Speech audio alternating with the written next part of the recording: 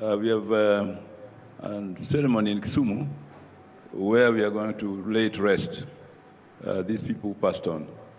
And I need to get back to Kisumu and pay attention to those who have left us after this very tragic accident. So I request that I address the congregation, oh no, not congregation, but the participants before I leave. And then you can permit me to leave and go perform this very important function. Yeah. Okay. Yeah.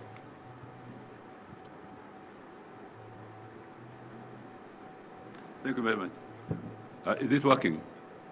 Hello? Yes, it's working. I'll be very brief, ladies and gentlemen. And then after that, I'm sorry I will have to leave you because this is an equally urgent matter. And so when 9 o'clock, we were expecting to depart from Kisumu, dispatch the bodies about 10. Distinguished delegates, panelists for this important subject, ladies and gentlemen, good morning. Before I share my thoughts with you on this matter at hand, may I request that we rise up and observe a minute of silence in memory of the lives lost a few days ago through a grisly road accident that claimed 26 lives on the very day, 10 on the spot and 13 in the hospital as medics battled to save their lives. Sadly, yesterday, one more succumbed, bringing the total to 27 out of the 54 passengers in that ill-fated bus. So may I ask you to stand up for a moment of silence to say goodbye to our brothers and sisters who have left us before I leave.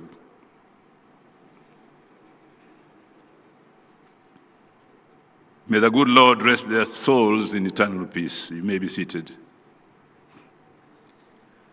I want to thank the national government for partnering with my government to support the families, to give the families a dignified send-off, which will take place tomorrow, Saturday, the 16th of this month. Plans are underway to remove the bodies today and transport them for the vigils. Ladies and gentlemen, the discussion that's about to take place at this side event is a very important one indeed. I am here to listen and to learn from the rich knowledge and experience from the great minds in the room as well, but unfortunately, I will not stay to listen and learn this morning. I was hoping to. However, I will discuss two issues, not from a point of finality, but to excite further conversation around them. And they are based on very interesting statistics. Listen to this, and I quote from the concept not shared by the partners organizing this side event. I quote, "Counties are very critical in providing key social services like health, early education, water, sanitation, and social protection. Counties on average are spending about 42% in the financial year 24-25 of resources in social sectors, having increased this from about 39% in financial year 2019-2020, as he has already mentioned.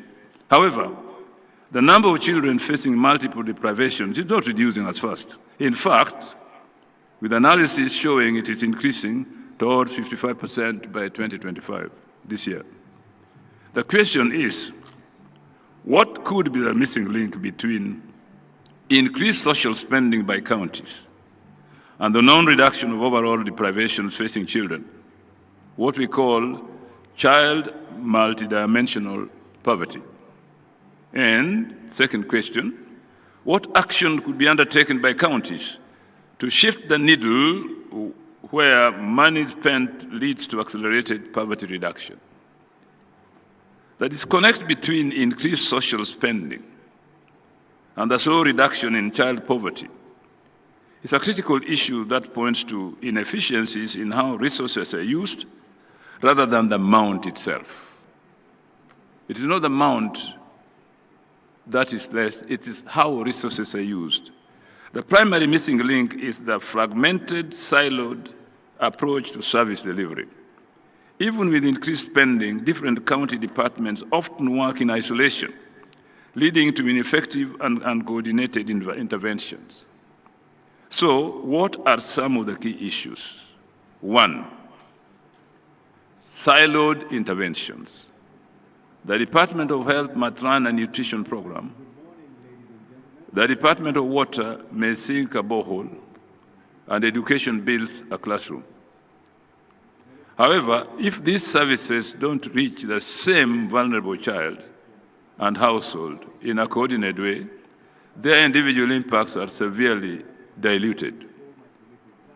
A child who receives a school meal in education but drinks contaminated water at home will likely fall sick and miss school, negating the benefits.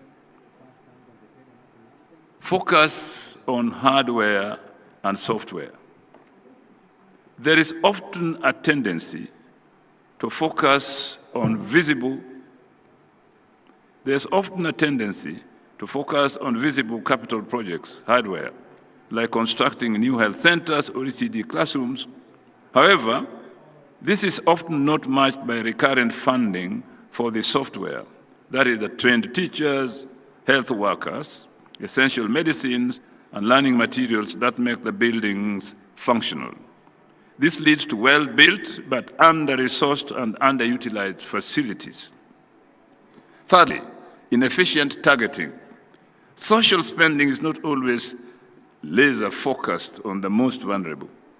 Universal subsidy or bursary programs can be captured by the less needy, while the households facing multiple deprivations remain unreached. Without precise data on who and where the most deprived children are, resources are spread too thinly to make a significant impact. Fourth, population growth and external shocks. In some cases, population growth may outpace the increase in spending, meaning the pre-child investment remains stagnant. Furthermore, external shocks like floods, a major issue in Kisumu, drought, or economic inflation can quickly reverse any gains made, pushing families back into poverty. There is some competitive voice coming from there. I don't know who it is. Can somebody switch off that radio? Somebody's giving a side lecture over there.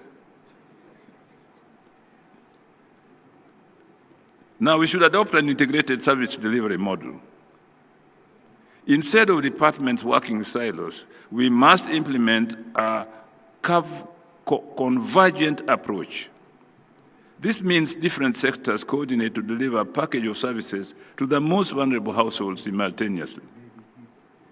In Kisumu, we have piloted this coordinated budgeting approach where we encourage interdepartmental activities. For example, our Department of Agriculture is working with our ECD schools to implement agricultural practices that are exacting to children, like conical and kitchen gardens. These gardens, besides providing the schools with nutritious foods for the learners, also help to introduce them to agriculture. Likewise, the Department of Water is also obligated to bring water supply to the schools to improve sanitation and also to be used to irrigate the gardens. The community health promoters, agricultural extension officers, and social protection officers also work together in the communities to identify the most deprived households and work together to ensure the children are immunized and attending health checks. The family has access to clean water and receives climate-smart agricultural support. This creates a ring of protection around the child. 2, prioritize investment in the software. A functional facility is better than a new non-functional one. Our budgeting must reflect this. In Kisumu, for every new ECD classroom built, the budget must automatically include provision for a trained and salaried teacher and necessary learning materials. For every new health dispensary, there must be a guaranteed recurrent budget for a full stock of essential medicines and qualified personnel. This means prioritizing recurrent expenditure for service delivery over excessive new capital projects. And now with FIF, we find that commodity supplies to health facilities is sustained. Thirdly, focus on household economic strengthening. Social protection should be a springboard, not a permanent safety net.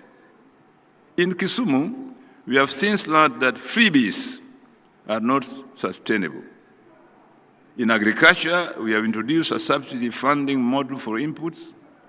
We have partnered with Equity Bank for a subsidy wallet whereby farmers are linked to registered stores for various inputs.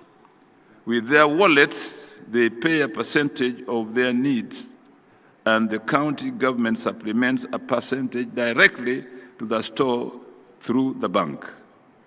This encourages ownership and commitment on the part of the farmer. This builds families' economic resilience, empowering them to eventually pay for services themselves and graduate out of poverty. Having shared my thoughts, allow me to resume my seat briefly and be enriched by a contribution from the great professionals who are here to share their insights on this and related subjects. But that will be very brief. However, as I mentioned in my opening, the bodies from that accident are being removed today from the morgue, and as the governor, I want to share the moment with the families at the mortuary, which will be taking place at around 11:30. I will then have to excuse myself before the conclusion of this discussion to be in Kisumu in time for that solemn moment. Thank you very much, ladies and gentlemen. I wish you a very fruitful deliberations, and I wish you a very happy stay in Homa-Bay, the county of endless potential. Asanteni sana, Mungu wabariki.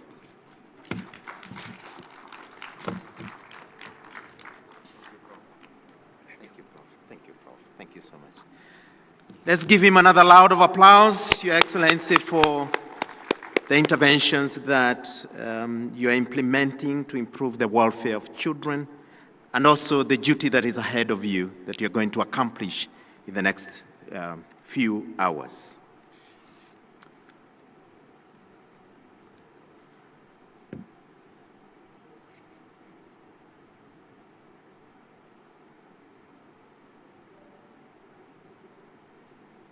Thank you. Ladies and gentlemen, we now get to the next speaker. Allow me to welcome the board chair of KIPRA, Professor Paul Wachane, to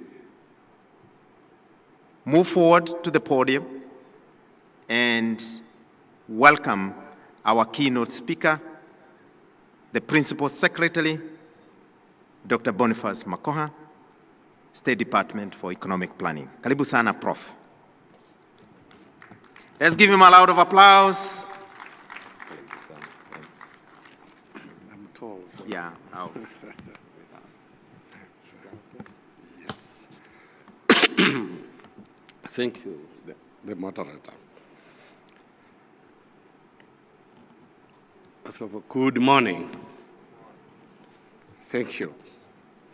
The Principal Secretary, State Department of Economic Planning,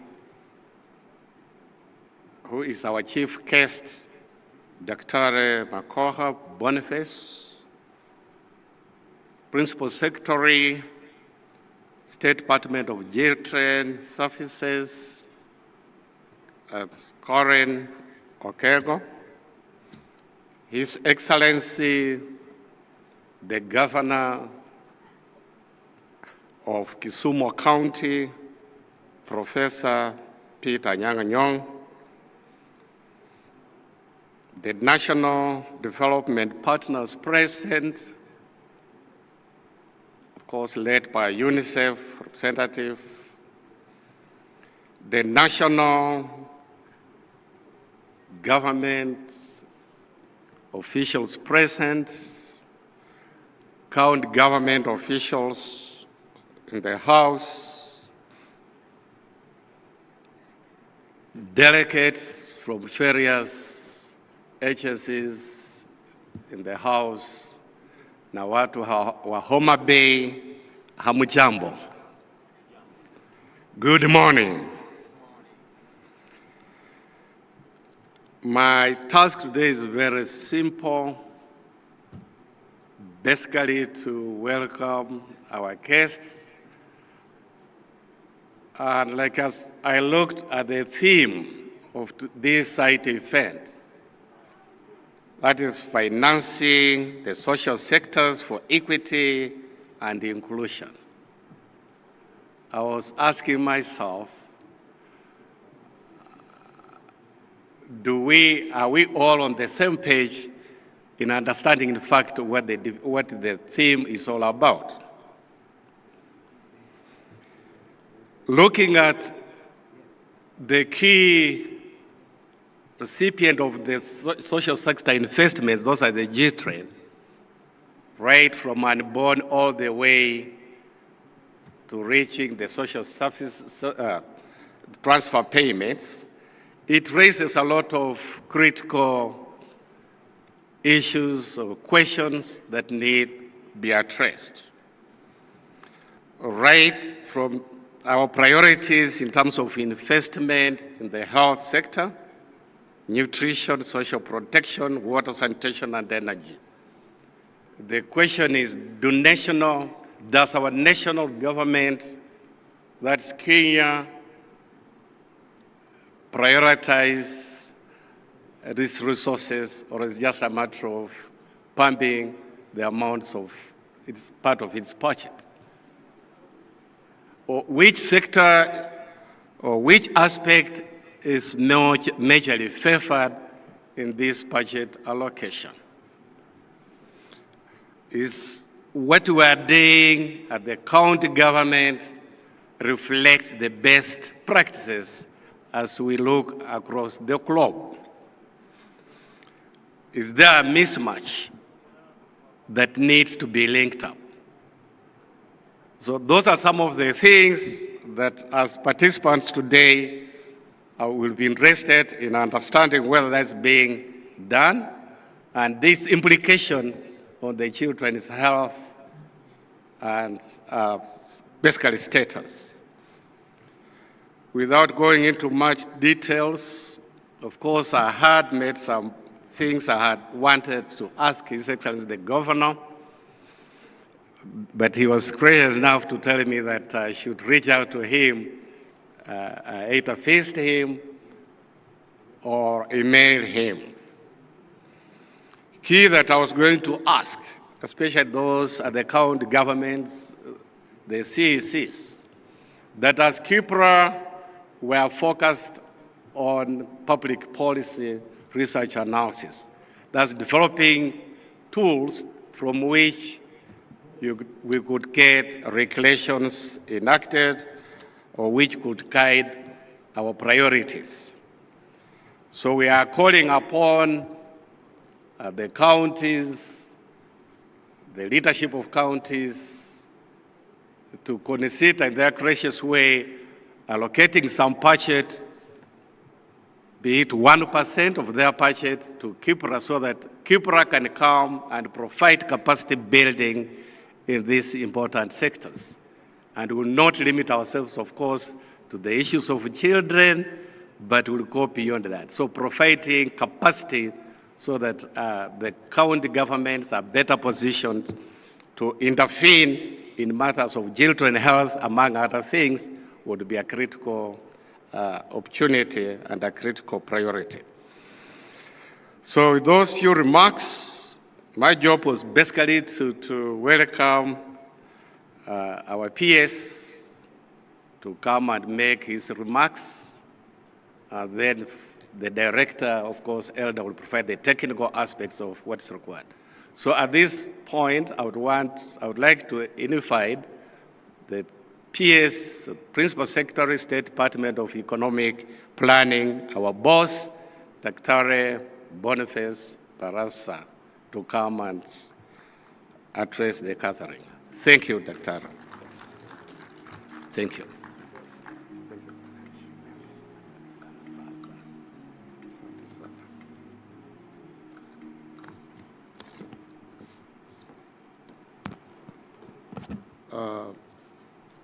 Thank you, Prof. Before I start, I want to join the governor of Kisumu, who has just left, in condoling with the people of Kisumu for the loss, and by extension, Kenya. I believe there is a moment. Okay, thank you. I believe that the loss is very devastating to all of us, and we need to join in and mourn with those who are mourning. Having said that, I want to take this opportunity to acknowledge the presence of excellencies. If we have any governor or the representative, I also want to acknowledge the presence of my colleague PS Karen, members of Parliament, honorable members. I saw Honorable Atandi, senior government present, DGs, CEOs of parastatals, led by our own DGs, that is from Kipra and KNBS. Ladies and gentlemen, good morning.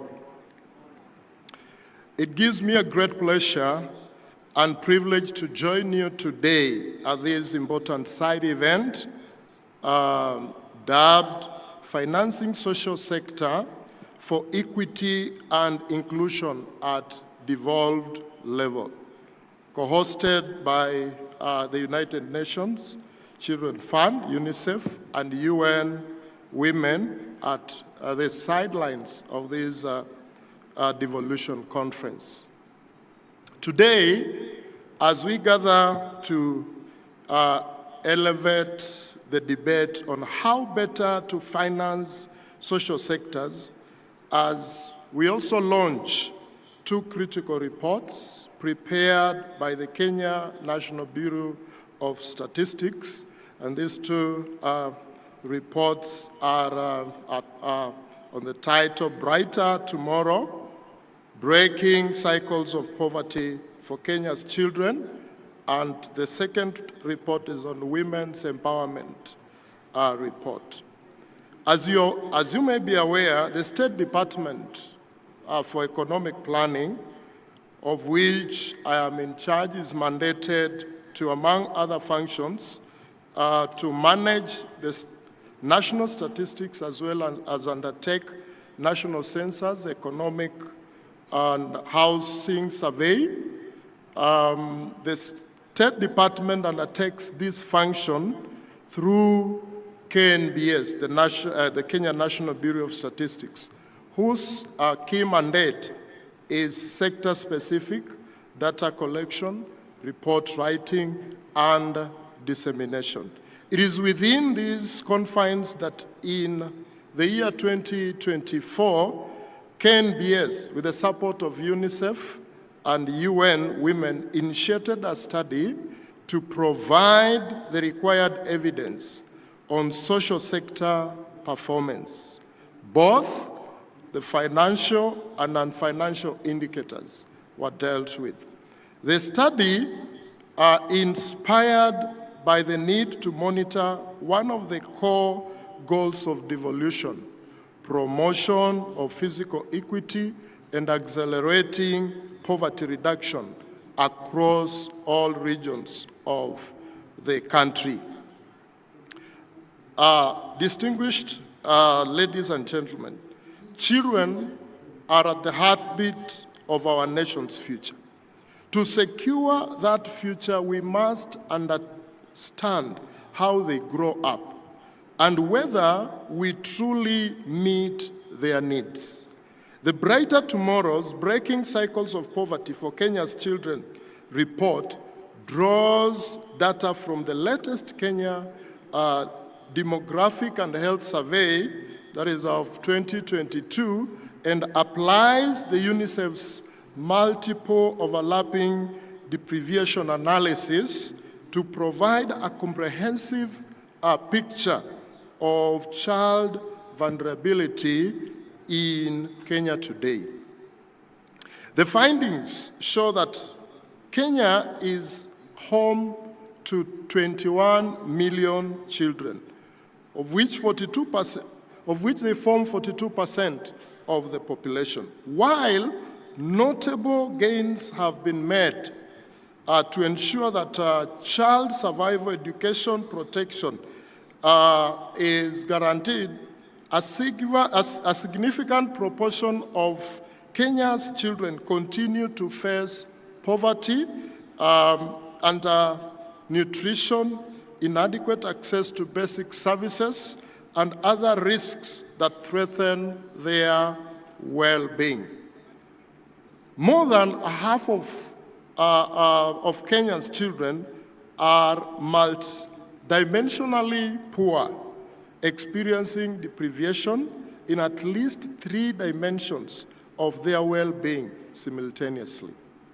These disparities are stuck with children in rural areas being more than twice as likely to be multidimensionally poor compared to their urban counterparts. If you look at the percentages, they are 66% in the rural areas compared to 28% in the urban areas.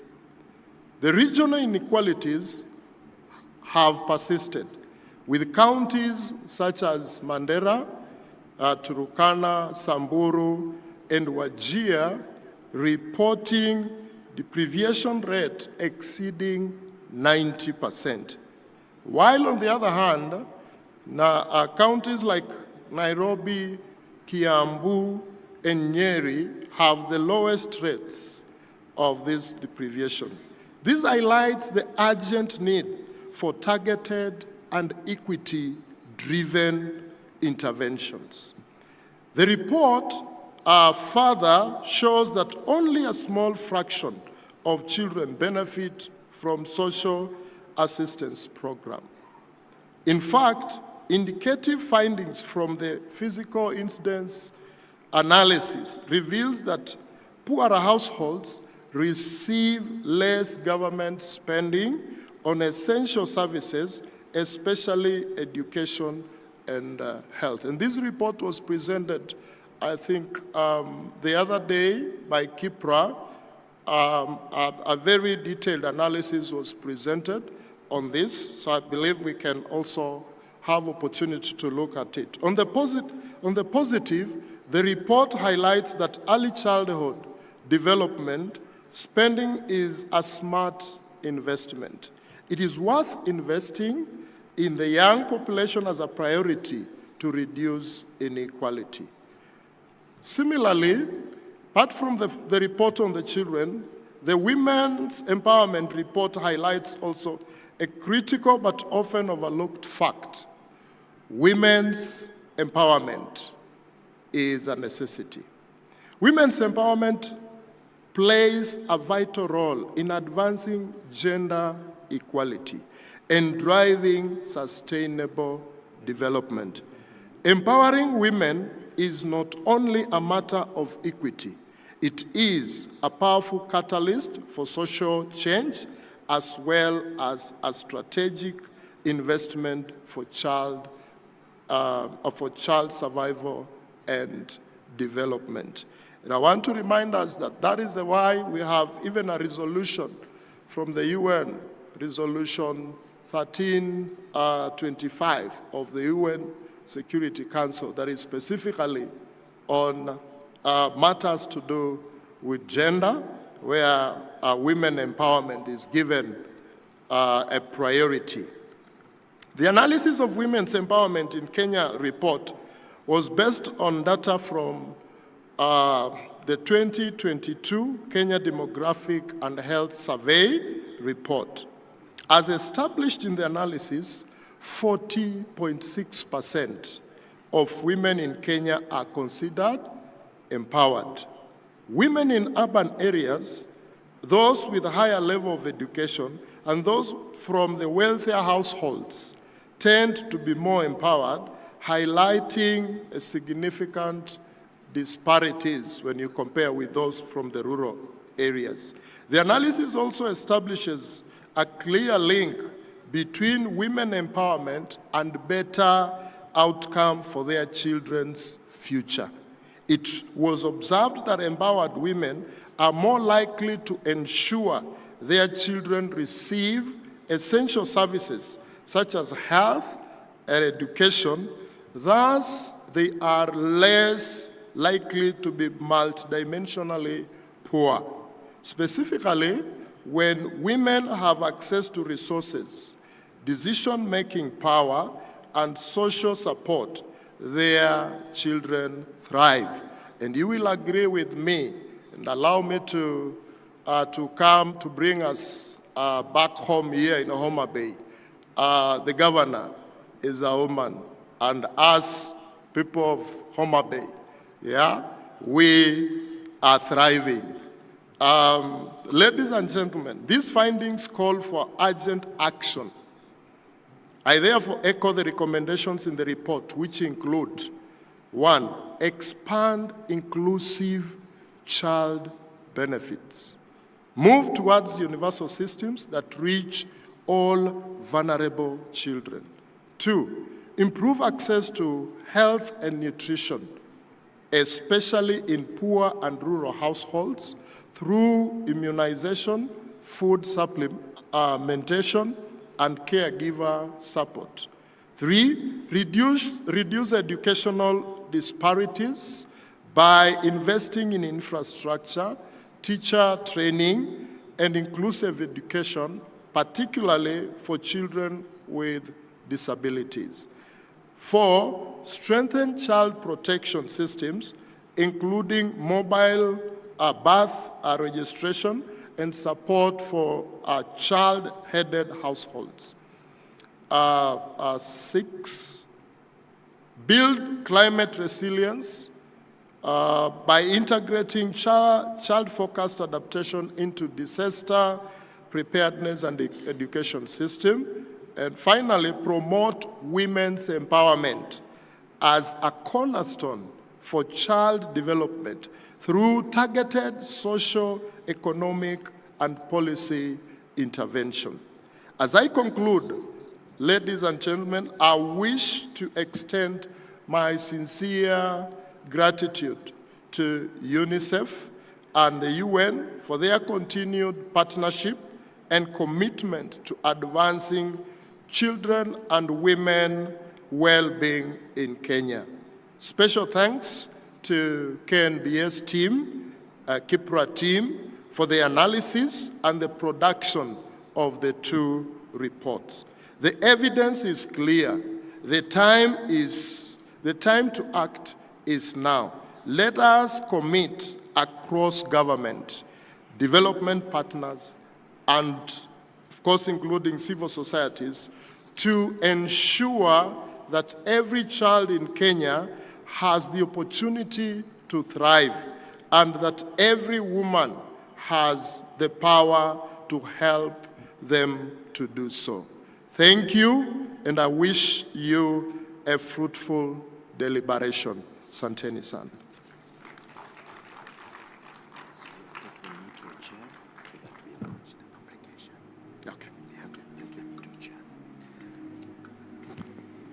Let's give another round of applause.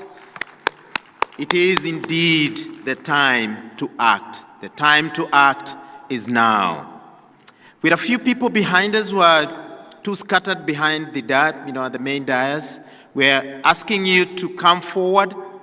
There's plenty of red seats, The people behind, please join us because we're getting to the happiest moment that I'm going to announce in the next few minutes. Thank you so much, PS, for those kind words. Thanks so much for the recommendations. Thank you so much for even much more suggestions that we can consider as we move forward with financing social sectors for equity and inclusion, a side event that is brought to you by the UNICEF, UN Women, KIPRA, the KNBS, and the World Bank, with support from development partners that include the Coldad Hildad Foundation, the Potikas Foundation, the governments of Netherlands, Norway, Sweden, and United Kingdom. Indeed, we appreciate all the support. At this moment, we're about to launch two critical reports that two institutions led by the Kenya National Bureau of Statistics have produced and supported by UNICEF and the UN Women. And I'm going to invite a few dignitaries to join the podium so that we can together take these into success. I want to invite the Director General, Dr. MacDonald Obudho of the Kenya National Bureau of Statistics. He is the author and the lead of this publication, Karibu Sana Daktari. PS, Kalin, please join. Gabi, this can't happen without you and with all your support as well. We have the board chair as well. Kipra has contributed a lot to this as well. Please welcome the board chair. We also have the acting ED.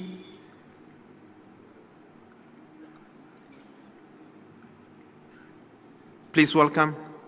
Did I see the CEO of NGC? This is about vulnerable populations as well. Please join. The UN Women representative, anyone representing the UN Women? Please come, yes, Daktari. So that we can do this together, please come.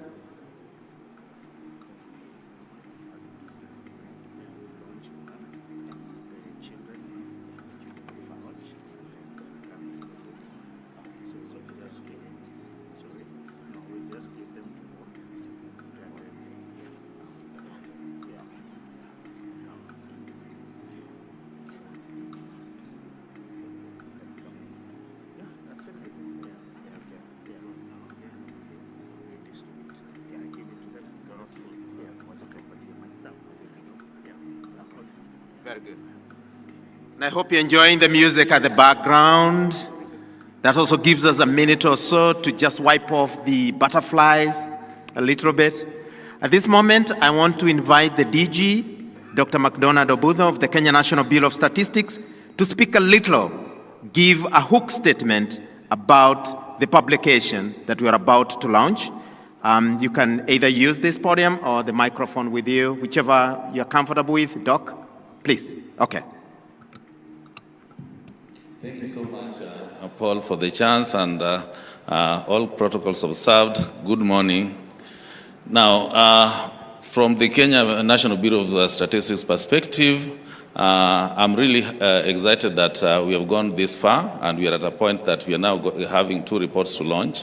These two reports are actually coming from a data mining process, taking note of the fact that undertaking surveys would require a lot of resources, and once done, we do not just depend on the basic reports that are produced. And so we decided to go ahead together with a number of partners and supported by development partners to come up with the child vulnerability report together with the women economic empowerment report, so that we are able to see deeply what the data talks about. And it's also a question of triangulation of information, where we are able to get from different reports data that had been done earlier to help us get to where we are today. And it brings out a number of salient issues which should be addressed by the county government, the national government, and all partners that are keen on the topic that we're dealing with today. And so from our end, it's a question of how well do you utilize that information that has been generated. Two, we get encouraged when we see progress made arising from data that we are producing. Three, we keep on updating the data that we are producing so that at any given time we have reliable information to utilize. And for that matter, we have heard of 2022 Kenya Demographic and Health Survey. I know continuing to do DHS in Kenya would require a different approach, having had USAID going off, and that was the main funding institution. But we have also made good progress to bring on board a number of partners to come up with what we call the mini DHS, which we are going to conduct this year. We are actually at the stage of doing the pilot, after which we'll now embark on the main exercise. We have Bill and Melinda Gates Foundation also coming in to support the process. And so we are confident that within the year, we'll be able to get fresh information related to the demographic and health survey. On top of that, we are also working on the Kenya Integrated Household Budget Survey, which has already taken off. We are on our third week of data collection, and we hope that in the next 1 year we shall be through with the data collection, so that we can now analyze the report, and that will also be very rich, and we'll be able to mine a lot of information on various aspects, including poverty. So I would want to stop it at that. Thank you so much, Paul.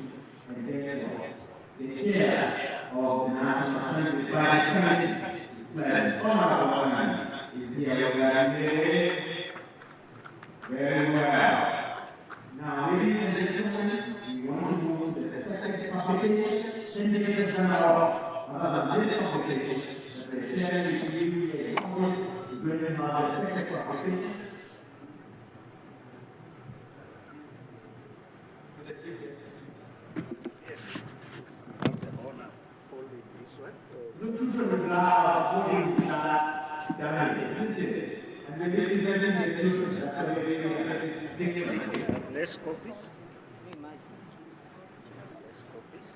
Okay.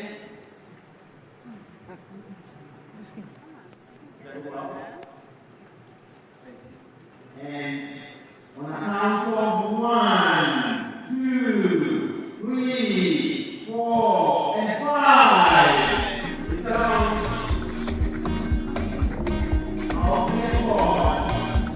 Women's empowerment in Kenya, developing a measure. The women's empowerment in Kenya, developing a measure. Thank you so much, the chief guests. Thank you so much, all the dignitaries, PS Karine, Gabby, Paul, Professor, the chair of Kipra Board, McDonald, the author and the lead author of this, Asante Sana, the CEO, National Gender and Equality Commission, who has a lot to do to monitor how these reports are implemented, the acting director, executive director, Kipra as well, Dr. Simiyu as well, who provided all the technical support, everyone else who is seated with us. Thank you so much for being part of this historic moment when you are launching the 2 publications on reducing vulnerabilities among women and children. Thank you so much. Thank you so much. You may take your seat.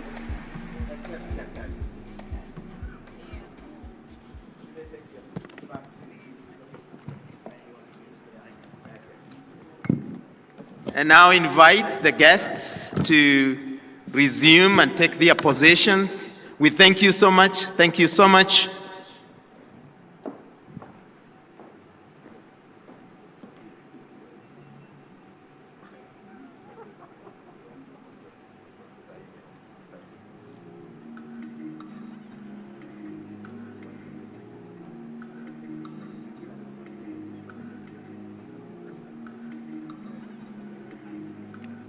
Thank you so much.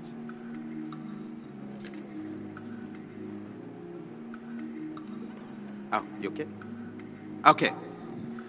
Thank you so much, the chief guests. Thank you so much, all the dignitaries. Thank you so much, UNICEF, UN Women, Kipra, the Kenya National Bureau of Statistics as well. Now, you may notice that the program that we have used is completely different from what we shared this morning or yesterday. I've learned vidu vijanganga, meaning that things can change anytime. It's for good reasons that some of the esteemed dignitaries and guests that were supposed to be in this forum had other engagements, very urgent engagements, and we had to adjust ourselves and understand, and please pardon us, and we ask you to understand the circumstance in which we were working on this morning. Now, we get back to the program, and there is a common saying by Edward Demings, a mathematician and a statistician: in God we trust, everyone must bring data. So at this particular moment, we are going to hear more about numbers. It's going to speak to the report that we have launched. It's going to speak to everything that has been spoken before by the various speakers who stood here, including His Excellency Professor Peter Nyang-Nyong'o, and Gabby as well, the PS as well, and the chair of Kipra Board, and what Dr. McDonald as well has alluded to. So at this moment, allow me to invite the acting executive director of Kipra to come and make a technical presentation, Daktari. And after that, we are going to have a panel that is going to reflect on her presentation. I invite you to take keen interest and attention to her presentation. I truly believe she has made it very simple for us to understand. Karibu sana, Daktari.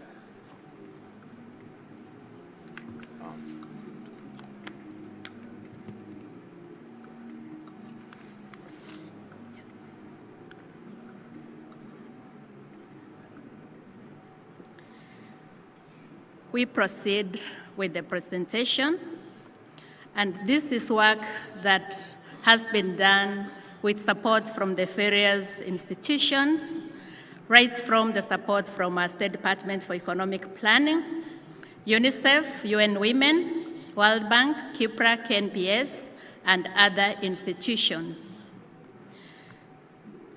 Why invest in people? As we have been told right from the beginning, Kenya is one of the lucky nations, whereby over 75.1% of our population is aged 0 to 34 years. And we know that going forward, most of the people who are going to work, not only in Kenya, but in the world, are coming from Africa. Hence, if we have to sustain our development, we need to look at how do we invest in the key sectors that relate to social protection and also that relate to national disparities that have to be addressed. When we look at the analysis that has been done, we find that from the Women Development Index and also the fiscal incidence analysis and also the analysis on the financial spending for the period from 2013 up to 2024, the analysis shows that as a nation, we need to put more emphasis and more effort on how we finance the sectors that are driving the economy. And here, the social sectors are quite important because as the GDP has expanded from 2014 up to 2022, the levels of poverty have not declined in the equal measure. Further, there is disconnect in terms of the inequalities across the regions and also across the counties. The dimensions that drive the spending and also that lead to the deprivations that we see relate to the following. First, the dimensions where children are most deprived are in sanitation, housing, water, and also in the living conditions.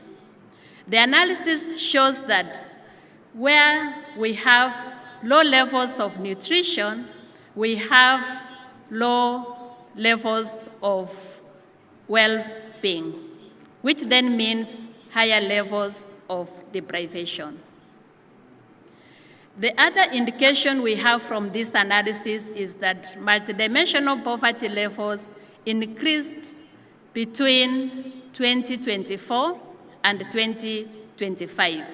The arid and semi-arid counties, where counties like Mandera, Turkana, Tana River had higher levels of poverty and multidimensional deprivations. We have hidden drivers of deprivations among children, and this relates to the level of education of the mothers. We also have the levels of persons with disabilities, whereby if a child is in a household where we have a person with disability or a mother with a low level of education, those have higher chances of being deprived. We also find that only 40.6% of Kenyan women are empowered, with major gaps by location, wealth, education, and also the marital status. The rural areas have higher levels of deprivation because in urban areas and also where we have women with higher income and more educated persons, then we have lower levels of deprivation. When it comes to health spending by category, and here we are looking at health, water, sanitation, and hygiene, it is quite evident that as a nation, these are sectors that we need to invest more so that we are able to reduce the disparities and deprivations that we are experiencing. When it comes to education, and here we have analyzed the pre-primary education and areas of social protection, it is evident that as a nation, we need to spend more in the foundations and the needs of children right from the early years, because they've been found to have more benefits and better outcomes even at higher education and also at tertiary levels. In social protection, here it is to counter the effects of deprivations, and for counties and regions to catch up, then this is an area of intervention so that we are able to get those who have been left behind to catch up with those who are ahead, and that's why most of the programs like the Inua Jamii comes in very handy. Under nutrition has a share of spending, as well as nutrition spending as a percentage of GDP, we find that the curve has flattened. What then that means is, despite the importance of spending on nutrition, the level of prioritization is still very low, and this is an area where we are advocating for more investments so that we are able to break the cycle of poverty and also improve human capital development in totality and eliminate any inequalities that come along with low nutrition and related deprivations, as well as putting more emphasis on education, health, and child development. The analysis further shows that when we spend less in the lower levels of schooling, it has long-term effects in the higher levels of education.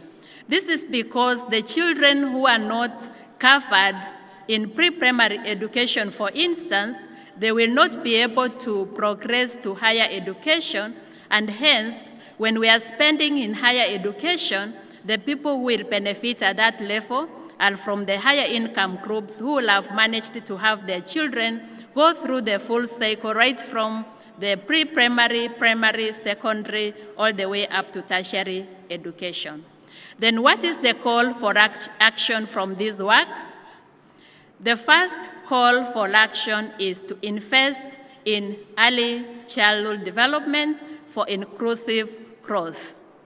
And this covers right from the first 1,000 years of development to pre-primary, primary, secondary, and ensuring that as our young people graduate from education, they are able to link to employment and the systems for transition from schooling to employment, which also relates to empowerment, have to be strengthened both at national and county levels. The second call for action is to expand social protection to reduce child poverty and build human capital for the nation and ensure that no one is left behind. Finally, we need to continue mobilizing more resources for social protection and also the social sectors so that we are able to have inclusive social transformation for our nation that fuels economic development and sustained growth. Thank you.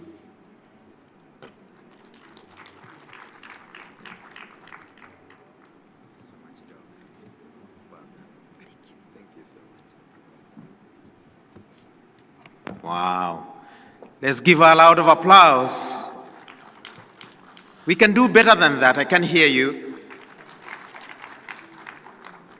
Dr. Elda Onsomu, she is the acting executive director for KIPRA. And the numbers we have and the story is narrated. We are getting into an important session where we are going to have a reflection on what Dr. Elda has presented, a reflection on what the other speakers have presented to us. And at this moment, allow me to get into that session.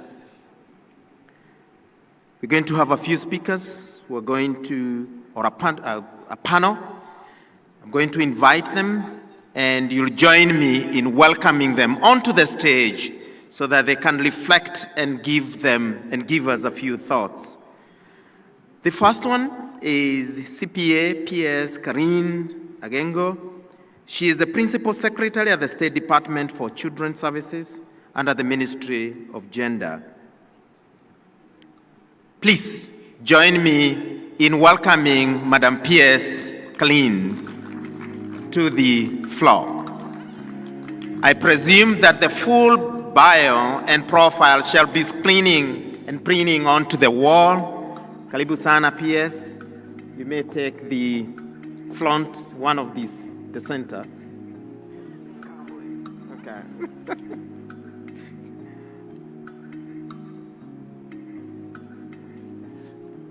Thank you so much. The next is Madam Mendy Jonjo.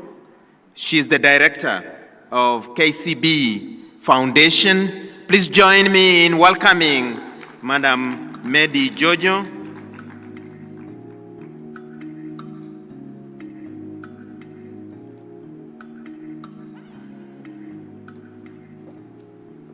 Karibu sana, Madam Mendy. We had invited the World Bank as well. They are not able to join us because of various reasons. And so we pass the apologies to the participants who are present in here. We had also invited an expert from public policy. He's a public policy specialist. Due to unavoidable circumstances, he had to travel yesterday back to Nairobi, but had presented and prepared his responses to the questions that we had wanted to ask him. And therefore, I'm going to invite Madam Wangoi Karanja, who is the chief of UNICEF Kisumu Field Office. She's going to be reading the responses of that specialist, and therefore we cannot direct questions to her. She can only take comments, and she can take them back to the author of the responses. Let's give them another round of applause.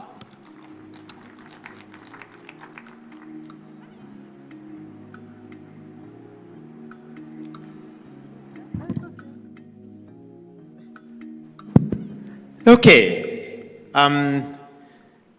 we may begin, and I'm going to start by a few questions.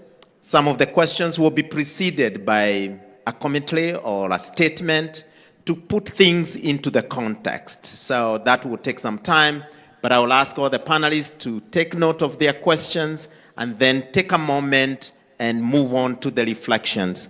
I'll start with the CPAPS. I'm careful about the pronunciation of her first name. She reminds me, Screen. Now, given the significant number of children who live in multidimensional poverty, about 55% actually, equivalent to 12 million children, what specific programs is the government of Kenya implementing to caution the most vulnerable children? That will be my first question. Allow me to take you to the second question. Is that fair? And then you put it all together because they are somewhat related. I'll start with a hook statement. The government of Kenya made a commitment to expand the coverage of households receiving cash transfers to 2.5 million by 2027. So far, the government has done very well by reaching 1.7 households in 2025 and indeed meeting the target for the period. However, children are not adequately covered. The government midterm plan target is reaching 741,000 children by 2027, with 2025 coverage being about 442,000 children. P.S. There is a gap. Okay. Our apologies, but we are good? Thank you. But P.S. there's a gap of about 299,000 orphans and vulnerable children that needs to be covered by 2027. With that statement, then I have two questions for you, PS. What plans does the government have to cover the 299,000 overseas gap by 2027? And then two, which is related to my first question, what measures is the government putting in place to ensure adequate financing for the coverage of children and sustaining the same in the long term. Karibu sana, Madam PS. Thank you very much. And first of all,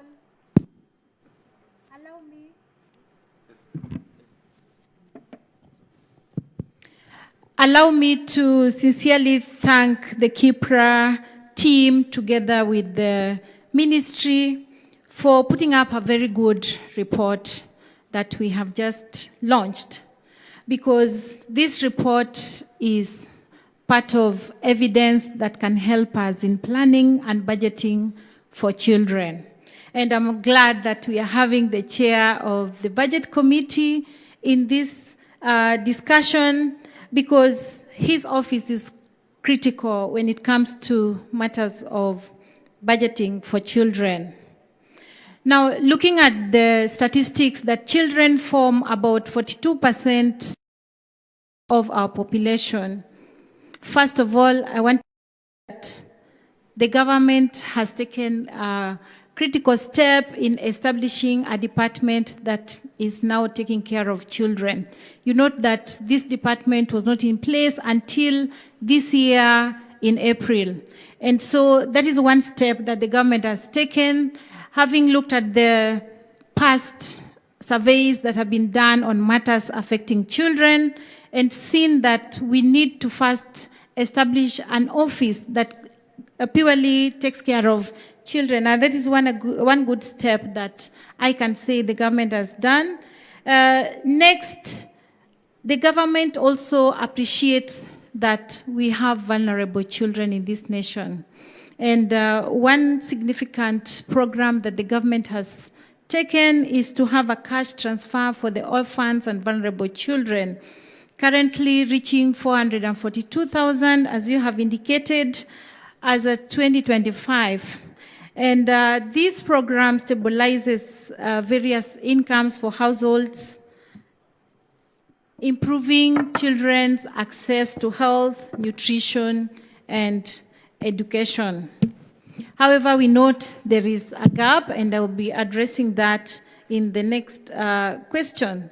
So this program has seen great impact on the children, retaining the children in the schools, and allowing their caregivers to provide for their food. And it is hoped that with this program, we should be able to address the poverty that is affecting orphans and vulnerable children. In addition to the cash transfer, the government also has a nutritional improvement program through cash and health education. We are calling it Niche, and Niche is a cash plus program that has been already piloted in 5 counties based on statistics showing high poverty levels in these counties. And these are counties of Kitui, we have Marsabit, we have West Pokot, Turkana, and Kilifi. If you looked at the report that was just launched, these are the counties that are deeply affected by poverty. And so the first pilot was done in these counties through a cash plus transfer to be able to take care of mothers who are pregnant and also children who are below 36 months. Why below 36 months? Because this is the age where a child develops. And why pregnant mothers? That a child develops from the mother's womb. If you don't take care of the nutrition of the mother, by the time the child is born, the child's development will already be affected. Therefore, this program acknowledges that the development cycle of a child starts from when a child is conceived. And we are planning to roll out this program to additional counties, and the next phase will be 20 counties which have already been mapped based on the poverty index of these counties. Therefore, if you look at the report we have just looked at, the government is already focusing on an evidence-based approach to address the needs of the vulnerable. I also want to say that we are also looking at reaching at least 100,000 children with this program by 2027. And this will be able to address nutrition and also education of the mothers of the young children so that they use their local resources to improve on nutrition of these children.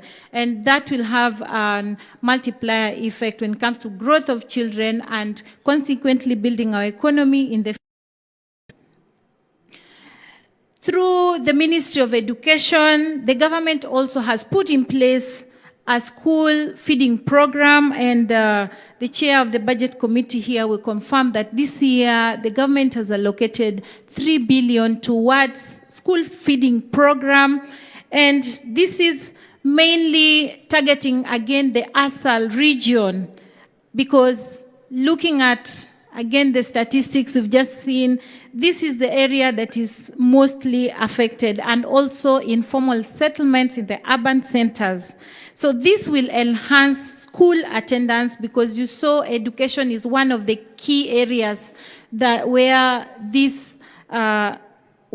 vulnerable children are mostly affected. So there will be increased school attendance, and also food will ensure cognitive development for food insecure children. In addition to that, the government also has in place a presidential bursary program, and this is targeting 22,300 needy learners in the secondary schools, especially children from the vulnerable families and mainly orphans. And one thing I want to say about this program is to ensure the school transition into the secondary school, and also retention of these children in the secondary school. My comment on the issue of bursary, and it is one thing that we can deliberate on, that we do have various sources of disbursing the bursaries. We have the counties disbursing bursaries, we have the Ministry of Education, we have the CDF, and we do also have the presidential bursary. So my suggestion, as we are discussing today, that we need to have one single point, because we have targeted the vulnerable group. We have a system in place where we have a children officer all the ground to the sub-county level who are able to identify the vulnerable groups through the chiefs. And therefore, if we use one system for disbursing this bursary, we'll be able to create a greater impact, and also it will ensure accountability is enhanced when it comes to bursary. So that is one thing that I would pass to especially the chair of the budget committee, and also our various institutions when it comes to even amending the laws to provide for one channel for disbursing the bursaries. Now, the government, recognizing that we also do have homeless families, has put in place Street Families Rehabilitation Trust Fund to take care of children living in the streets, and this fund ensures these families are rescued from the streets, rehabilitated and reintegrated back to the society. And this is one successful program where since 2018 we established there were about 46,000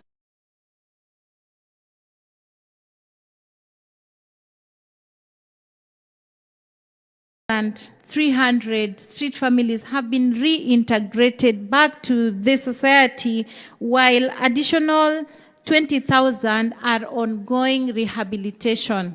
It's a process that requires a lot of engagement, supporting these families through psychosocial support to bring them on board to accept that they can go back to the society. Therefore, this is also one key area, because anybody living in the streets is a vulnerable person. In addition, the government also has established a system for tracking vulnerable children, be it children in the emergencies. We do have what we call the Child Protection Information Management System that can track and locate where a child in need of danger or in emergency situations is rescued. And we monitor through data tracking and giving support in cases of emergencies like floods and fires. And this is also a system that helps in dealing with vulnerability when it comes to children. And the last program that I would like to talk about is we are rolling out this financial year a program to address adolescents, because we have established that there's a problem of teenage pregnancy in this nation. 15% of our girls are exposed to teenage pregnancy. And therefore, through our Kenya Socio-Economic Inclusion Program, we are rolling out a program in the near 3 months on teenage pregnancies. This is a partnership we are having with the World Bank, and we are hoping, again, we are targeting Samburu, Marsabit, Turkana, Migori, Bungoma, Kilifi, Tana River, Wajir, Mandera. Why I want to mention these are areas that we have established the high prevalence of teenage pregnancy, and we shall escalate this to cover about 60,000 adolescents with a view of giving them first an opportunity to go back to school, to enhance their education, and also giving psychosocial support when it comes to mental health, and also giving them life skills so that they can be economically empowered. You saw the report, when a woman is empowered, the child is also empowered, and poverty rate will come down. So those are the programs that the government is doing to support the vulnerable society. Thank you so much, Madam PS. I've counted like 6 interventions. Interesting. And we hope that those interventions are going to cover the gap of in excess of 299,000 OVCs. Now, I turn to Mendy Jojo. She's the director of KCB Foundation. And Mendy, Kenya's constrained fiscal space is currently constrained by the shrinking donor funding that has been instrumental in financing some of the key programs. The Kenya's net official development assistance and official aid received in 2022 was about 2.73 billion US dollars, a decrease from 3.18 billion US dollars and 4.22 billion US dollars received in 2021 and 2020 respectively. Now, with this shrinking official development assistance, rising debt obligations, and persistent poverty among children and vulnerable communities, the need for innovative, sustainable, and inclusive financing strategies is urgent. Philanthropy, and that's the background that you have when I read your profile, especially the homegrown like KCB Foundation, will increasingly need to play a stronger role in supporting local government, and I trust and believe you agree with me. I have 2 questions for you, Madam Medi. What specific factors could be put in place for philanthropy like KCB Foundation to expand the footprint in supporting service delivery and development in Kenya? And 2, given that decline in official development assistance, in your view, what innovative financing mechanisms do you think Kenya can adopt to promote domestic resource mobilization to sustainably fund social sectors like health, education, social protection, and many others that fall within the social sector spectrum? Over to you, Madam Medi.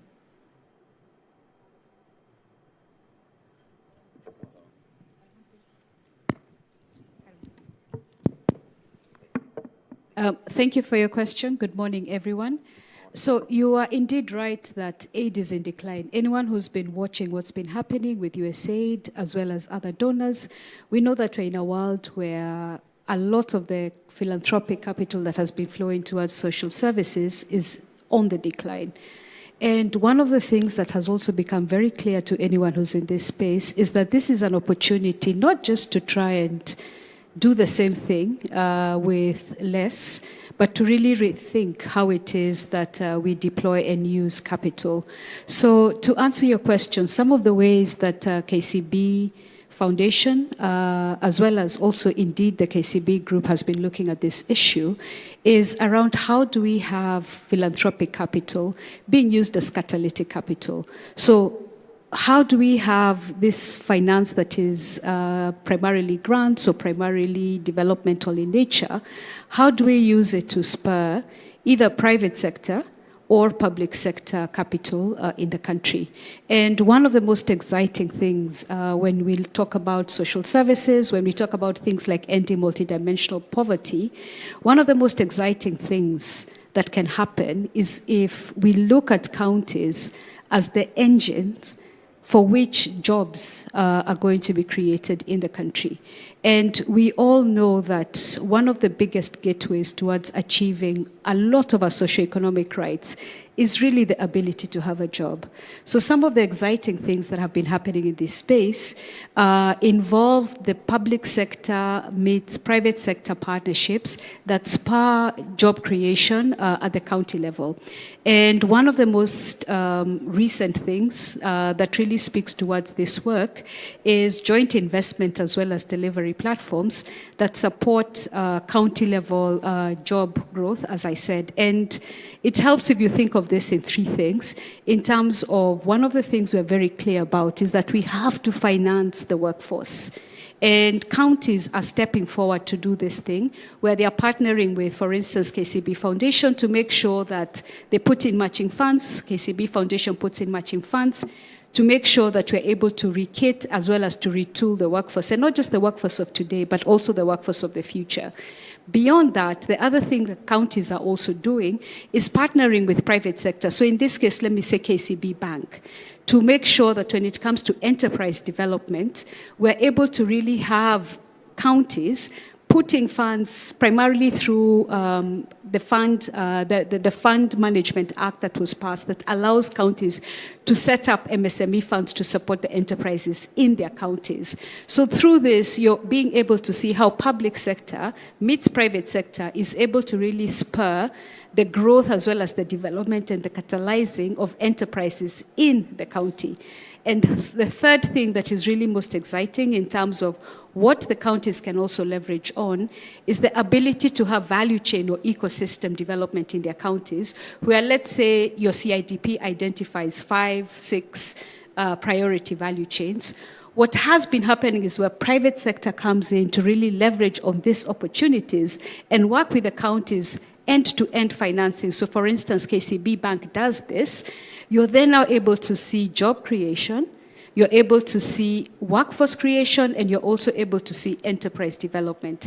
And if I was to summarize in terms of the three things that are perhaps important to take home with you, is that when you leverage on philanthropic capital as catalytic capital, you're then now able to deliver large-scale as well as very visible economic development in your counties. The other thing is you're also then now able to leverage private sector capital alongside county budgets as well as also what development partners may have. And thirdly, you're able to create durable jobs, you're able to create thriving local economies, as well as local industries, without having to reinvent the wheel. So in summary, this is around jobs now.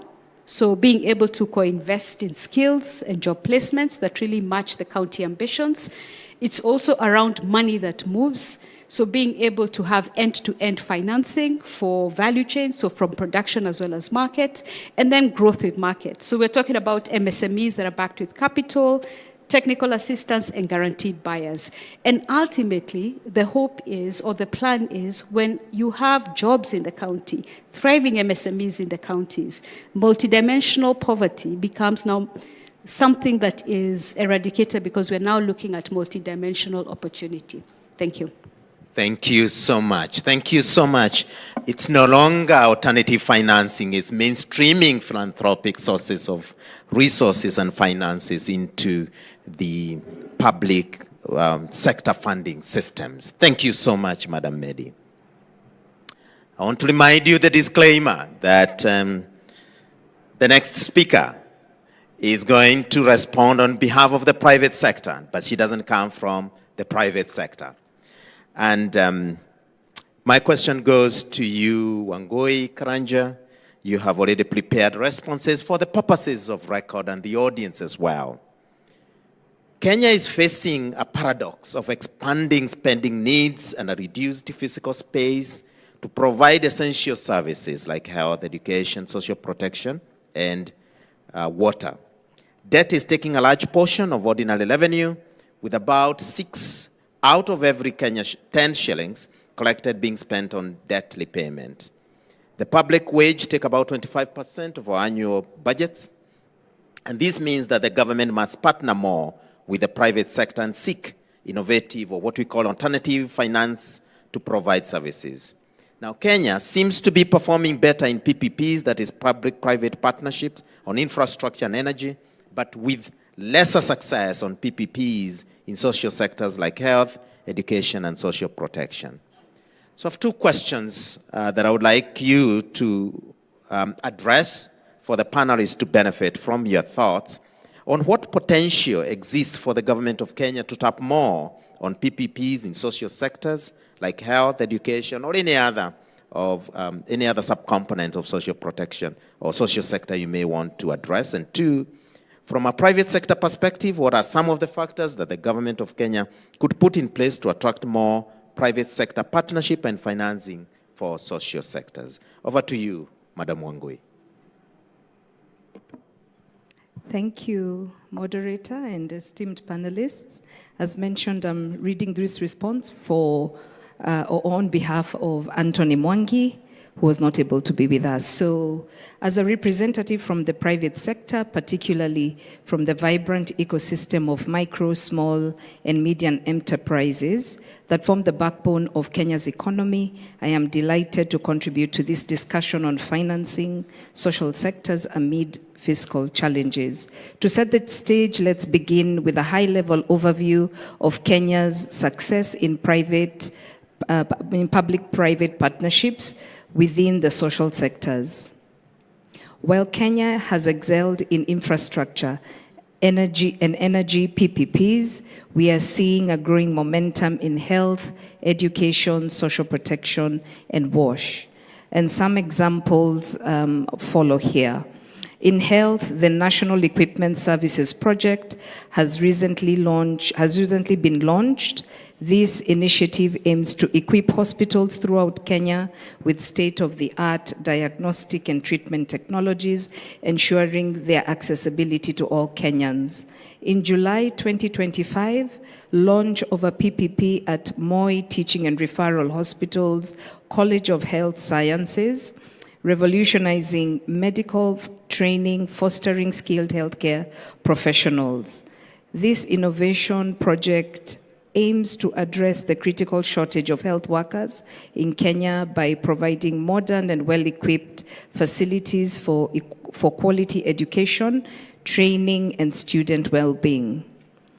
In education, July 2025 launched PPP at Moi Teaching and Referral Hospital's College of Health Sciences, revolutionizing medical. Okay, I think that is repeated. 1 second, please. Yes, that is repeated. So I'll move to WASH and social protection. According to water.org, Kenya, with a population of 54 million, 15 million Kenyans lack access to safe water, and 37 million lack access to safe toilets. Growing water demand and water scarcity have become a notable challenge in Kenya. Climate change and population growth, urbanization, water pollution, and poor management of water resources have aggravated the issue of water crisis, which affects economic activities, food security, and education, as well as health. Now, addressing the first question, what potential exists for the government of Kenya to tap more into PPPs in these social sectors? The untapped potential is immense, especially if we broaden our view of private sector beyond large corporations to include MSMEs. MSMEs constitute over 90% of Kenya's businesses, contribute to 40% of GDP and generate 80% of new jobs. These enterprises are often innovative startups and community-based farms, bringing agility and local relevance that formal PPPs sometimes lack. Rather than focusing solely on big-ticket projects under the PPPs Act of 2021, the government of Kenya should embrace a broader partnership perspective, including hybrid and informal models that drive outcomes in health, education, social protection, and WASH. Some examples of these: food for education, which is in the education and health sectors.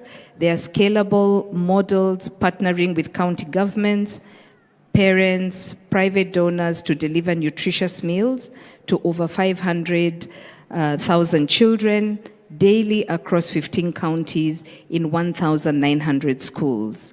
This boosts attendance by 10%, enrollment by 20% in some areas, and national exam performance.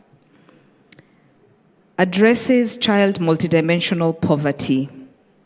Chiporobo Center is another example. This is under education, a startup co-founded in 2023, collaborates with public high schools to enhance STEM education via robots and AI training. It has impacted over 10,000 schools in the last 2 years, scaling to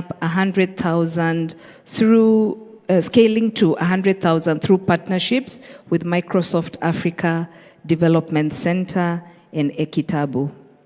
Currently, 100 students are in boot camp at Microsoft ADC, fostering innovation and employability. These models, outside the formal PPP framework, show how MSMEs can integrate with public entities for great impact, potentially mobilizing billions in alternative financing while aligning with SDGs like no poverty and education and quality education. There's also Synergy. Synergy is in the WASH sector. Kenya faces significant challenges in sanitation, with Synergy reporting that the country loses 2% of its GDP annually due to illness-related productivity losses. At current pace, achieving complete sanitation coverage could take 150 years. Synergy offers non-sewered sanitation solutions for urban residents that are 5 times more affordable than traditional sewer systems. In social protection, there are hybrid approaches like social impact bonds, kutai payments to verified poverty reduction. Village Enterprise DIB in Kenya and Uganda lifted household assets by 13.5% to over 13,800 people. These illustrate how PPPs, hybrids with philanthropy and impact investors, can accelerate Kenya's progress, especially for 12 million children in poverty. Turning to the second question, from a private sector perspective, what factors could the government of Kenya put in place to attract more partnerships and financing? Number one, streamline regulations beyond the formal PPP framework, include flexible incentives to MSMEs. Examples of this is tax breaks on social investments, viability gap funding for outcome-based models, expedited approvals via PPP Directorate's Project Facilitation Fund, which will reduce timelines from months to weeks. Number two, enhance risk sharing through blended finance. Public grants de-risk projects for private players. And examples of these are Ghana's WASH initiatives, which mobilized 50 million euros. Number three, build capacity and dialogue platforms, expand ministerial stakeholder forums to involve MSMEs in co-designing initiatives, ensuring transparency and corruption-free procurement. To prioritize impact. Number 4, prioritize impact metrics over inputs, adapt SIB, an SIB-like structure where payments reward results, attracting philanthropies like KCB Foundation and investors seeking SDG-aligned returns. Incentivizing models like food for education could scale nutrition programs nationally. Supporting Chiporobo partnership could embed AI in curricula for equitable STEM access.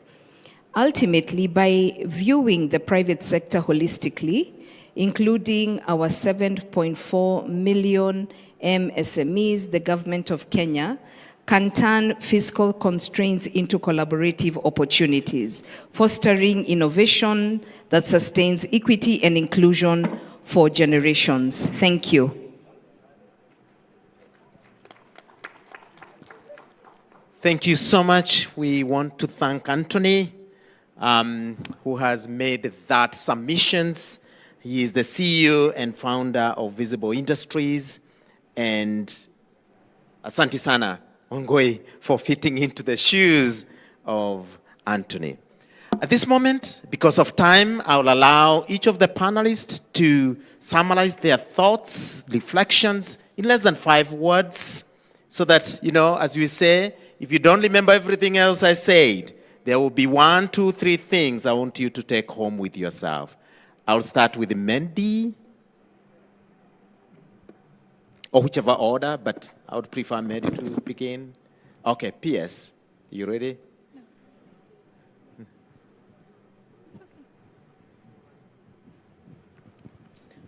Can you use this?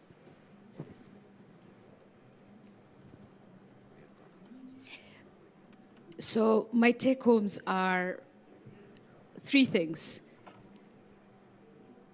A good, well-structured county meets private sector meets philanthropy model is able to deliver on 3 very key things. It can deliver on jobs. It can deliver on jobs now. It can also deliver on money that moves. So end-to-end financing. It can also deliver on growth with markets. And together, this financing is able to jumpstart workforce development in counties. It's able to jumpstart value chains that are aligned to CIDPs. And it's able to deliver private sector financing for all MSMEs that these value chains are supported by. And this is something KCB Foundation, as well as the KCB Group, has been proudly partnering with counties. We have over 29 counties in partnerships, as well as creating jobs. So we're about 150,000 jobs created just in the last few years. Thank you. Thank you so much. Thank you so much, Mendy, for that.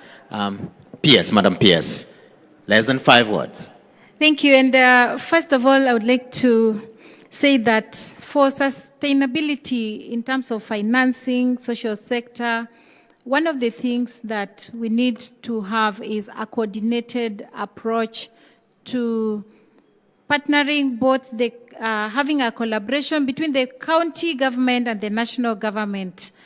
We saw how fragmenting approach is leading to fragmenting also our resources. Therefore, for us to target our resources to reach the social needy and the vulnerable communities, we need to have a coordinated approach both at the county level and also at the national level. The next that I would recommend would be to ring-fence the budget allocation and also come up with alternative ways of raising funds when it comes to mobilization of funds. We do have companies that are having probably negative impact when it comes to issues of nutrition. We could tap into a percentage of the income of these private sector in bringing on board additional funding that can fund the Child Welfare Fund, which is already in place but not operationalized, for us to be able to reach the vulnerable children. Thank you. Thank you so much. Thank you so much. Please join me in thanking Madam P.S. Colleen Ogengo. We also have Madam Mendy Jonjo, Anthony Mwangi in absentia, and Madam Wangoi Karanja, who fit into this panel. What an esteemed panel, distinguished guests. Ladies and gentlemen, let's give them a round of applause. Thank you so much, and allow me to give them a standing ovation because it's a very powerful panel of ladies, eminent ladies. At this moment, I'm going to invite you for a headshot. The panelists, the headshot.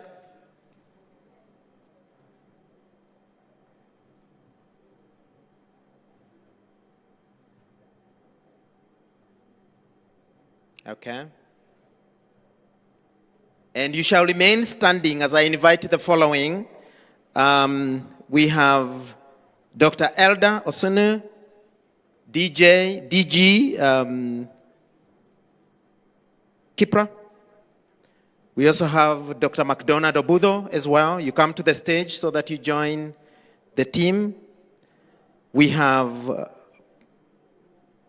Professor Paul Wachana, the chair of the board, and a representative of His Excellency Peter Nyangnyong. Please join. Gabi as well, please join.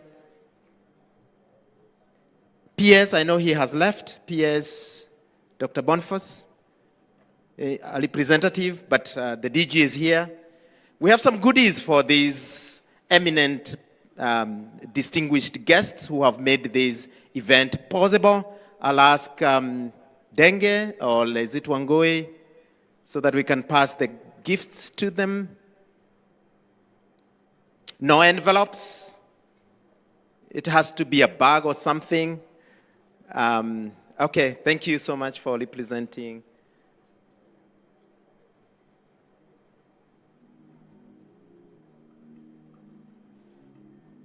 Okay. I was told they were enough, so I called everyone.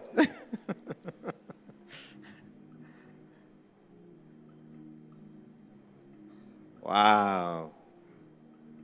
Okay.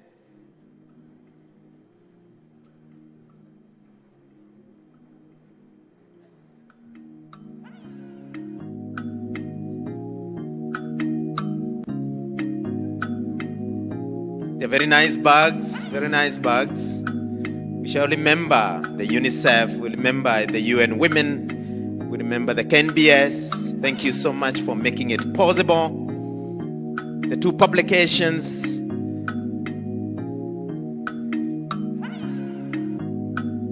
Very well.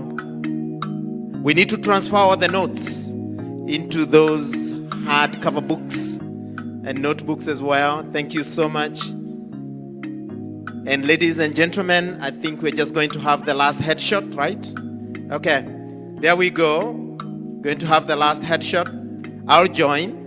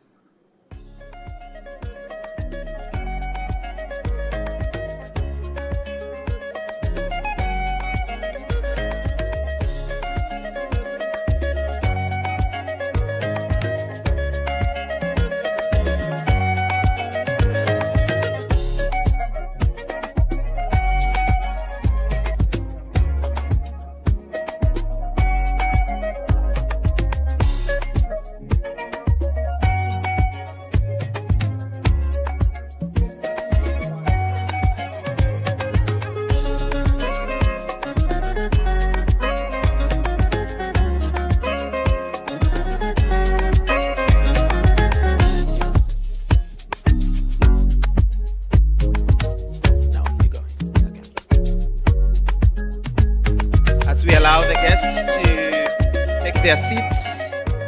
We have come to the end of this important side event, educative, informative event, financing social sectors for equity and inclusion, brought to you by UNICEF, the World Bank, NBS, and the UN Women. And we are so grateful that you have received quite a lot of information from this session.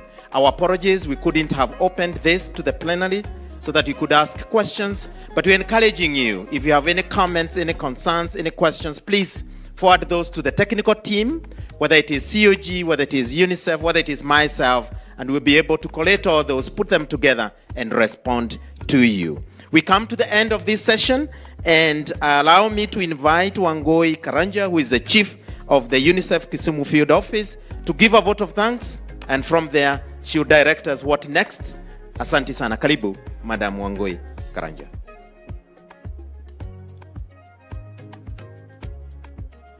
Thank you. So I will ride on the protocols that had been mentioned this morning, but good morning to all the delegates in the room. We've come to the close of this powerful and insightful session, and I trust that we will take a moment to reflect on the rich discussions that we've had this morning from our esteemed panelists, from those who spoke, from Governor Nyong'o, who left us a little bit earlier. We've heard about the compelling evidence and perspectives on urgent need to strengthen financing for social sectors, particularly health, nutrition, education, child protection, and social protection at a devolved level. The call to action was very clear. If equity and inclusion are to be achieved, we must invest smarter, guided by data, driven by the lived experiences and realities of our communities.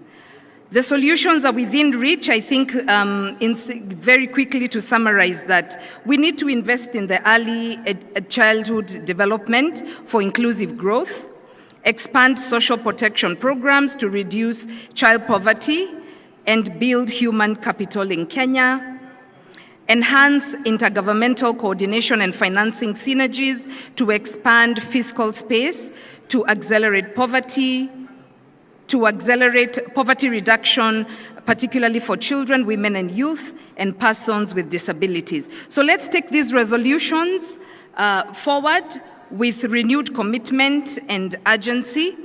And on behalf of UNICEF and our co-organizers, KIPRA, the World Bank, UN Women, I want to extend our deepest gratitude to all who have made this session a success, our distinguished panelists and speakers, the PS State Department for Economic Planning, Acting KIPRA Executive Director, Dr. Elder, our Chief of Social Policy, Dr. Gabi, PS Welfare Social Services, Karen, His Excellency Governor Nyong'o, Ms. Mendi Njonjo, Anthony Mwangi in absentia. Thank you for your leadership, your rich contributions, and your unwavering dedication to inclusive development.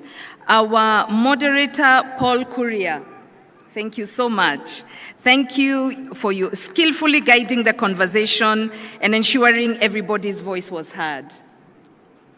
Our development partners, Conrad Hilton Foundation, Porticus Foundation, the government of Netherlands, Norway, and Sweden, and the United Kingdom, thank you for your continued support and solidarity, and also to the delegates in the room and those who joined online. Thank you for your engagement, your well, there were no questions, unfortunately, but our commitment, I know there'll be joint commitment to take some of these important matters, issues, points discussed forward. Thank you very much. Also to the technical team, the organizers, we thank you for providing this great space and for supporting the event to ensure that we can deliver messages that inform actions that change lives and save children. I hope I leave here, we all leave here informed and inspired, and that no child, no woman, no community will be left behind. Thank you very much. and good morning.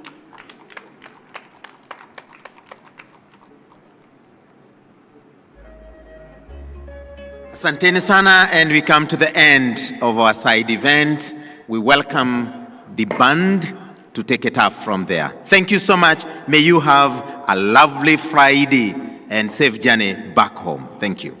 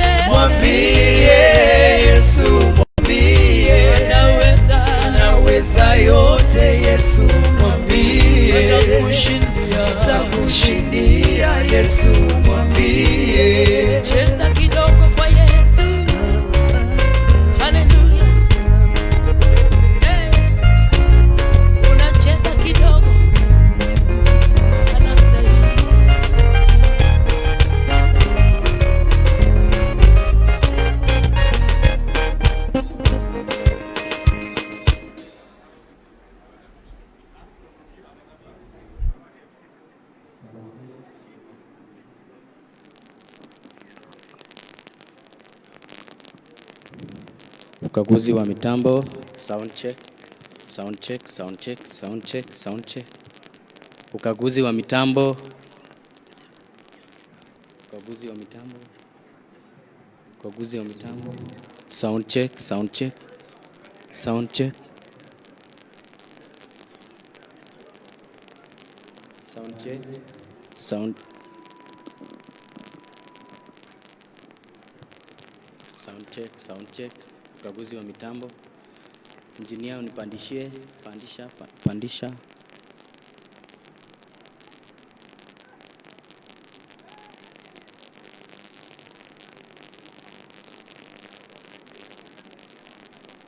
Sound check.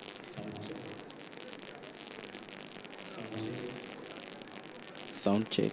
Sound check. Sound check. Sound check. Sound check.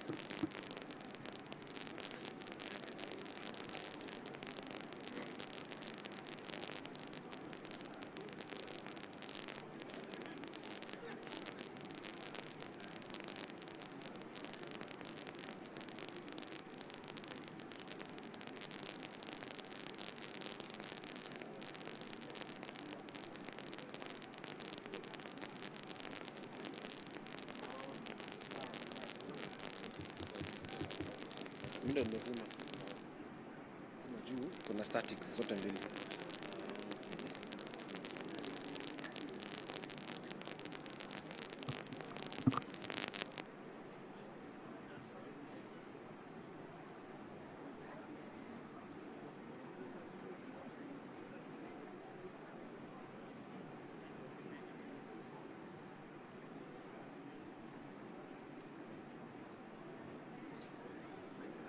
No.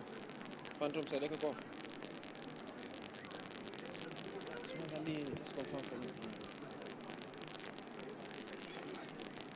Sasa sumizimie. Sio basi confirm. Sasa nijolee hapo. Bob umetoa phantom. Bob back kwa mixer. Usuta kwa mixer, kwa mixer. Haya, umetoa phantom 48 volts. Haina 48 volts. Haya, kwanza na side gani inapata signal? Zote mbili ziko na stack. Yaani masikizoni na plug.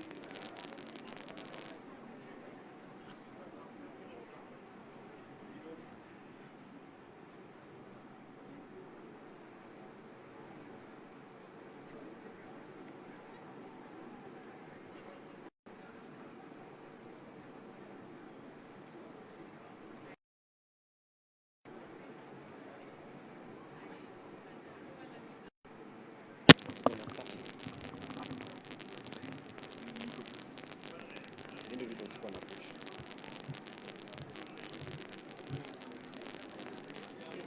Umetoa phantom, sasa ina phantom. Kwa mixer. Rudi mbio.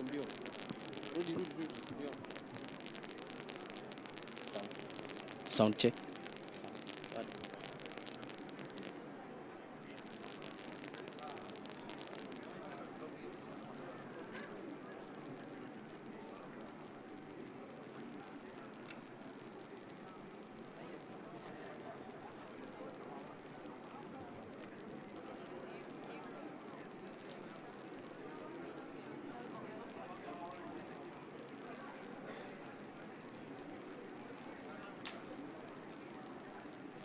No phantom. Sasa unatoa yeni kuna battery. Yeah, so phantom shazima. Nishazima. Sima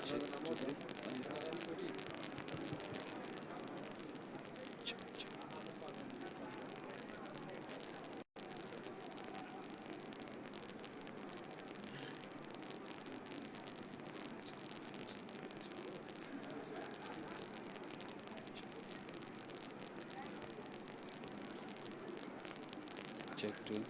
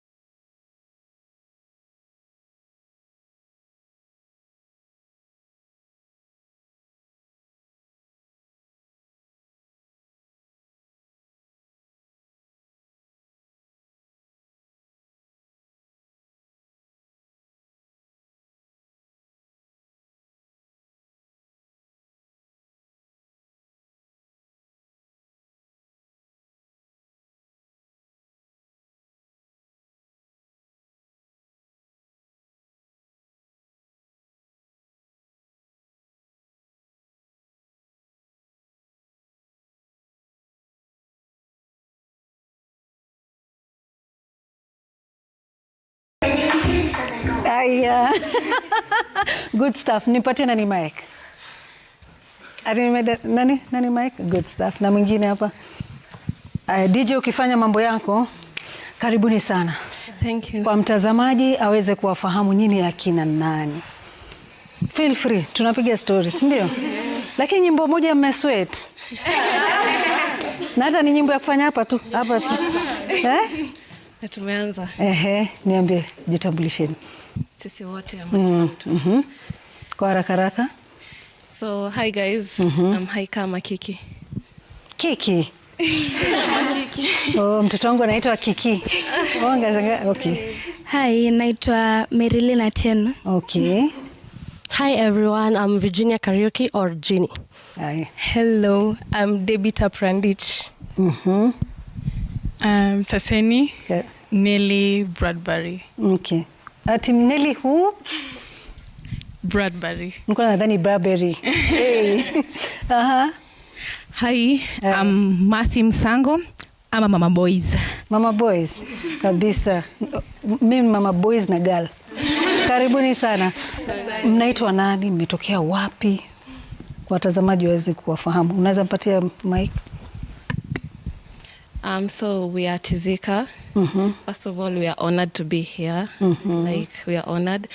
Second of all, hey, you're beautiful. Wewe ni mrembo. Karo, zoom. You're welcome. So basically Tizika, kama vile unatuona hapa, we are pretty ladies. Thank you. We came together, we formed a group to inspire young ladies out there to tell stories through dance. Okay. That's basically our movement. Okay. Ukisema to tell stories through dance, mnafanya nini? Kuna zile dance unasema kwamba kama mtu ako in pain, mna show pain. Hivyo ndo mnafanya? Si hizi ngoma za kawaida. So tutakuja tuone pia. Good stuff. Why Tizika? Tizika inamaanisha nini? Tizika, kama vile unaisikia tu Tizika. From tizi. Tizi na kukatika. Before we dance, we have to do exercise, right? Ndio naona mko. Alafu ingine kukatika, it's dancing. That is why mko fit. Yeah. So pamoja Tizika. Mulipatana vipi? Kupatana? Tulipata like sisi wote.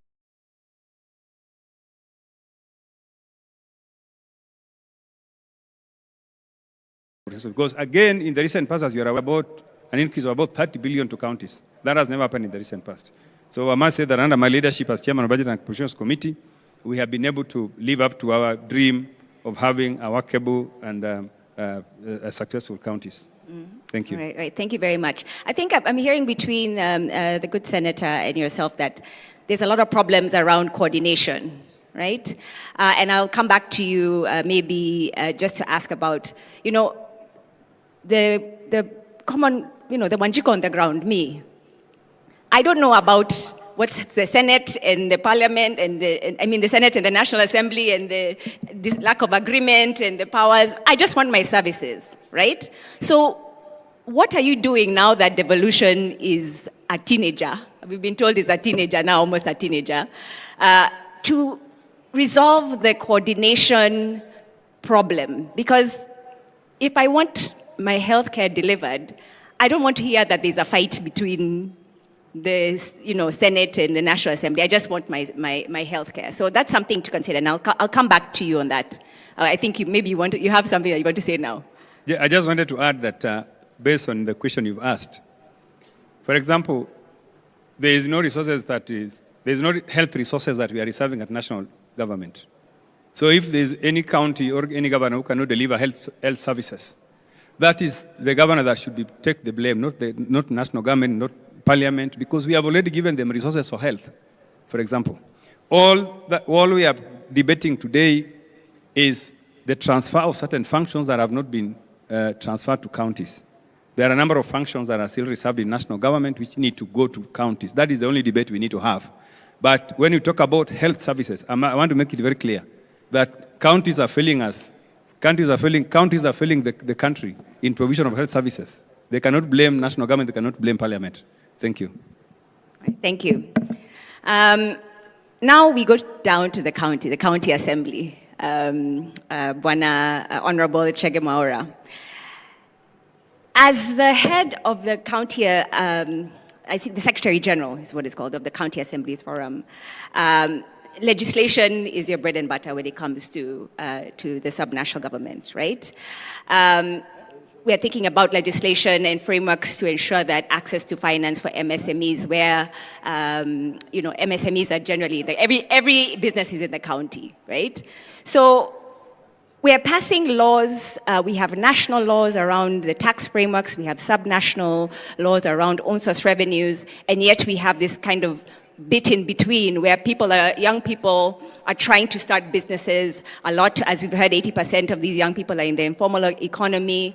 And yet, that's also coupled with the fact that we hear legislation in Kenya is actually some of the most excellent, top-notch legislation you find in the world.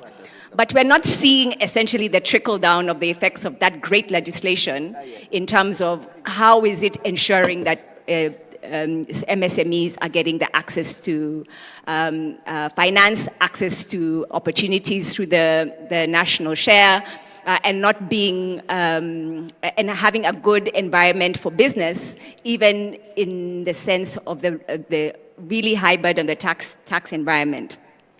So the question I have is, apart from oversight, the county assemblies play a critical role on legislation.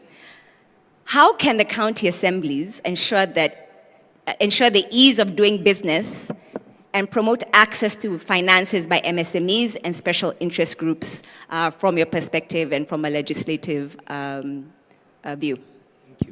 Thank you. Maybe I first start from the process of how we get there in the first place, so that when it comes to assemblies, we start from a situation where before a county government comes into place, there's a governor who's going around campaigning, and hopefully he has a manifesto. Once he gets in, and Dr. Rugo talked about one of his 4 lines, quality services over structure, and he mentioned something to do with CIDP. Now, this manifesto usually is supposed to be embodied on the county integrated development plan. And then from there, you move it to a financial document called the annual development plan. And then it moves to the fiscal strategy paper, to budget estimates, to appropriations bill and financing that bill and actually spending. Now, for MSMEs,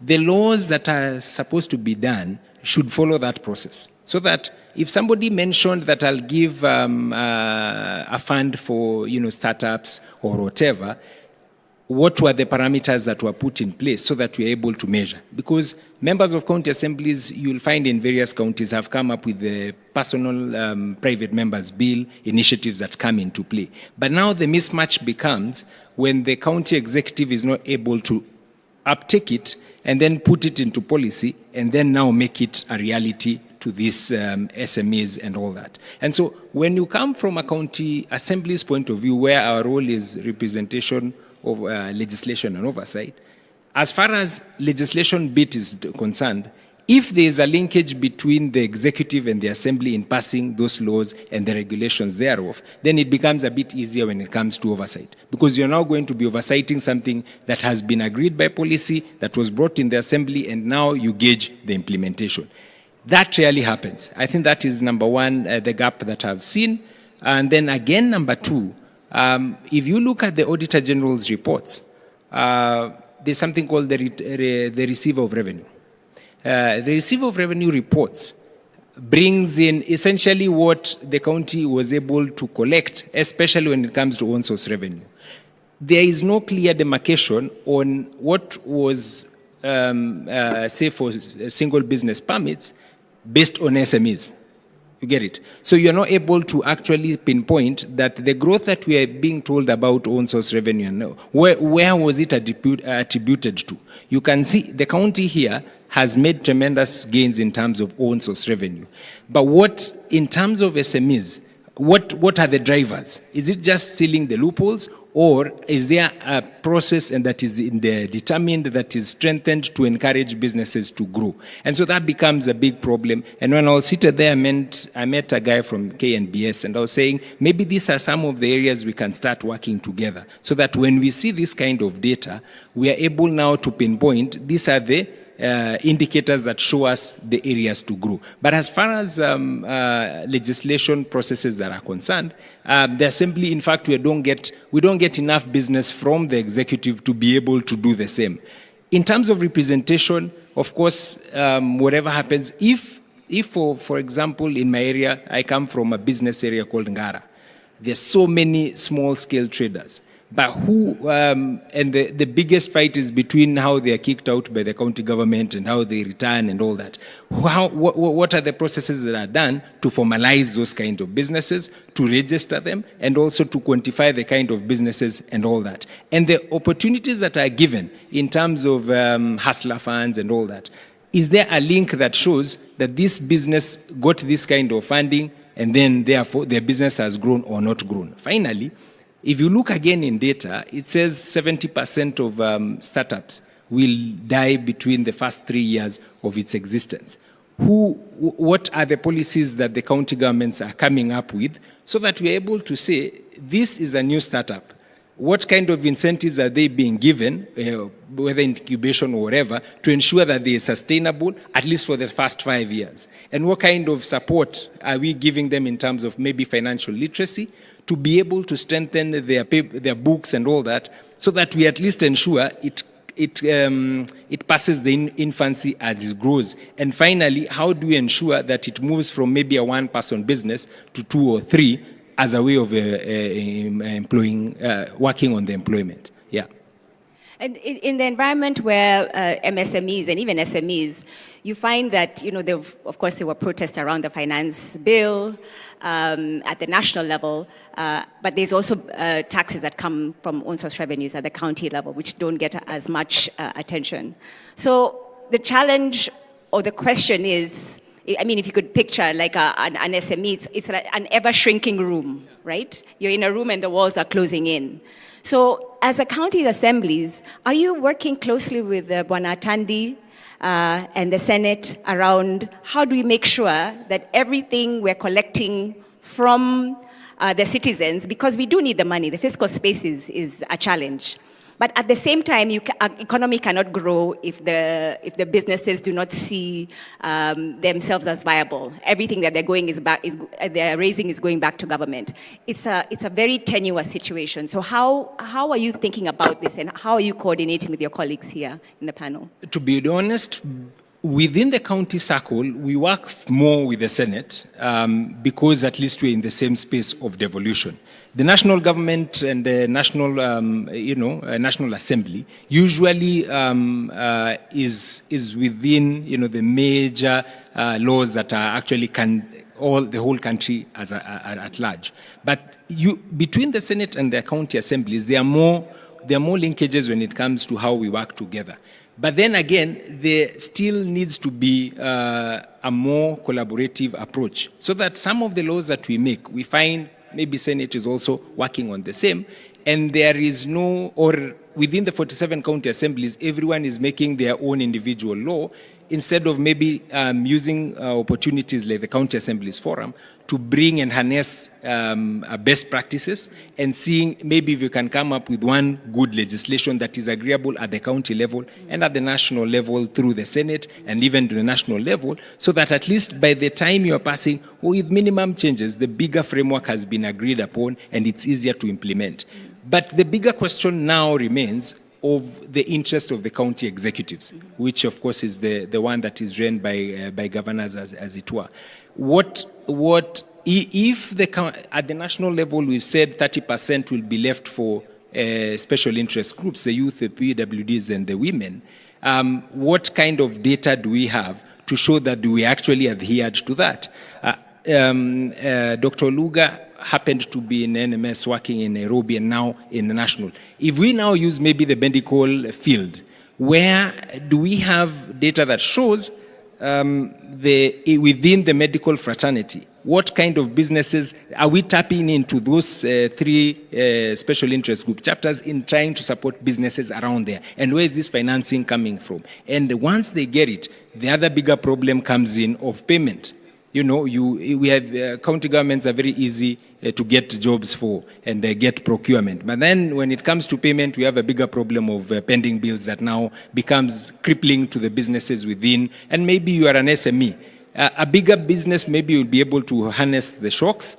But for special interest group chapters, special interest groups as per the Constitution, they get these jobs, the 30%. But if you delay their payments, then maybe they cripple because the way the financing model has been done, they went to get a loan, which is expensive in the first place, and then having to pay it becomes a bigger problem and a bigger challenge at that time. So I agree with you. Yes, we need to find a way of working more legislatively, but more importantly, there must be a concerted effort from the executive to agree. The same way we are doing affirmative action in terms of giving those contracts, there must be affirmative action to pay them. Yeah. And I'm glad I have such a powerful panel here, because I think at the end of this session, I'm going to ask you guys to make commitments here today so that next time we have the next Devolution conference, we can follow up with your... I'm not done, so don't worry, I'm coming to you. Coordination is definitely a challenge, and I can see it in what you're speaking around.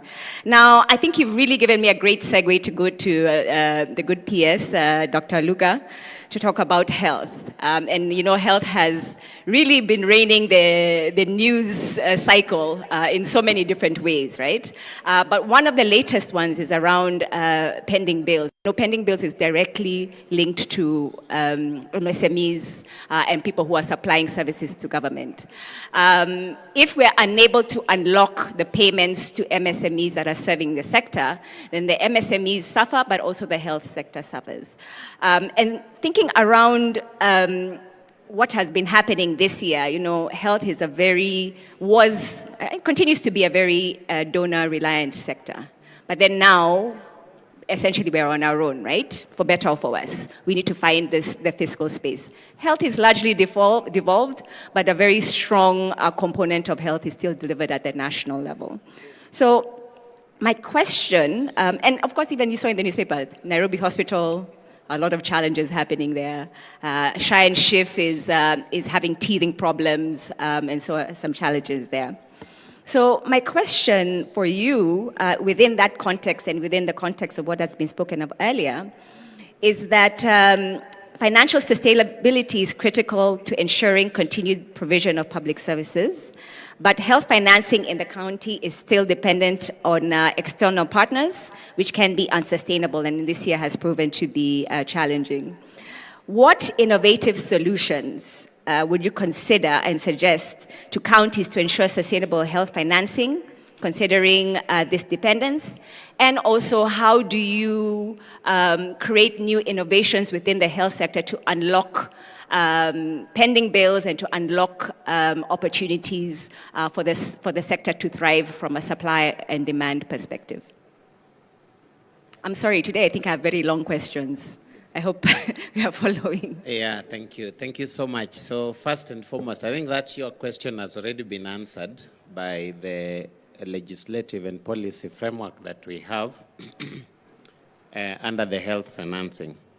But I will go back to what you mentioned about dependence on development partners, or basically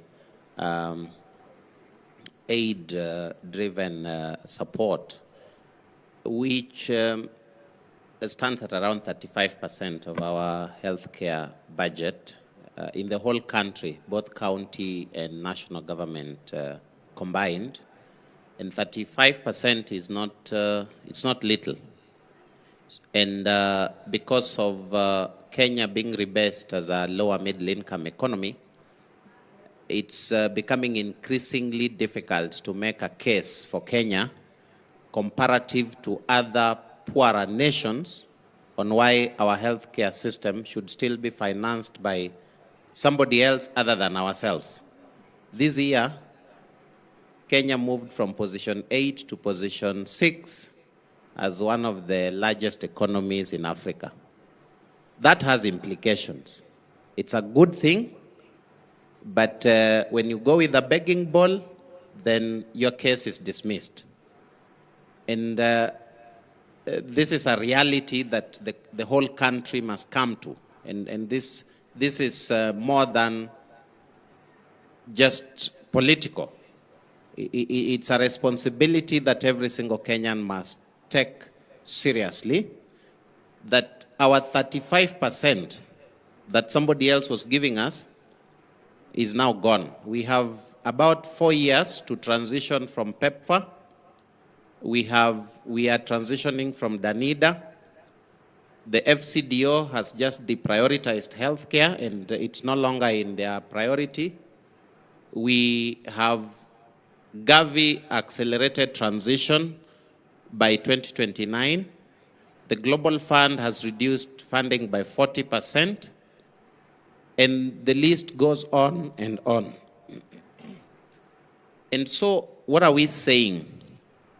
What we are saying is that we must get our money from our pockets. Now, how do we get this money? Right now, we are talking about financial inclusivity. So what does that mean?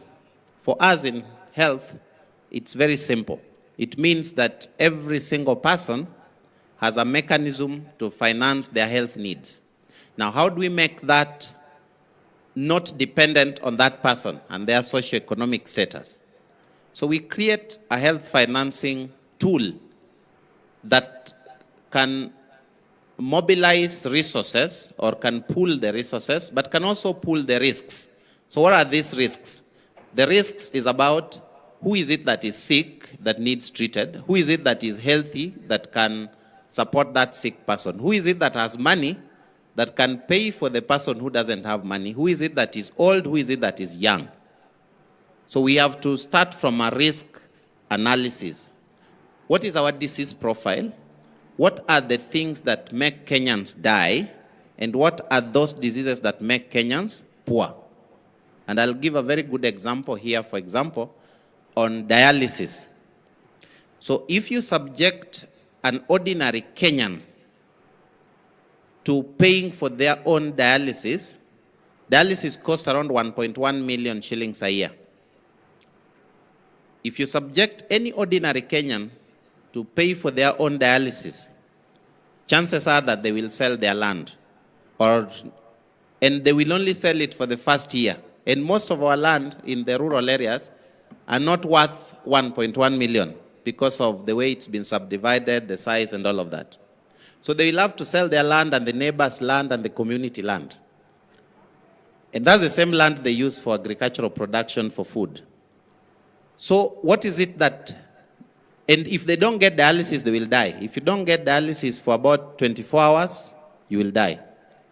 So that is the basic principle of how we look at financing our healthcare system. So if you look at every single thing that we have listed in the Social Health Authority benefit package, the things that are important, they are things that either protect a Kenyan from dying and protect them from being poor. That's what we call financial inclusivity. And we make it equal whether you have money or you don't have money, so that all of us are starting from the same level. Now, this mechanism or this tool of health financing requires that we all participate in it. The participation of it also needs to be inclusive, or what we call equitable. So if I have money, the risk for me of being poor by contributing is less than the person who doesn't have money. And this is what we did. For example, the total health expenditure in Kenya is around 550 billion. Out of this 550 billion, what exactly can be financed by the government and what can be financed by the individuals? So I've already mentioned what the government does is the things that are likely to make you die or to make you poor. But there are some things, for example, if you have a common cold and you go to a facility, you may not have much money, you may be struggling, the doctor may require 200 or 500 shillings, you may call Dr. Luga to give it to you, But that may not make you die, neither will it make you poor. So the whole premise about our healthcare financing is that. So there is a 150 billion, for example, that people still finance by their own pockets. And it's the small things that do not either aggregate your disease, it doesn't make you die, doesn't make you poor. And I think it's important that the country understands this so that then we don't think that everything can be financed in a space of limited resources. Because you also don't want to overburden people with the taxes, and I'm coming there. So there are also two ways of now, this other 400 billion that remains, there is a 2.7% penetration of what we call private insurance. Now, private insurance in total in the whole country is just around 98 billion. All of them combined, all the 26 medical insurance providers. So it's nothing much. And then if you combine together with what we call medical funds, for example, institutions that don't have insurance but have their own medical funds, around 98 billion. So then there is still a 302 billion that the government must do. Some of it comes through taxes that go to payment of healthcare workers, products that we buy. Some of it then now comes through the taxes that we give to the Social Health Authority in form of the Primary Healthcare Fund, where we have 13 billion, the Emergency Fund, where we have 8 billion. But then there is still a component that we must contribute. Now, not every Kenyan has the ability to contribute. So who contributes? Those who are employed. Again, those who have income through other mechanisms, whether it's a business or farming, you have to contribute. So this is why we have the Social Health Insurance Fund, where we are telling Kenyans, if you're employed, you contribute 2.75%. If you're not employed, we go through a mechanism of determining what is your capacity to contribute. Because somebody who is selling in a market around Homa-Bay, selling fish, is very different from somebody who is running a matatu business. Both of them are not employed, but one has more income. One can contribute 50,000 shillings a month, another one can't. So we have to also have inclusivity in terms of determining what's your status of contribution. But there are also those who can't, the people that we call indigents, and this is where devolution comes in. These people who can't contribute, first of all, we must find ways of bringing them in through support. And we've been working with county governments to identify, and a number of county governments have agreed to support 10,000, 20,000, 30,000 people that they have to pay for. Yeah. And so I think for us, financial inclusivity is extremely practical. Yeah. It's not something that we can sit here and theorize. Because tomorrow and today, somebody is in a hospital and they must get the service, and that service must be paid for, whether by themselves or by the government. Yeah. And we bring up a very interesting perspective. And in my mind, I'm already wondering, if the fiscal space is already tight, we've already taken out a lot of the development financing, especially that was coming from USAID, and the other is also decreasing. We are then also in a heavy tax environment, expecting patients to pay a fee for some towards some of their services. My question, and I think now we're starting to see the pattern of the question I have here. You're part of the executive.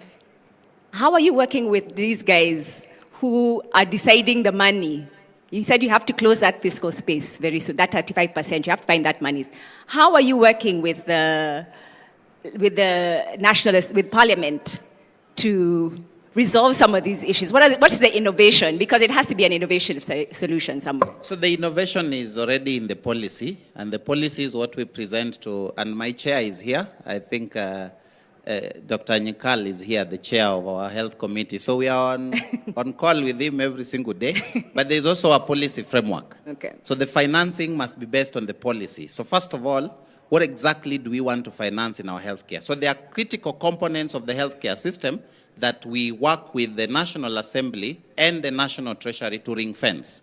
So the things that are very key for us, for example, vaccination, issues that that relate to human resources for health, issues that relate to, for example, oxygen, blood, all these things that we have decided we have to ring fence. But then there is also the things that have to be paid for through the benefit package, which we work with the National Assembly to increasingly provide more resources for those, like the primary healthcare fund. And I think it is important that I clarify here that the primary healthcare services, our healthcare system has already been organized, and we are keen on a publicly financed primary healthcare system. And a publicly financed primary healthcare system means it is tax funded. That is why the president has kept mentioning level 2, level 3, and outpatient level 4 should be a walk-in and walk-out, because the government has already taken that burden by itself and put 13 billion to make sure that all primary healthcare services are reimbursed. And that forms 65% of all the services in the whole country.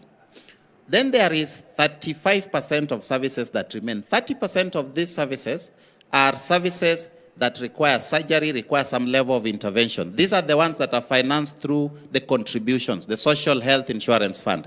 Then there is a 5% of services that are quite costly and they don't depend on the individual, like going to the ICU or getting an emergency or chronic diseases like cancer. Now, that is where we have also worked with the National Assembly and the National Treasury to ensure that is also tax funded. For example, if you get cancer, that's why we say the Social Health Authority pays 600,000. So this 5%, that's where dialysis is, that's where cancer is, that's where ICU is, that is where emergency medical treatment. And the National Assembly has also appropriated 8 billion. So we are looking at financial inclusivity from an extremely practical perspective that ensures that at the bottom of the pyramid, the 65% of services, for example, maternity, people who go into the dispensaries and the level 2s, they don't spend anything. So that is covered by government.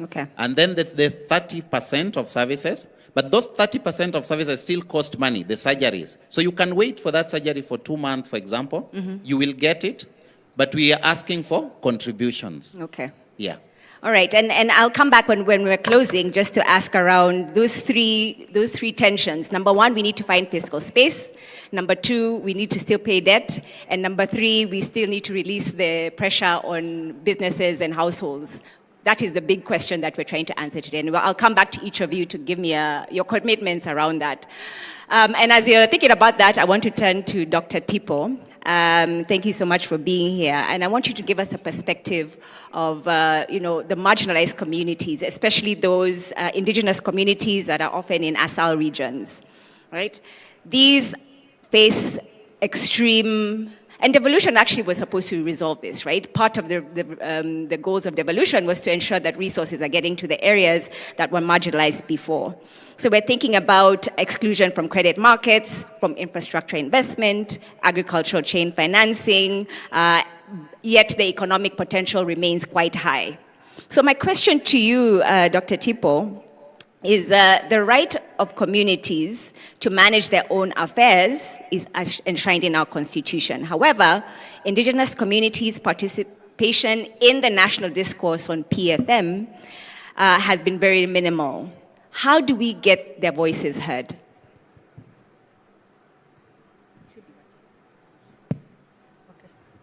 Thank you. Can you come up with your question again, please? Thank you. I was struggling with the mic. Say the question again. Yes, please, can you say the question again? Okay. How can indigenous communities whose participation in the public finance process has been quite low start to engage more effectively? Thank you for the question. I think I just want to start by appreciating this opportunity. And as you said, I'm currently the representative for Tanzania, but I'm covering Kenya for about a year now. So I just want to start by what we do as FAO and to just highlight that FAO put a high value on the integrity of the work we do and we do with our member states, especially the government. But the issue of inclusivity is highly, is highly prioritized at our global level in our strategies.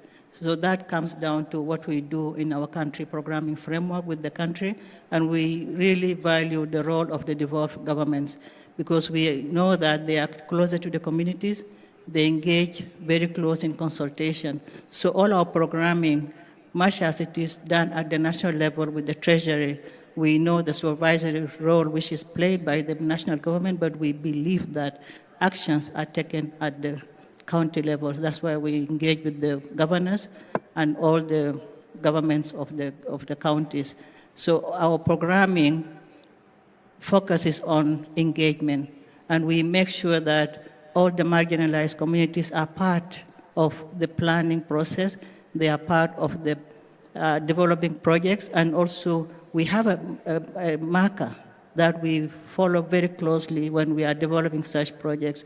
But we also ensure that everything we do is part of the integrated plan for the county offices. And what frameworks are you using to make sure that those conversations are integrated in the budgeting processes? So our framework, we have a 5-year plan, which is called Country Programming Framework, which is done together with the government, and we align it to the National Development Plan. And this is aligned to the entire UN Development Plan, which is also kind of focusing on what the government of Kenya is planning to do in the next plan. So we have a CPF, as it's called, and this CPF is prioritized based on what priorities each country has, or each county has. As for Assar region, we do believe and we understand that they have been marginalized. They are the most affected by the climate change. We have been planning with them. Recently, like a week ago, we launched a project in Lodwar with CS Assar and the governor of Turkana, which is focusing on the value chains which are specific to the Assar region. Okay. And soon we are going to launch in every county with the governors. The governor of Turkana was with us, but we also heard their voices from the local communities saying that you have to focus on the locals. You have to engage them in the consultation, you have to engage them in the decision making, and that's what we are going to do during the inception phase to ensure that their voices are heard, the marginalized, the women, the disabled people, the indigenous communities, they have to be all included in our planning process with the county. Yeah, and I think the work of development partners is quite important, ensuring that you are supporting processes that are already being done, but in this environment of reduced support, and actually maybe you can speak about this, how are you working to ensure that there's sustainability, that the government is not always looking for a way out or a support, and that we can actually, in a few years, be able to stand on our own 2 feet. What is your thinking of development partners from that perspective? Okay, thank you for this question. I think it's very important when you have a plan to put the sustainability aspect to it at the end of the grant or any funding. How will it continue? And that's why we work with the counties to ensure that the county integrated plan takes into consideration the sustainability aspect. If we have a project for 5 years, what next after the 5 years? They have to have some public finance budgeting process to carry over from where the project stops. And that's where our planning with the counties comes in, from the word go. So they understand the project, we plan with them, and they also put more resources from the public fund to let it continue after the funding ends from the from the donor community. Yes, and I think we've come to a reckoning, especially this year around this. So we'd like to hear some more of those going forward. And Ms. Githuku, thank you also for being here. And I think it was also a good segue to talk about excluded groups. And one of the key objects of devolution is promote social and economic development and the provision of easily accessible services throughout Kenya. What actionable strategies should be employed to ensure resource allocation at both levels of government, support socioeconomic development, and service delivery at the grassroots level? Thank you, moderator, and to the other panelists. I think I earlier, before this session, we had KNBS and the State Department and other development actors talking about data. And I want to start from there. I think we need to improve the way we show up in our public finance management cycle by raising the value and the premium that we put on data, the extent to which data inform how we allocate our resources. And the Bureau, of course, have done a fantastic job in producing data on socioeconomic data, on vulnerable people, and data also includes what we collect from public participation, citizen-generated data. Unfortunately, my experience for 13 years working with counties and doing advocacy at the grassroots is that we put more weight on the governor's manifesto, on the strength of your MCA and your MP in terms of lobbying, and that leaves us more on what I would call politics-based budgeting than need-based budgeting. So, and for me, this is really a political choice that we have to make, that we make a decision to allocate resources based on where the needs are, because that is the only way you can reach the excluded population. The other opportunity that I see is, the other day I went to apply for a loan. And I went into the bank determined to negotiate the rate, because the rate now I think is like 17%, which is exorbitant. And I said I'm going to negotiate the rate down. When I asked the person who was serving me, they told me you can negotiate it down if your payslip is lit and based on your address. And whereas that sounded good to me at a personal level, I was left wondering, where does this leave the poor person who doesn't have a payslip, or they have a very weak payslip, or whose address looks risky to the bank? This population that is living in extreme poverty, that is at the bottom of the pyramid, need protection.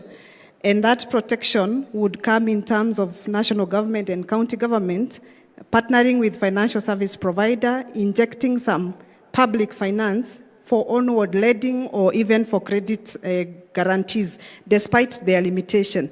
We have seen that development partners, the World Bank, MasterCard Foundation, they are using those models to finance the youth, to finance GBV survivors, and they have worked to a big extent. But those partners alone, without the active participation of government, cannot achieve scale. So we might never realize the transformative impact that we seek. The other thing, where I see an opportunity is unlocking the barrier around insecure tenure rights. And I say this because counties has a function as custodian of community land, of course, upon which when they are registered, they are supposed to be handed off to the respective communities. And of course, there is the other category of land where the mandate rests elsewhere. And we know that people use land to participate in the financial market as collateral. Unfortunately, our land system I would say it is troubled. It's troubled with stalled succession. It is, I think we are only around 40-something%. I saw Usna from FAO and Doctor is here from FAO. They are the custodian of land indicators in the SDGs. I think we have around 40-something% of community land that is registered. But that is where most of these communities that we call poor are living in. If we are not going to accord them formal rights and accelerate that process of granting them formal rights and autonomy to use their land as productively as they so wish, how are they going to be included in the financial market? Thank you. Yeah, thank you very much.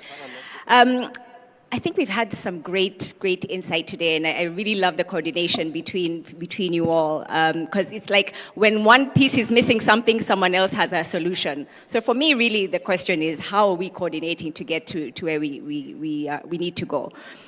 We talked about the tension between the fiscal space, paying our debt obligations, and also releasing the burden on business. And I earlier said that I was going to ask each one of you to make a quick commit, 1 minute, a commitment that you will make that we will look forward to progress in the next Devolution conference. And I want to hear, number one, in the context of what we spoke about, the commitment you're making, the impact you expect it to have, and the success the citizens will experience because of it. So the commitment you're making, the impact you expect it to have, and the success that the citizens will experience because of it. Now, Bwana PS, you look like you're nodding. You have a ready answer for me as others are thinking through theirs. Thank you so much. So for us, it's, as I mentioned, so first, everything is very important until you get sick. Then you realize that your health was the most important thing. Even coming to this Devolution conference, sitting here in this panel, it's extremely important. You don't want to miss anything until you get sick. And you can't do any of those things. Then you realize that your health was the most important thing. So, for the small businesses, the best way to protect your business is to get the people who work for you to be insured. And you want to make a very strong case for the Social Health Insurance Fund. So the small business, including SMEs, because you will not insure them, one person will get sick from your business, it will cost you 950,000, and you will wipe off all the capital, including all the money that you're being given from the Nyota, whether you are getting it from Asla Fund, whether the governor is giving it to you. One disease, one employee will wipe out all your capital if you have to help them. And so there can be no better case than protecting the people who work for you. And we want to make this case for every single person, whether you are selling fish somewhere or selling grains, or you have a big business, you have a hardware.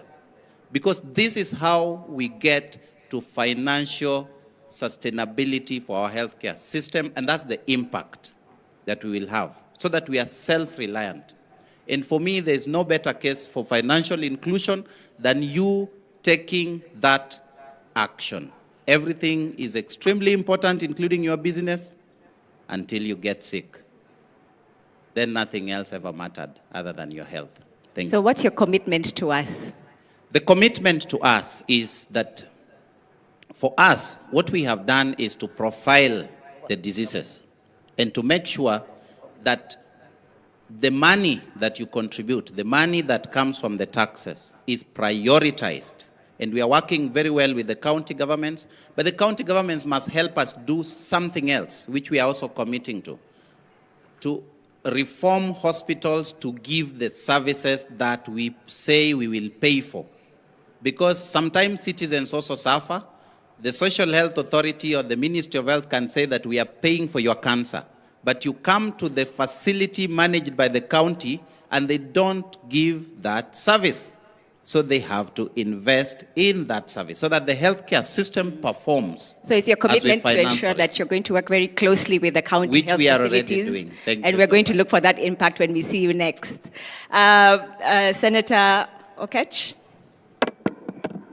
your commitment, the impact it will have, and the success you expect to see the next time we talk to you.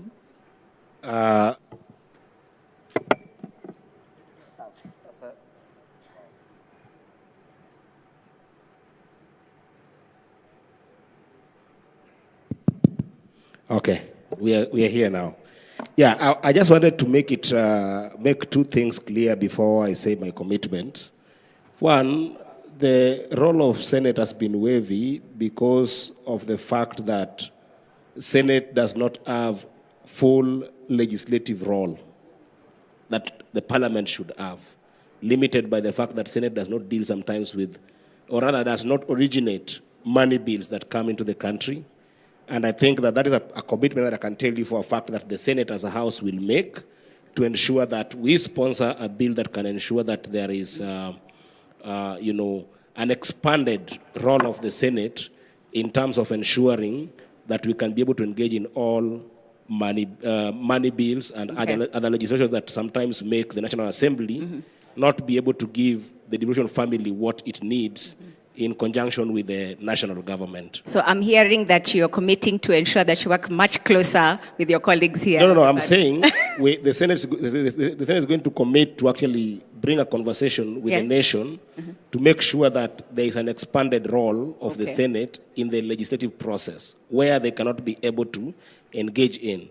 But that said, what is killing devolution are three things that I want to say very fast, and each of them with my commitment in them. Okay. Number one is that counties are still faced with a strong challenge of running non-discretionary budgets instead of having money left for them to run discretionary budgets. Non-discretionary budgets are budgets that they cannot avoid. These are monies that are committed to. They are paying, for instance, payroll issues of housing levy. They've got issues of NSSF. There's issues of community health promoters. There's issues of CBAs that has been signed with the doctors. These monies of non-discretionary expenses are boggling counties in terms of the money that they get, the 415 billion that we've now increased under the negotiation by the Senate. And we need to start finding a way of giving counties more money to allow them also do development, because devolution is only devolution and inclusion is only inclusion when you go beyond paying payrolls. You go beyond that and be able to do development. So what I'm hearing you saying is that there's also fragmented funds that do not serve the people because of those fragmented funds may not actually be addressing the issues that they need to address. And your commitment is to ensure that we have better flow of funds. Our commitment, and I speak on behalf of the Senate, because this is what we do. Our commitment is to fight for more resources to be given to counties so that they don't only run payroll, but they can be also able to run more development projects. Thank you. The third issue that I wanted to finish with is the issue of clawing back on devolution.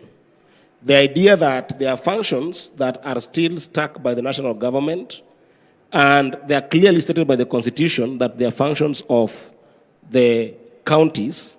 For instance, I don't mean to put my brother here on the spot, but everything that Dr. Luga has talked about is just, in simple word, clawing back on devolution.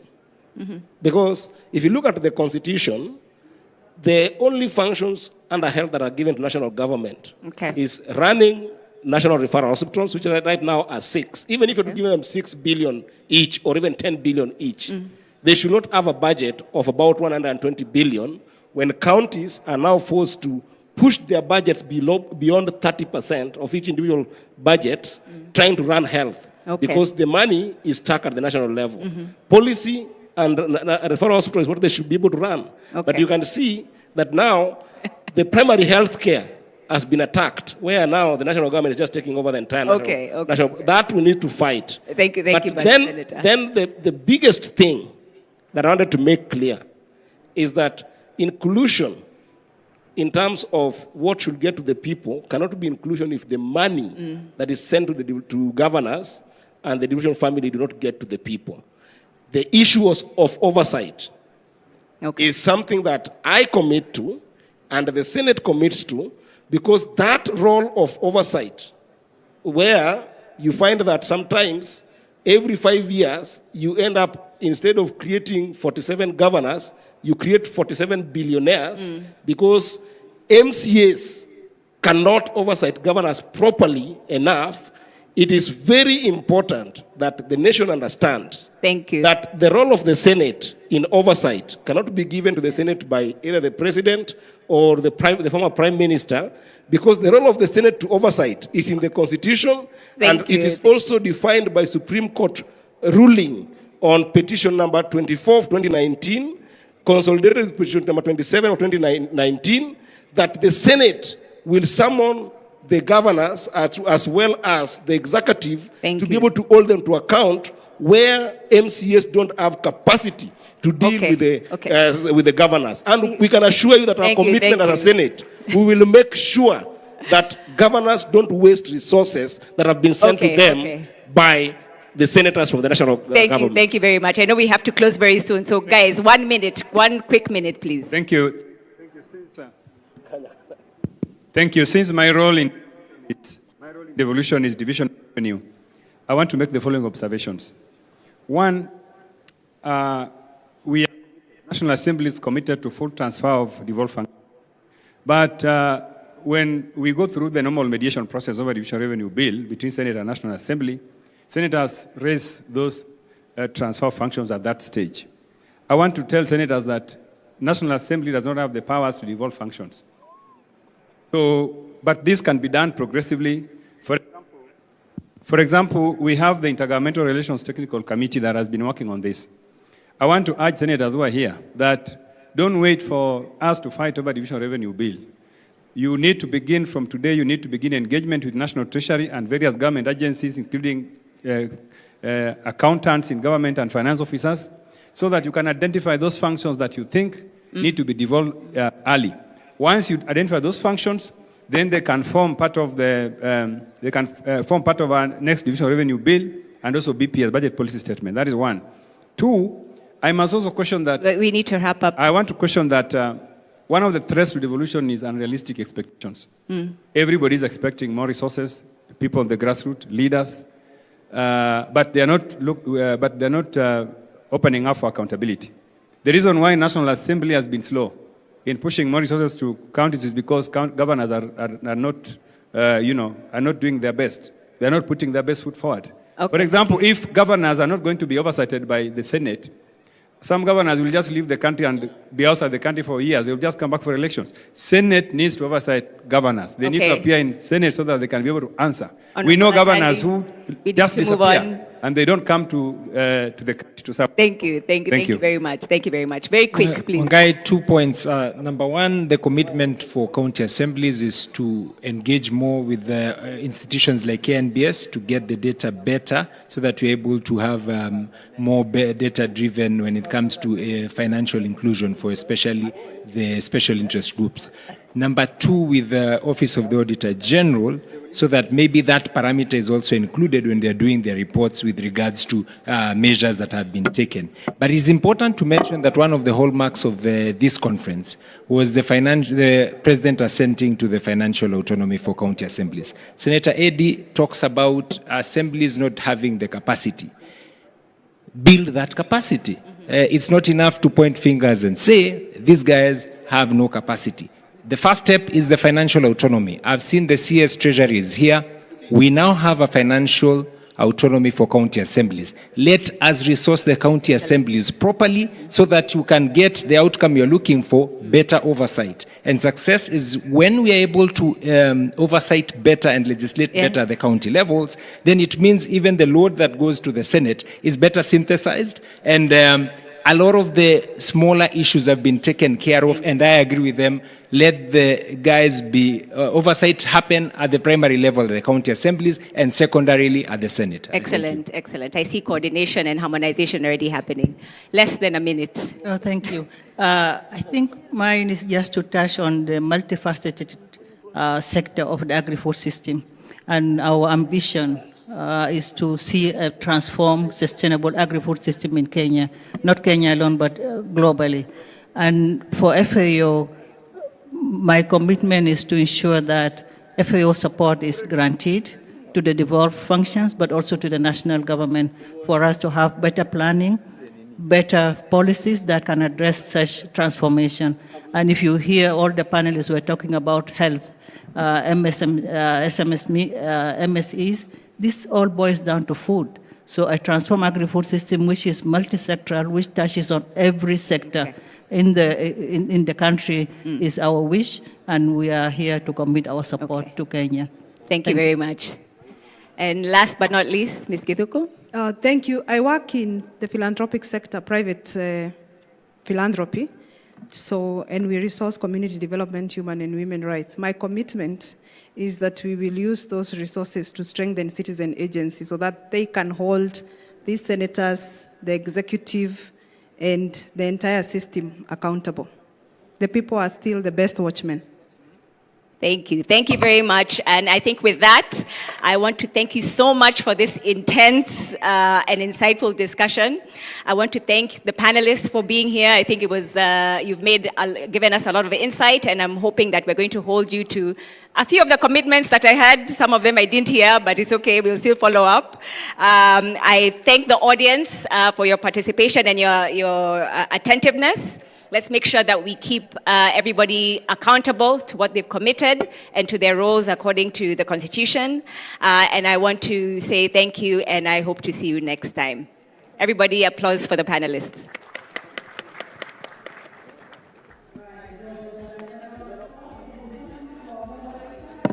Wangari Muikia and the panelists for a conversation that was as rich as it was urgent. Now, to set the tone for the next part of our program, which is the arrival of the chief guest, Deputy President Kithure Kindiki, and the commencement of the official closing ceremony, let's all sit back and wait for a little performance from the DJ as we all take our seats for that. And our panelists can, of course, pause for a picture and a photo session after that panel. After that, we'll move into the official closing ceremony, which will be preceded by the presentation of a joint communiqué, which essentially is a summary of what we've all discussed here in these 3 days of this 9th Devolution Conference, what we've discussed, what we've agreed on, what we've committed to over the next 3 days, a document that is of shared responsibility, and one that is both a scorecard and a promise for citizens and the public to hold leaders accountable to. So a very big thank you to our panelists and our moderator. Ladies and gentlemen, let's now invite the DJ for a very short music interlude before we begin the official closing ceremony. DJ?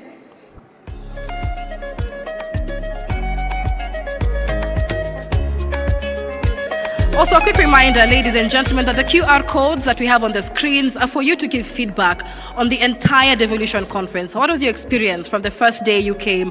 Your thoughts on the discussions that have been had? Do you have any recommendations you think could go into the final recommendations of this 9th Devolution Conference? So please scan the QR code, give your feedback, and we'll be able to include this in the final recommendations that come out of this 9th Devolution Conference. If we can, let's all please give our feedback on that QR code. DJ, go ahead.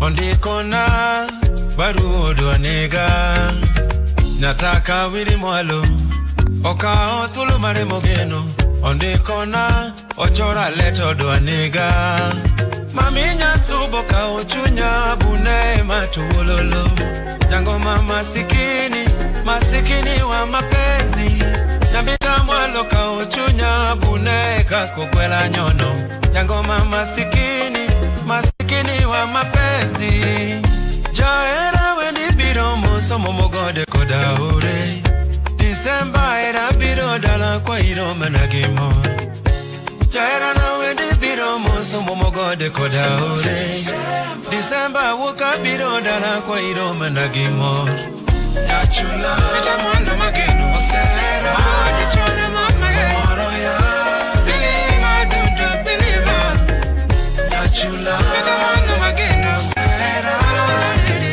Oli moya Wala kiwija dundu mama bilima Yachula Eja mwanda mageno Osera Adichone mama Moro ya Bilima dundu bilima Yachula Eja mwanda mageno Osera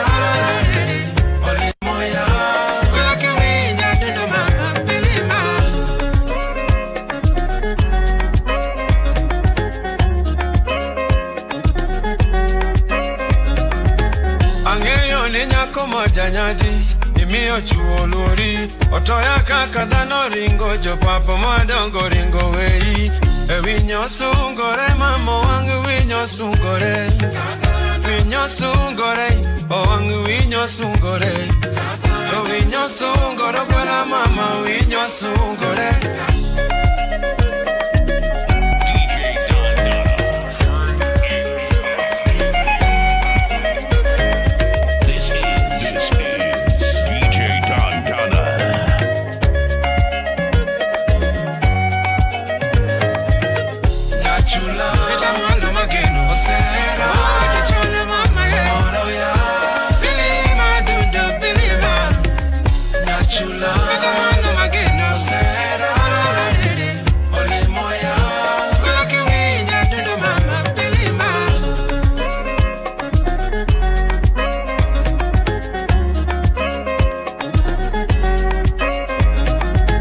Nyapiny mabor okao thuolo mare mogeno ondikona baruo dwanega nyataka wili mwalo okao thuolo mare mogeno ondikona ochora leto dwanega maminya subo kao chunya bune matuololo jango mama masikini wa mapenzi Nyambita mwalo kao chunya bune kako kwela nyono jango mama masikini wa mapenzi jaera weni biro mosomo mogode kodaure Disemba era biro dala kwa irome na gimo jaera na weni biro mosomo mogode kodaure Disemba wuka biro dala kwa irome na gimo Nyachula eta mwalo mageno Yes, DJ. Thank you.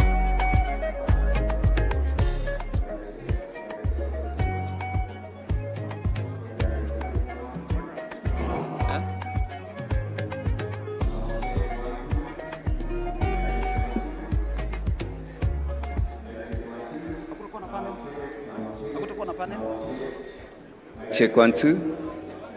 Gain. Mic check 1 2. Clarity check. Clarity check 1 2. Monitors kidogo. Mic check 1 2. Check 1 2. Mic check. Sound check 1 2. Mic check 1 2. Sound check. Kwa sawa.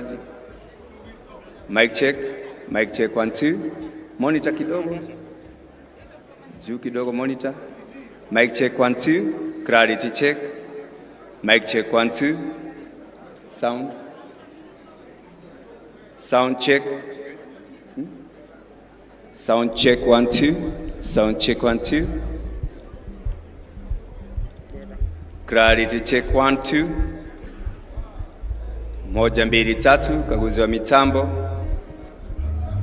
Moja mbili tatu, kaguzi wa mitambo. Mic check 1 2. 1 2. Sound check. We can talk from there, I guess. Check. Mute. I'm a mute. So, ni hapo itakaa. Karibu. Mimi sikuji kubeba hii kitu. So, tutoke. Ndio mzee ule mtarudi. Haya.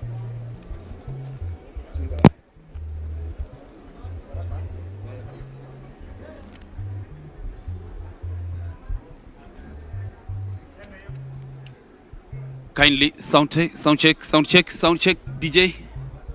Sound check. Kindly let's settle down. Our chief guest is now on his way to the main tent. Kindly let's settle down. Tabian, the band, kindly take the stage as we welcome His Excellency the Deputy President. Shall we all be upstanding to welcome His Excellency the Deputy President for the closing ceremony.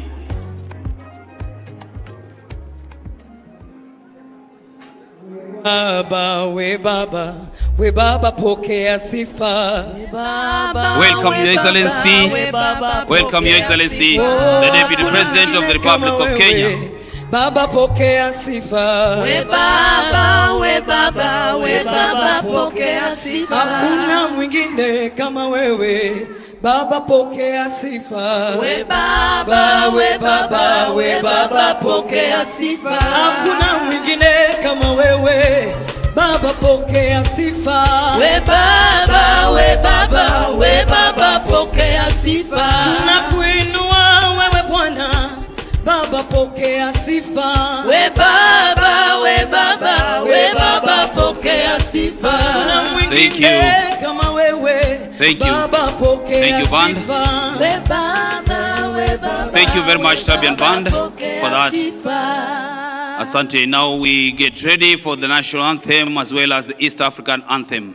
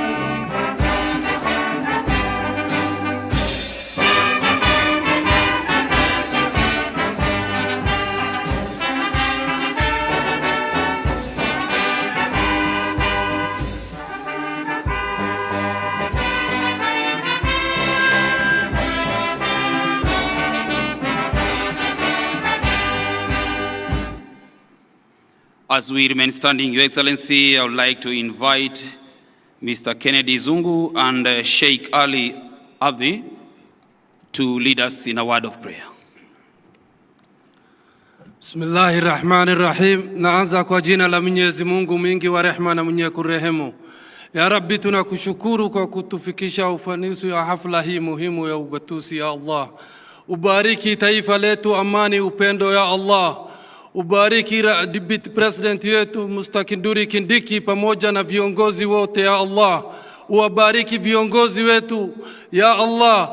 Tunakuomba ubariki ugatuzi yetu, ubariki gavana wetu ya Rabbi, uwabariki wageni ambaye waliohudhuria hafla hii, na utusamehe makosa yetu ya kibinadamu ya Allah. Tunakuomba wewe ndio uko na uwezo, utubariki na utukubalie maombi yetu. Amina ya Rabbal Alamin. We are praying. We thank you, Lord, for being with us for the last 2 days, and this is the 3rd day. We are dedicating this day unto your hands, Lord. Walk with us, and as you walk with us, Lord, we lay the lives of the family of the late Homa-Bay, the professor, Lord. And in this congregation, we place in your hands the Deputy President of the nation of Kenya, Honorable Kithure Kindiki, O Lord. All the governors present, we place in your hands, O Lord, Her Excellency, the Governor of Homa-Bay, all the leaders who are present here. And Lord, as we see the end of the Devolution Conference, how we pray, Lord, that may it be a blessing to the people of Kenya. For this is our humble prayer in Jesus' name. Thank you, Your Excellency. Kindly, we may take our seats. Your Excellency, the Deputy President of the Republic of Kenya, Professor Kithure Kindiki, the Chair, Council of Governors, our host governor, Deputy Governors present, Cabinet Secretary, Principal Secretaries, members of the Senate, the diplomats, the stakeholders, ladies and gentlemen. Allow me now to invite Mr. Latif to take over to the next program. Latif, welcome, sir. Thank you very much. Your Excellency, Professor Kithure Kindiki, Deputy President, the Chair of the Council of Governors, FCPA, Ahmed Abdullahi, the Cabinet Secretary for the National Treasury and Economic Planning, FCPA, John Badi, all governors present, all members of Parliament, members of the Diplomatic Corps, distinguished delegates, ladies and gentlemen, welcome to the closing ceremony of this year's very successful Devolution Conference 2025. Indeed, Your Excellency, we've had fruitful conversations and discussions in the last 2 days. Just as you walked in, we just concluded our final plenary session, which was on strategies for action in financial inclusivity, sealing the fault lines. Now, this was one of the plenary sessions that are taking place here, and very many other side events that have taken place since Wednesday. Fruitful discussions and deliberations. As we come to this closing ceremony, Your Excellency, you shall at some point be requested to launch the model school feeding policy that's been prepared by the Council of Governors. And just to give you a taste of what that is all about, I'd like you to watch our screens and take a look at this following video, which is a summary of what the model school feeding policy is all about.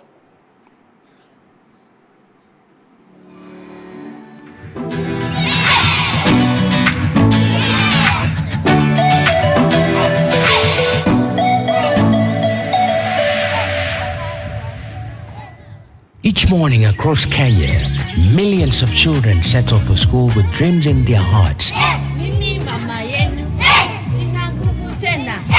But often, empty stomachs. For many, the promise of a meal at school is not just nourishment, it's the very reason they come to learn. Number 3, number 4. Tulikunywa uji, tukacheza ball. Feeding program has done a lot. You see, learners, they don't miss school because they know that there is something that they will get from it. Yani wazazi wana ile feeling ya satisfaction wakijua mtoto wangu yuko shule na anakula. Kenya's school feeding journey began nearly 5 decades ago. In 1978, the country launched one of its most iconic nutrition initiatives, Maziwa ya Nyayo, a school milk program introduced under President Daniel Arap Moi. Its goal was simple yet profound: to keep children in school, enhance their health, and create a more equitable learning environment. Though impactful, the program was not built to last and hence not sustainable, and eventually it faded. The 1980s and 90s brought new life to school feeding through various global partnerships. These efforts targeted Kenya's most food-insecure regions, offering life-saving support while improving enrollment and learning outcomes. But they were externally driven, reliant on donor priorities, uncertain funding, and fragile logistics. With hunger, cannot be interested or cannot have the concentration in school.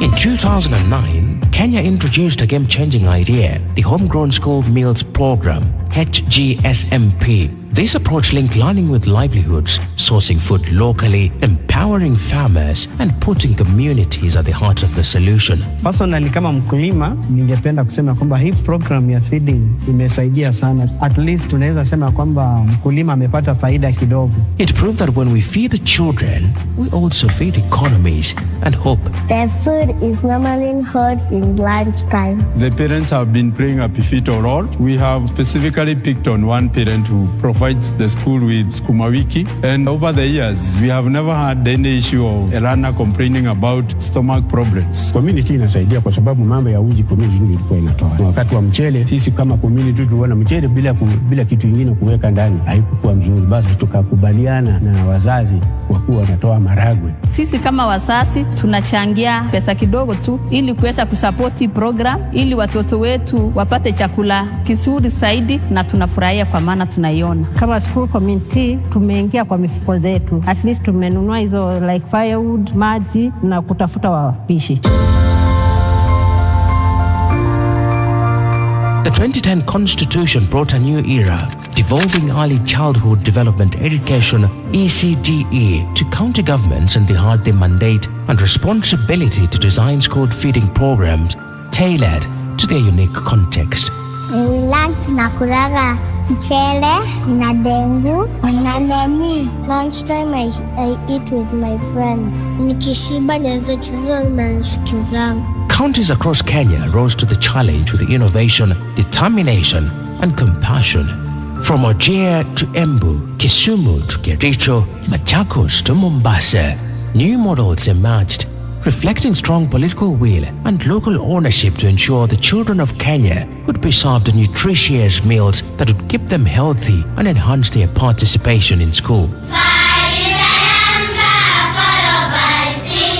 As you can see, we have got the growing beds and we also have the growing pipes. And the kind of vegetables that we do grow here are growing very fast. And therefore, we do harvest each and every week. That is necessary to supply adequate amount of vegetables to the school feeding program. Yet, despite the momentum, progress has been uneven.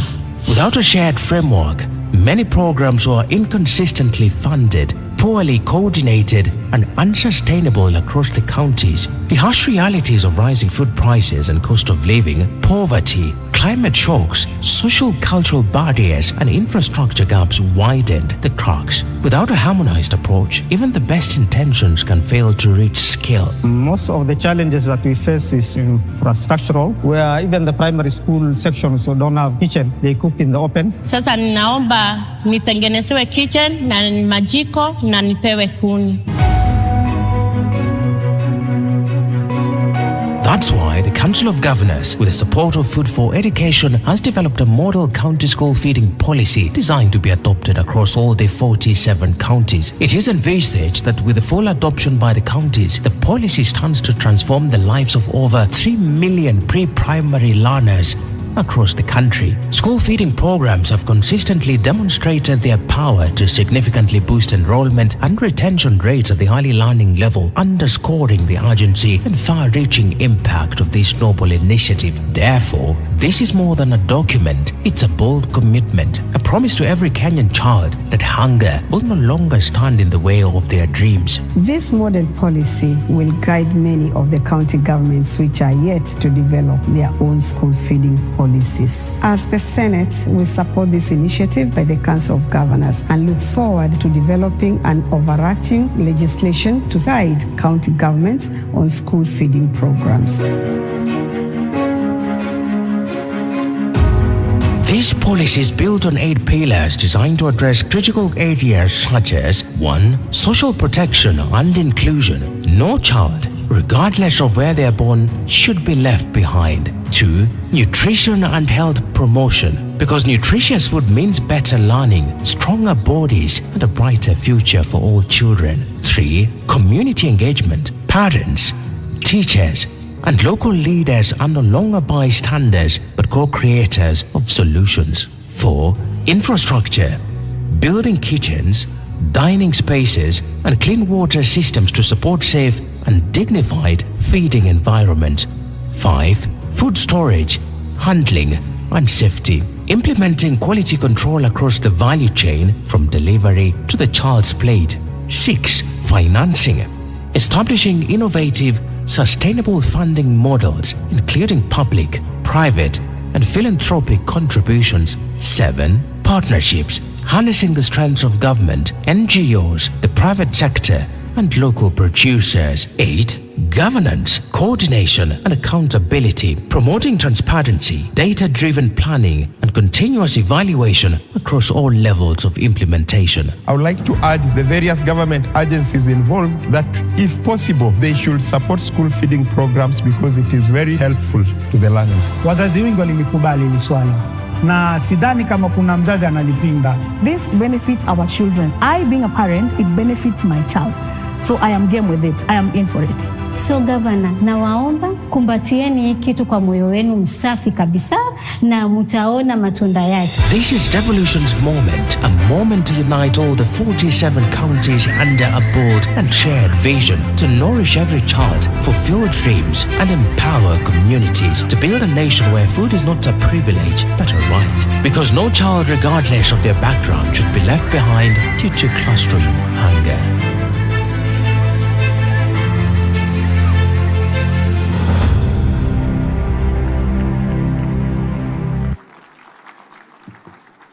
Please, a warm round of applause for that.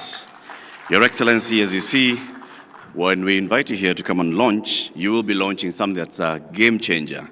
And not just a game changer in terms of policy, but a game changer for lives. Because children will now be having a way and a means and a motivation to attend school and to remain in school. Allow me now, Your Excellency, to call up on stage the chair of the steering committee of Devolution Conference, who is also the vice chair of the Council of Governors, and also the governor for Nyeri County, His Excellency Dr. Mutahi Kahiga, to come and present the joint communique of this year's Devolution Conference. A round of applause, please, for His Excellency Dr. Kahiga as he comes up on stage. And let's take a keen eye and a keen listen to what the communique says, because 2 years from today, we shall all be holding them accountable for whether the realization of these actions. Thank you. Thank you, Eric. The Deputy President of the Republic of Kenya, the Chair of the Council of Governors, colleague governors, CS Bandi, all honorable members, ladies and gentlemen, I have with me the joint communique that is meant to be read at the end of this devolution conference. We have 24 resolutions that are broken down into 3 thematic areas, like you remember, the ones that we had: good governance, on human rights and social justice, on financing equity and inclusion. I will not be able to read them now because we are constrained of time, but we are going to post them in our website. Thank you very much.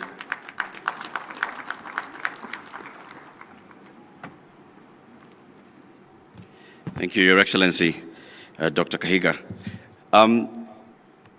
Let's now hear remarks from the host county, and we'll have the Speaker of the Homa-Bay County Assembly, Honorable Polycarp Ouma Okombo, coming up on stage to give remarks on behalf of the County Assembly, and of course, talking about what the Homa-Bay County has done in hosting us. And we all acknowledge that they have really done a splendid job. So let's give them a warm round of applause as the Speaker comes to deliver his remarks.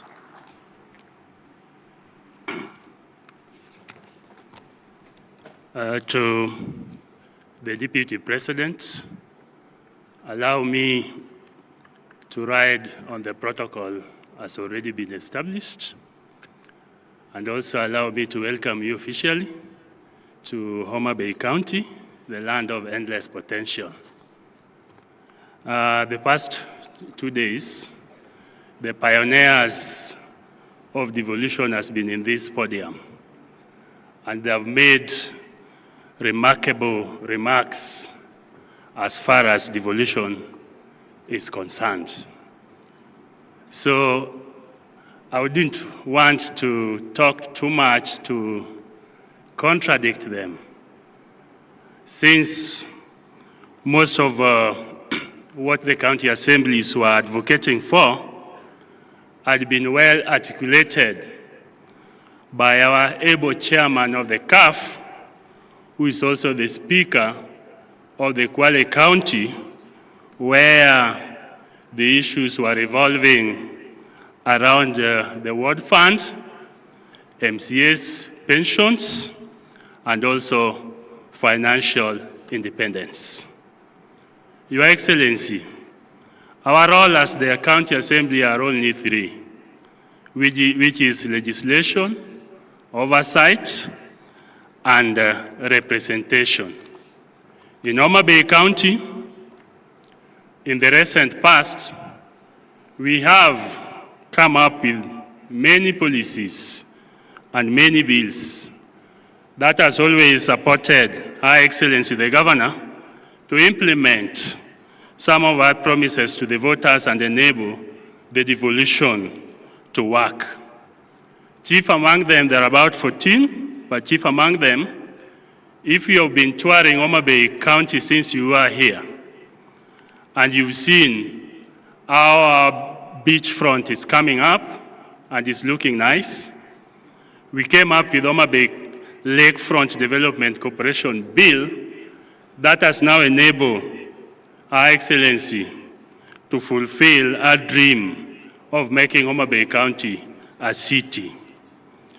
Also, because here most of the panelists were also talking about how can we include the SMEs when it comes to the devolution. We also come up with the Homa-Bay Entrepreneurial Access Development and Affirmative Action Bill that will enable our SMEs to get what we call the initial outlay, which is the much needed capital for their businesses to thrive.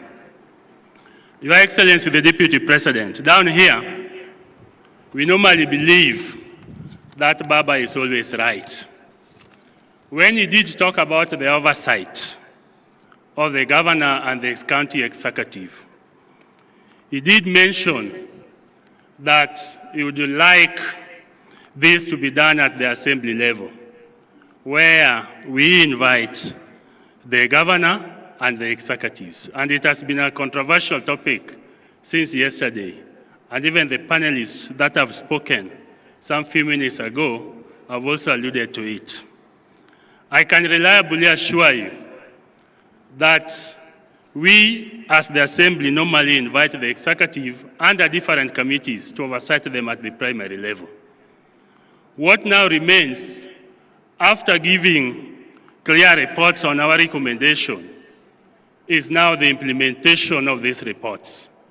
And I believe that is now where the Senate needs to plug in to ensure that the reports are actually implemented to the latter. I have watched quite often when our own Senator Moses Kajwang invites different governors at the Senate level to answer some pertinent issues that affect the counties. And normally what I wonder, where I sit, is that at the time that the audit is being done by the Auditor General, they find out some gaps where most of it is non-production of the documents. But when they reach at the Senate level, now you see the documents are being produced. Then you wonder why now the executive gets these documents. It means there's a gap somewhere. It means there's somebody that is letting down the executive, the people who are responsible to be giving these documents. Your Excellency, let me also take this humble opportunity to also thank the President for signing into law the bill that has given the county assemblies an autonomy. I want to reiterate his sentiments by saying that this financial independence should be used prudently to serve the people through a clear, transparent, and in an accountable manner while doing our oversight role. Besides, financial independence does not mean that we now fight the executive. We can perform that responsibility in a professional, effective manner and point out the areas that require improvement, since there's always room for improvement in order to take corrective action. Your Excellency, ladies and gentlemen, for bottom-up economic model to be fully incorporated in our economy, there is also need to ensure that World Fund is also included in the new law creating NGCDF as requested by our chairman of CAF. MCAs are the gate to the people at the bottom of the economic pyramid. They interact with them on a daily basis and understand their unique needs that should be addressed. When we give an opportunity to manage some funds at that level, I think more meaningful development will be realized. As you retreat back to your respective counties, remember that the former US President Barack Obama, who is also our son, said, "We must leave this world a better place than we inherited it from our grandchildren. Let us strive to make devolution work by engaging in programs that will help better our society. Thank you very much. Thank you very much, Honorable Speaker. Allow me now, Your Excellency, to call up on stage the Whip of the Council of Governors, His Excellency Governor Stephen Sang, to come and run the rest of the program, which will lead to you delivering the closing remarks. Asante.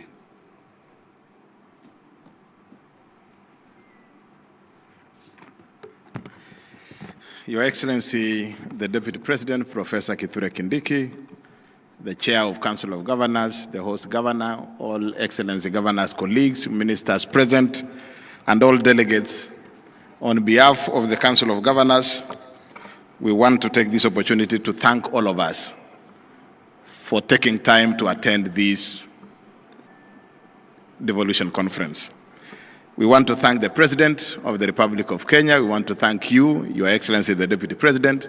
We also want to thank the Right Honorable Prime Minister Raila Amolo Odinga, all Cabinet Secretaries, all PSS, all delegates that were able to come to this session and attend this conference, all our colleague governors, deputy governors, MCAs, and the members of the public who attended this conference. You made a difference in attending this conference. Again, we want to thank Gladys Wanga, the host governor specifically, for pulling through this event. Your Excellency, the Deputy President, when we sat down and we agreed on Homa-Bay, we knew Wanga was going to do well because we have always known her in what she does within the Council of Governors. We didn't expect that she would pull such a big and monumental event here in Homa-Bay, and this is a good lesson for us. Maybe the next time we need to consider going maybe to the north and any other county, because indeed commitment can deliver such a big event. So Gladys Wanga and your local leadership here, led by the Senator, your members of Parliament, your MCAs, and the entire team of the leadership from Homa-Bay County, we are very grateful. I also want to take this opportunity to thank our sponsors and our partners, particularly 3 of our platinum sponsors, that is Kenya Commercial Bank, Safaricom PLC, and Jospong Group of Companies. We want to thank those are our 3 platinum sponsors and partners. We also want to thank FLOCA, FAO, EU, CPF, Cooperative Bank, GIZ, Lab Fund, World Bank, UKAID, Danish Embassy, AGRA, KBL, Equity, ILO, Isuzu, Kenya Airways, KEPRO, and CBM. And all our partners, we want to thank you in a very special way for making this event a success. We also want to thank our host here, the Homa-Bay National School, for giving us the grounds. We also want to thank Homa-Bay Primary School. We also want to thank Lala Primary, KMTC Homa-Bay, Got Rabor Masawa, for providing us with ample space that we used in this event. We also want to thank our vendors and suppliers, our exhibitors, for making this event a success. Again, we want to thank all the counties for contributing to the Devolution Conference, all our participants, everybody that we gave the opportunity. Those who are running the 48 side events, we want to thank you in a very special way. Last but not least is to thank the steering committee, led by our Vice Chair, Mwalimu Kahiga. You have demonstrated a lot of commitment in running this. You have been to Homa-Bay almost 3 or 4 times, chairing several meetings here. We want to thank you and the steering committee in a very special way for the work that you have done in pulling this through. And also our planning committee, chaired by our CEO, Mary Mwiti, together with the dedicated staff within the COG. The COG Secretariat, we know for the last 2 or so months you have not slept, working around the clock to pull this through. We want to thank you in a very special way. And of course, the overall leadership of COG, led by our chairman. Asante sana FCPA for the work that you have done, and everybody. The speech was long, and I am not going to go through the entire speech word by word. The message is this: we are very grateful. Whoever played a role, those of us who have contributed in a very special way, we want to say thank you. I now want to take this opportunity to invite our host governor, Governor Gladys Wanga, who has pulled through this huge event. Tumpigie makofi Gladys Wanga, and she will run the program to the end. Karibu sana, Governor. Asante sana. Your Excellency, the Deputy President of the Republic of Kenya, I think Governor Sang is thanking me profusely, maybe for the conference, but also because last night I brought for him some Ogangla singers, and he unleashed some very good talent in dancing. So he unleashed some very good dancing talent, and I hope you did enjoy yourself. So, Your Excellency, the Deputy President of the Republic of Kenya, our Council of Governors Chairman, His Excellency FCPA Ahmed Abdullahi, and the Vice Chairman, His Excellency Mutahi Kahiga, colleague governors present, deputy governors led by my own Deputy Governor, His Excellency Oyugi Magwanga, please just wave for recognition. Asante sana for the support that you've given us to go through with this. Honorable Senators and members of the National Assembly, led by our own local team, Homa-Bay here. Please, our local MPs, please just rise. And when I say local, I mean the entire region. Please, I just want to recognize you so that you can be seen. You've been here throughout. Honorable George Peter Pondokaluma, Area MP for Homa-Bay Town Constituency. Honorable Dr. Joyce Osogo Bensuda, MP for Homa-Bay County. Honorable Senator Moses Otieno Kajwang, our Senator for Homa-Bay and Chairman of the Public Accounts Committee in the Senate. Honorable Senator Eddie Okech, Senator for Migori County and Chairman of the Transport Committee. Honorable Dr. James Wambura Nyikal, Member of Parliament for Seme and Chairman of the Health Committee in the National Assembly. Asante sana. Honorable Senator Catherine Muma, nominated Senator from Kisumu County. Asante sana. Our County Executive Committee members, please just rise. The CCs from Homa-Bay, just rise and wave. Asanteni sana. You've done a good job. You have put in a lot of work to make this happen. Members of constitutional commissions and independent officers, development partners, private sector, academia, media, and civil society, our esteemed partners and exhibitors, distinguished guests, ladies and gentlemen. Your Excellency, when we opened the DevCon 2025 3 days ago, we set out to show that devolution is not just a constitutional chapter, it is the living engine for equity, inclusion, and social justice. And you, our delegates, have shown it in action. We began on the first day with a good governance, where we reminded ourselves that transparency, accountability, and citizen participation are the backbone for devolved success. Sharing innovations from open data portals, automation, digitization, to drone-delivered medicines. We then moved to the second day on human rights and social justice, where we agreed that no Kenyan should be left behind, whether they are a woman in a rural market, a young innovator in an urban hub, a person living with disability, or a refugee seeking dignity. Today, the third day, Your Excellency, is on financing equity and inclusion, where we tackled the tough question of how to fund our ambitious and fairly and sustainably exploring innovative financing approaches, including private sector partnership, MSME financing, equitable health budgets, poor procurement, and climate resilience funding. Let me take this opportunity to welcome you, Your Excellency Deputy President, to Homa-Bay and DevCon 2025. It is befitting that you are the chief guest for the closing session, given your role as the chair of IBEC. You have reformed IBEC to an effective engagement forum for both national and county governments. From where we were somewhere where we were just a talk shop, moving around, you have reformed IBEC to an effective engagement platform where things get done. We urge you, Your Excellency, to continue strengthening IBEC until we fully operationalize the concept of funds following functions. DevCon was not just about plenaries and panels. It was about people, connections, and shared experiences. Before the conference began, Your Excellency, we hosted a vibrant pre-devolution conference experience that turned Homa-Bay into a playground of culture, innovation, and adventure.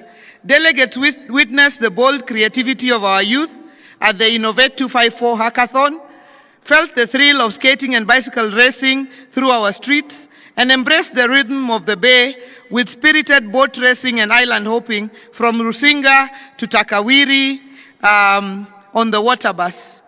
We brought back the spirit of community with traditional games like Ajua, the energy of tug of war, and the endurance of the Rowan Marathon. Your Excellency, we took Governor Kahiga to the Ruma National Park, and you remember when you were in your office, he was asking whether he was really going to sleep in a tent.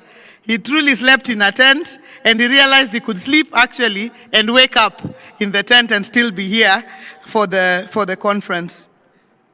We hope that you will tell a different story of Homa-Bay now that you have come and experienced the Bay with all its beauty. Let me take this opportunity on behalf of the people of Homa-Bay to extend a heartfelt gratitude to all those who made this conference impactful. Even if COG, as the whip has done, has appreciated everybody, I feel heavily in my heart that because of the gratitude we feel on behalf of Homa-Bay, to just say thank you once more. We thank His Excellency the President, Dr. William Samoei Ruto, for opening the conference and reaffirming the national government's commitment to devolution. We heard him loud and clear on the challenges he raised. For Homa-Bay, we further thank the President for opening the Homa-Bay County headquarters, the Ugatuzi Amphitheater, and laying the foundation stone for the Tom Mboya University Students' Village, being the first student accommodation to be launched in the entire country. We thank also the Right Honorable Raila Amolo Odinga for inspiring us with his unwavering belief in a Kenya that works for all. As the father of devolution, he spoke eloquently on the question of enhanced funding for counties. Funds should follow functions, and where the funds are held by the national government agencies, they should be released to counties. Your Excellency, Deputy President, we also thank you for honoring us today and helping us close this conference with wisdom and focus on devolution. To the Council of Governors and all the governors present for steering the devolution cause with a unity of purpose. I once again thank my colleague governors led by our chairman, His Excellency FCPA, Ahmed Abdullahi, and Vice Chairman, Dr. Mutahi Kahiga, for choosing Homa-Bay to host DevCon 2025. We were the least expected of places to be able to bid and host this conference. But I am glad that you believed in us, and I'm also glad that we didn't disappoint you. The Prime Cabinet Secretary, His Excellency Musalia Mudavadi, who was our guest yesterday and shared important lessons on devolution, including the issue of stalled projects. The Cabinet Secretaries who attended DevCon 2025 and shared important perspectives on devolution for their dockets. The Cabinet Secretary, Honorable Adan Duale, our CS for National Treasury, who is also a son of the soil. Our CS, we are proud of you. We say money sleeps here in Homa-Bay. People think literally if they come, they can see the money. But we thank you for working together with His Excellency the President and Deputy President to turn around our economy, and we are very, very proud of you as a son of this very soil. We also thank the CS for Tourism, Honorable Rebecca Miano, the CS for Energy, Honorable Pio Wandai. We thank the principal secretaries who have also taken their time to be with us here today and even the previous days. And the ones who are here today, please just rise. We'd just like to recognize you as well, the principal secretary for Medical Services, the Principal Secretary for Children's Affairs, Karen Agengo, the Principal Secretary for Devolution, I can't see too well, but our other Principal Secretaries, Asanteni Sana. Thank you very, very much. The Senate, for protecting and defending devolution, and for the senators who attended our conference led by our very own senator and the Speaker of the Senate, Speaker Amason Jaffa Kingi. The National Assembly, for ensuring our legislative frameworks respond to the realities of our people, and for the MPs who attended DevCon 2025, led by the strong Homa-Bay team. the County Assemblies Forum, the county speakers, and all MCAs. MCAs from Homa-Bay, if you're here, just rise and wave as well. Asanteni sana. Our development partners for investing your time, your expertise, and resources in this particular conference. Our pre-DevCon partners, including the Kenya Shipyard Limited, NUPEA, the NSDCC, KWS, KTB, SHOFCO led by Dr. Dede, our UN Mandela Award winner, and all other partners. Our delegates who traveled from far and wide, some crossing oceans, your presence has enriched these deliberations. Our service providers, the DevCon Steering Committee and the Technical Committee led by our CEO, Madam Mary Mwiti. Because I was here with you guys throughout, I know the work that you've done. I don't know if the Secretariat are here. Please just rise and wave. You guys have done a great job. Your Excellency, DP, when you see a conference like this, sometimes you think there are huge people, event organizers who are doing the work. The work is done by some young men and women here, led by Madam Mary Mwiti, and they do an excellent job. I leave you with a thought that promises are like babies, easy to make, but hard to deliver. Let us ensure that the promises of DevCon 2025 are not confined to the communiques, but are translated into tangible change for our people. Real human interest stories like the ones our Fundimangula graduates share, stories of transformation and livelihood change. Devolution must be about transforming lives. Devolution must be about delivering on county functions. Devolution must be living the promise of the Constitution 2010. Devolution is the currency for powering our economic growth. Your Excellency, I thank everybody, and where we may have offended you or not met your expectations, please do forgive us. But otherwise, we hope that we have granted you a wonderful stay in Homa-Bay. Please make time to come back again and visit this bay of endless potential. Asanteni sana. Another round of applause for Governor Wanga. Asante sana. In an attempt to shorten that, our vote of thanks, we forgot the key three organizers of this forum is the Senate, the Council of Governors, and the Office of the Deputy President. We want to thank you, Your Excellency, and your office, the State Department of Devolution for the support and the work that has gone into this organization. We also want to thank the Senate, the Right Honorable Speaker of the Senate, Bwana Kingi, and our colleague senators who are present here, Kajwang and your team. We really want to thank the Senate for the support and the entire Secretariat of the Senate that has supported us in this engagement. I now want to invite Waziri John Mbadi, the Cabinet Secretary for National Treasury, to come and make his remarks. Waziri, it is too early for us to make a judgment as to what you are doing, but whatever it is that you are doing, keep doing. It's working. Karibu sana.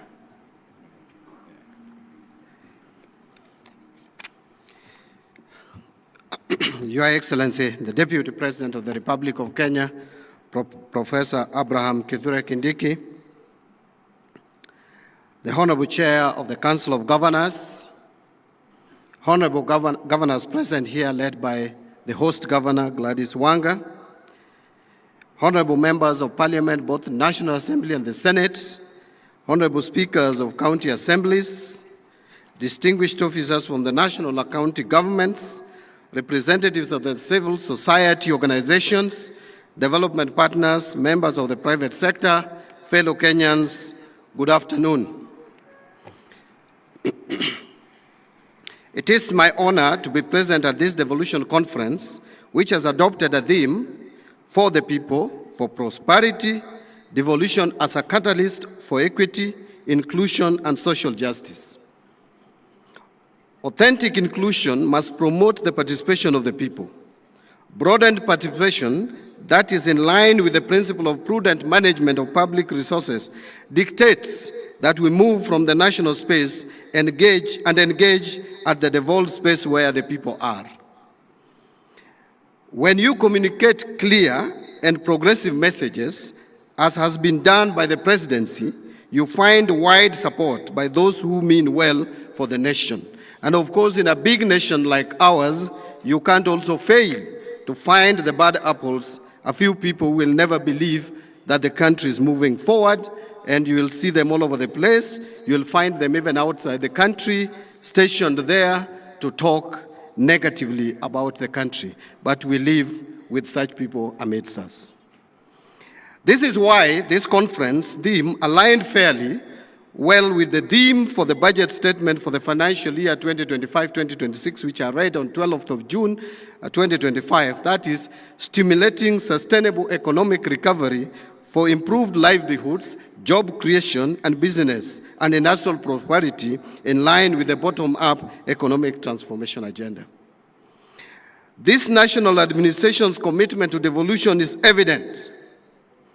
The equitable share transfers have financed roads, health facilities, water projects, and other critical infrastructure across our 47 counties. Your Excellency, I would pause there a bit and just mention that I believe for the first time in so many years since devolution began, that we were able to agree on shareable revenue and have the division of revenue bill assented to before 30th of June of the financial year leading to the next financial year. This came about because of cooperation and understanding between the national government, the two arms of the legislature, and the Council of Governors, where, Your Excellency, you will remember that when the Parliament asked that we allow for not less than 415 billion to be allocated or put to the shareable revenue, I actually called you, Your Excellency, and informed you about the same, and later called His Excellency the President, and we mutually agreed. And when I communicated to Parliament, we were able to crack it and agree in a record time. That is what we call supporting devolution. I know the funds are not yet enough, but we are progressively moving to where we will be allocating enough resources to support service provision to our counties. Something also worth noting, Your Excellency, is that again, for the first time in a long period of time, we were able to transfer all the resources in terms of shareable revenue to the 47 counties before the end of financial year, including the arrears from the previous financial year. And I want to report here, Your Excellency, and I know the President must have spoken to this, that last Monday, we managed to transfer the July allocation to our counties. And I want to give a commitment that we will continue to prioritize funding to counties. We'll be releasing money in good time for our counties to be able to move and provide services to our people. However, Your Excellency, the promise of devolution can only be fully realized if both the national and county governments work in close partnership, grounded in mutual accountability and prudent financial management. The example that we see in this county is a clear example of both national and county governments partnering together to deliver services to the people. Your Excellency, when you move around in this county, and more particularly in Homa-Bay town, you will see massive improvement in this town. This is something that was not there 3 years ago. Your Excellency, it is as a result of partnership and cooperation between the two levels of government. And I believe that our county government, led by Governor Gladys Wanga, will still continue to partner with us at the national government level to be able to give services to our people. And that should be replicated across the country. Your Excellency, ladies and gentlemen, the rich discussions at this conference will align to and find support in the National Treasury at implementation. I want to guarantee that. You will recall, for example, that as a commitment towards attainment of universal health coverage, the national government allocated well over 204 billion shillings towards the sector in the financial year 2025-2026.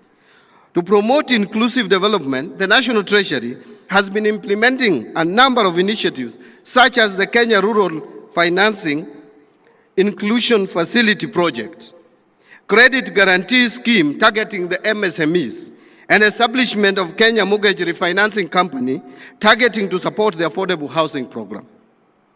I am happy to report that these initiatives are beginning to bring positive results, which have already been outlined in the course of the conference.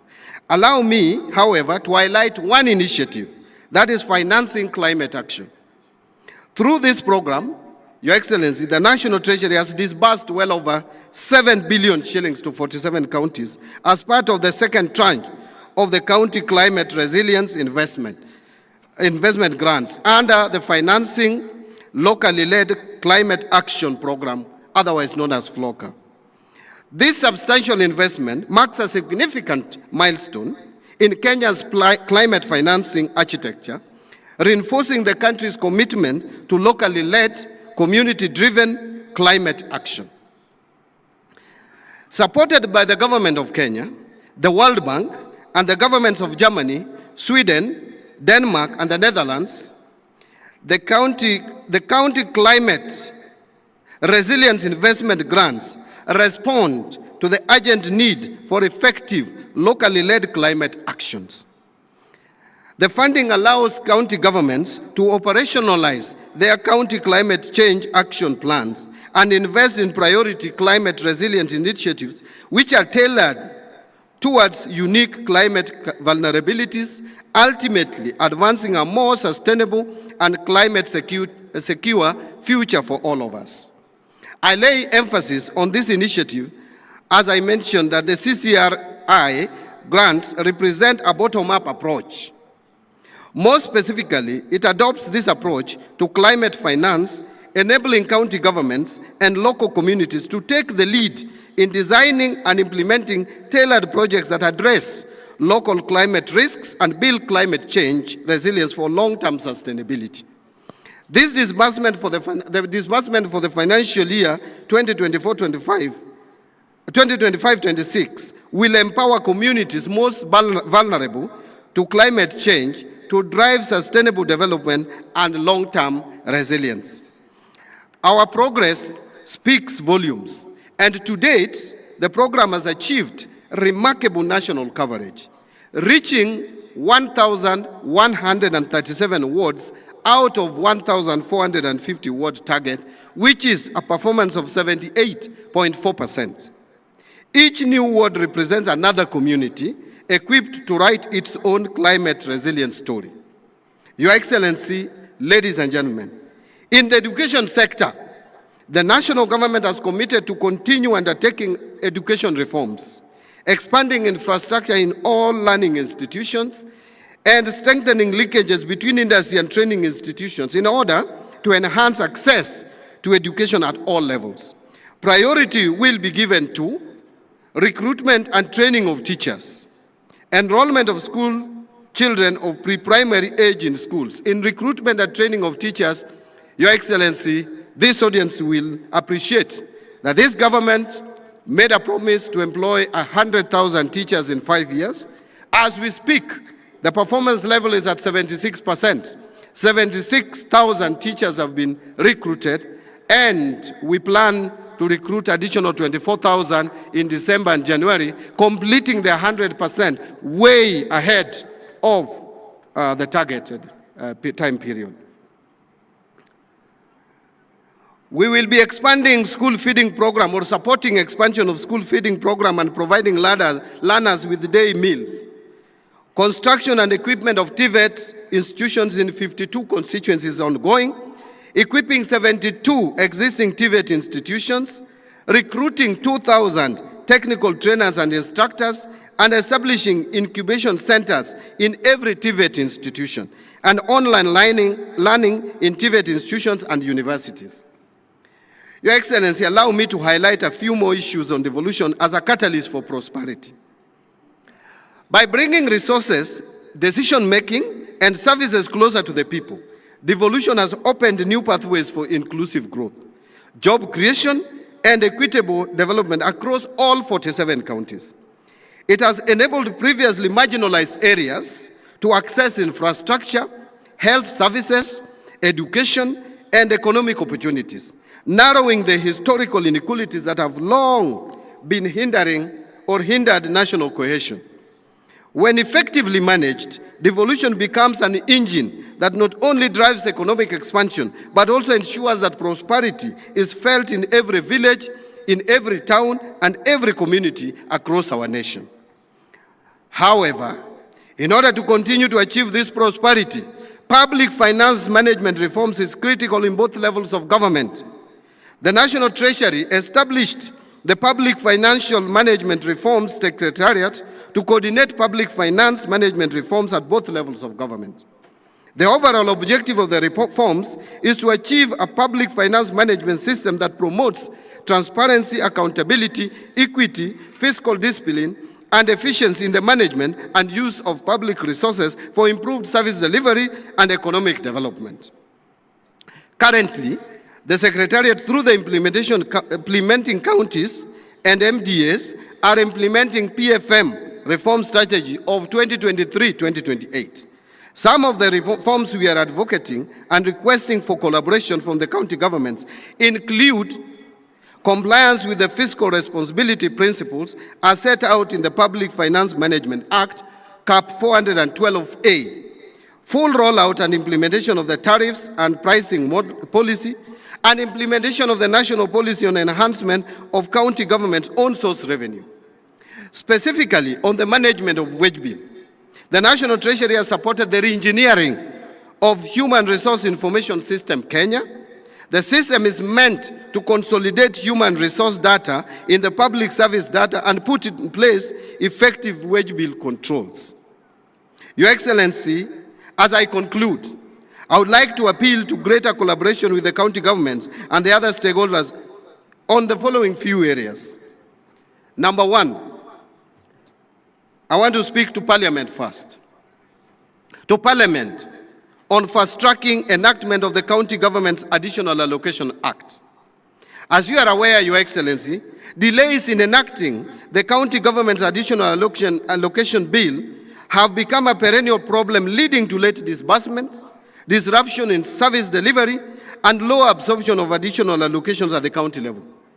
It has also led to fiscal inefficiencies, resulting in additional costs to the country in the form of commitment fees and interest charged on foreign borrowing.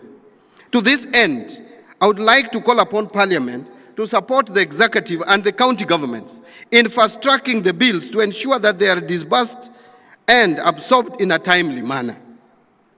Number two, to county governments on transition to the Treasury single account. To enhance cash management, the migration of ministries, departments, and agencies to the Treasury single account is progressing well. As the National Treasury onboards the county governments in 2026, I would appeal for your support on the same. This will help in prudent cash management at both levels of government. Number three, still to county governments, on transition to e-procurement or e-government procurement. There is need to foster and bolster accountability and transparency in the management of public finances, which remains as a key agenda in our nation. To this end, we are in the process of fully automating public procurement and asset disposal processes. In the spirit of prudence, we urge all counties to embrace and comply with these reforms. Transparency and accountability must be our shared currency, because every shilling we manage is held in trust for the people of Kenya. Number four, again to county governments, and that will be the last comment I'm making. To county governments on unremitted pension liabilities. Analysis of data on unremitted pension contributions are submitted by the Local Authorities Trust Fund, Local Authorities Provident Fund, National Social Security Fund, Public Service Superannuation Fund, County Pension Fund, indicates that a substantial amount of pension debt is due from the county governments. Pension debt by the county government has accumulated over the years from 23.3 billion relating to the defunct local authorities, that is pre-devolution, inclusive of accrual deficits, to now over 103.2 billion as at 31st of October 2024, post-devolution. And to be honest here, this is criminal. If you are supposed to pay salary to a staff, and part of that salary is supposed to go to his or her pension, there is no rationale in paying half of the salary and leaving the rest of the salary with you or with the county government to implement other things or to pay other things. It is not fair, it is unjust, because this money belongs to people who will one time retire. And when people retire, they want to go home with something. You are killing the future of individuals, some people in the country. So please, whatever it takes, we must now start the culture of remitting all deductions to where they should be remitted. So I'm calling upon the county government and the relevant institutions concerned, and this is not just in the county level, even at the national level we have some of these challenges. We are calling upon the county governments and the relevant institutions concerned to verify and clear the debts to safeguard the social securities of our pensioners. Finally, very finally, let us all diligently play our roles of strengthening service delivery, upholding accountability, and ensuring that no Kenyan is left behind. I want to give a commitment, in so long as I'm still the Cabinet Secretary in charge of National Treasury, that we at the National Treasury will play our parts. The executive, the national government will play our parts in supporting devolution for better service delivery to our people. I thank you and God bless you. A better applause for Waziri Mbadi. Thank you very much. It's now my humble pleasure to invite the chairman of the Council of Governors, FCPA, Ahmed Abdullahi, to come and make his remarks, and in turn invite our chief guest who will close the conference for us. Tumpigie makofi bwana chairman. And Wanga, you are unfair on me on my dancing skills. I think chairman may have beaten me on that. Thank you very much, Whip. Your Excellency, our chief guest, the Honorable Professor Kindiki Kithure, Deputy President of the Republic of Kenya, Excellency Governors here present, led by my Vice Chair and the host, Governor Gladys Wanga, Deputy Governors, Cabinet Secretaries, and Principal Secretaries, recognize the presence of CS4 National Treasury, Honorable Members of the Senate and the National Assembly, judiciary representatives, leaders of Homa-Bay County and the Greater Nyanza region, ambassadors and high commissioners, principal secretaries, speakers and members of the county assemblies, all national and county government representatives, private sector and civil society representatives, development partners, international delegates, ladies and gentlemen. Your Excellency, we're glad to have you. We don't take it for granted that you found time out of your busy schedule to come and close this conference for us. As we draw the curtains on yet another historic devolution conference, I am filled with deep sense of pride and hope over the last 3 days and before that for the other pre-devolution conference activities. We have come together from across the country to reflect, exchange ideas, and recommit ourselves to the vision and promise of a prosperous and inclusive Kenya through devolved governance. I extend our deepest gratitude to His Excellency the President of the Republic of Kenya, Dr. William Samoei Ruto, and also to His Excellency the Deputy President of the Republic of Kenya, Professor Kindiki Kithure, and the former Prime Minister and my party leader, the Right Honorable Raila Odinga, and all national and county leaders who have graced us with their presence and actively participated in our discussions. Your leadership, Your Excellencies, and support continues to inspire and sustain our devolution journey. From 12th August, we had rich, honest, and insightful conversations. On Wednesday, the theme was Good Governance Day. The theme was Good Governance. We called it Good Governance Day. We interrogated how our counties can deepen public participation, civic education, transparency, rule of law, and citizen oversight. We were reminded that good governance is not a destination, but a daily practice. On Thursday, we marked the Human Rights and Social Justice Day, where we took a bold step forward in reinforcing the constitutional promise of dignity, equality, and non-discrimination. The discussions were heartfelt and deeply necessary. We unpacked political, civil, cultural, and socioeconomic rights and examined actions that counties need to take to become pillars of the realization of human rights. We acknowledge the progress made, but we also recognize the urgent need to close the gap between the policy and practices. Counties must become true champions of the human rights-based approach, placing people at the heart of every development plan. Today, this morning, we had the Financing Equity and Inclusion Day. We have been challenged to ask the hard questions: how do we sustainably fund the devolution dream, from exploring how counties can unlock access to finance medium, small, micro enterprises, to tackling matters of equitable division of revenue between the two levels of government. The conversations were solution-driven and enlightening. In addition to the plenum session, the side events played a critical role in enriching our understanding of sector-specific concerns and innovations. These sessions allowed for deep dives and peer learning. The insights gathered here must now inform our county strategies and shape future policy interventions.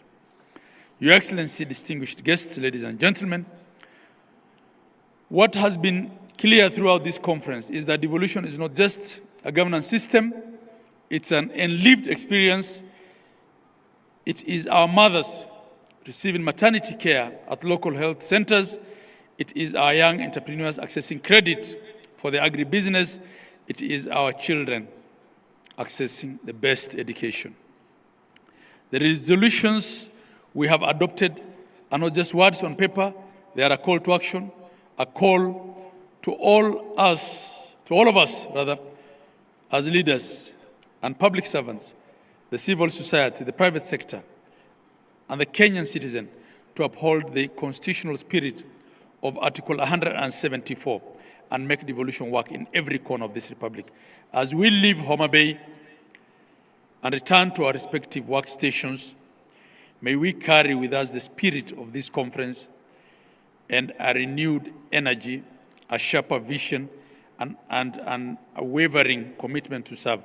Let us be bold in our leadership and consistent in our service. As I conclude, Your Excellency, I'll conclude by thanking all those who made this conference a success. The county government of Homa-Bay, under the leadership of Her Excellency Gladys Wanga. My sister, you have exceeded our expectations. We thank you. We also want to thank the steering committee under the able leadership of my Vice Chair, Dr. Mutahi Kahiga, the planning committee, which was chaired by our CEO. We want to thank all the platinum sponsors. We want to thank all the resource persons, service providers, partners, delegates, civil society organizations, the media, and above all the citizens of Kenya who were participating delegates at this conference. Your engagement and commitments to continue to breathe life into the devolution dream. Your Excellency, just on two issues that were raised by the speaker before me, our brother, the CS Badi. CS Badi, want to thank you for all the efforts you're making in reducing the time that we take to access funds. There definitely has been an improvement since you came into that role. We don't take it for granted, we appreciate it. On pensions debt, I'll have discussions with you on how to deal with the historical pensions debt. Part of it is clearly not what counties can pay out of their current equitable share. Mistakes were made, and we just have to have bailout in certain instances, if we have to make that good. It also raises questions of the oversight. Then, on the issue of the Conditional Allocations Act, yes, there are delays in passing, and it's been a problem. You know how we've been filibustered on RMLF by the National Assembly. I don't want to discuss that here. I want to end on a good note. But we also have a challenge of national government budget not appropriating even what is passed by the two houses after lengthy mediation.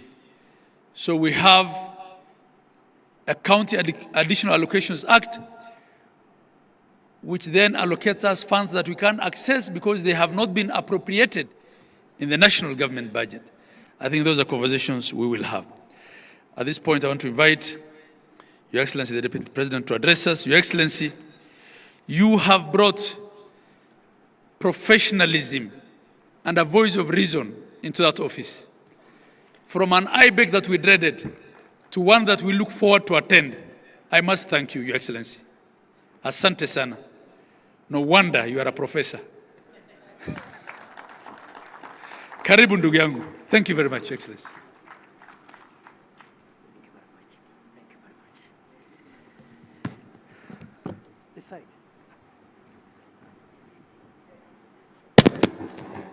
Very much, Chair. Is it on? I request that we get seated.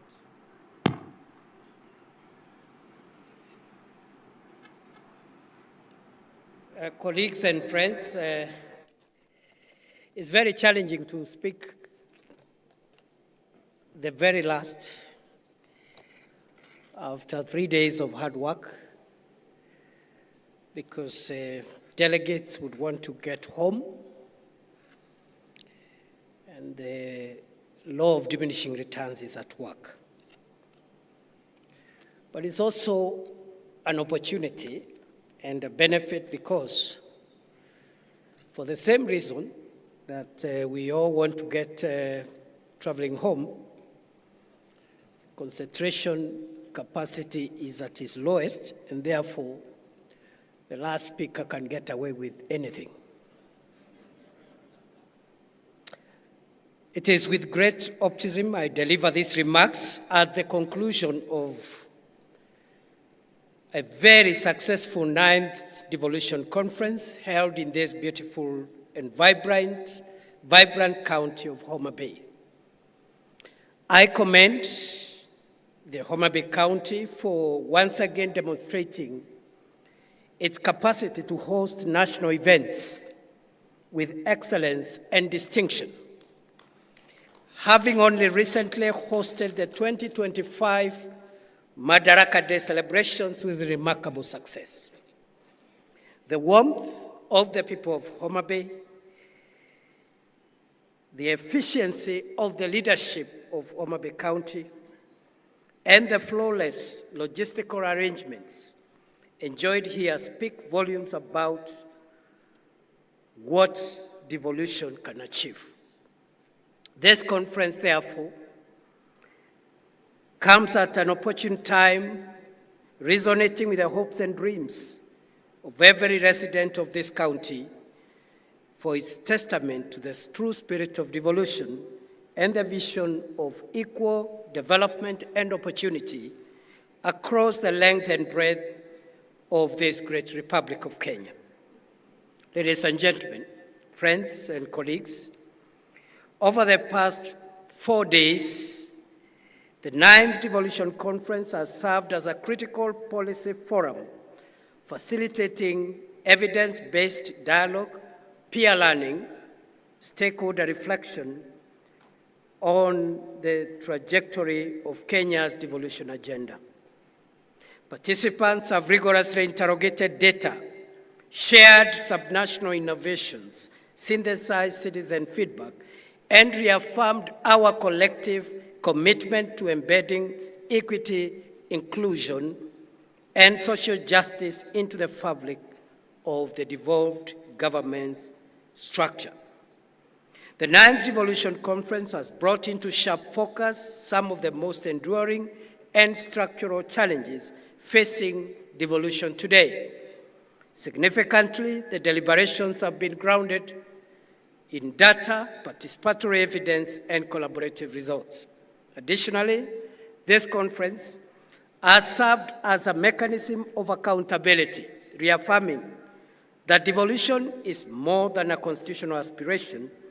It is a practical and developmental instrument for advancing spatial equity, participatory democracy, and transformative service delivery.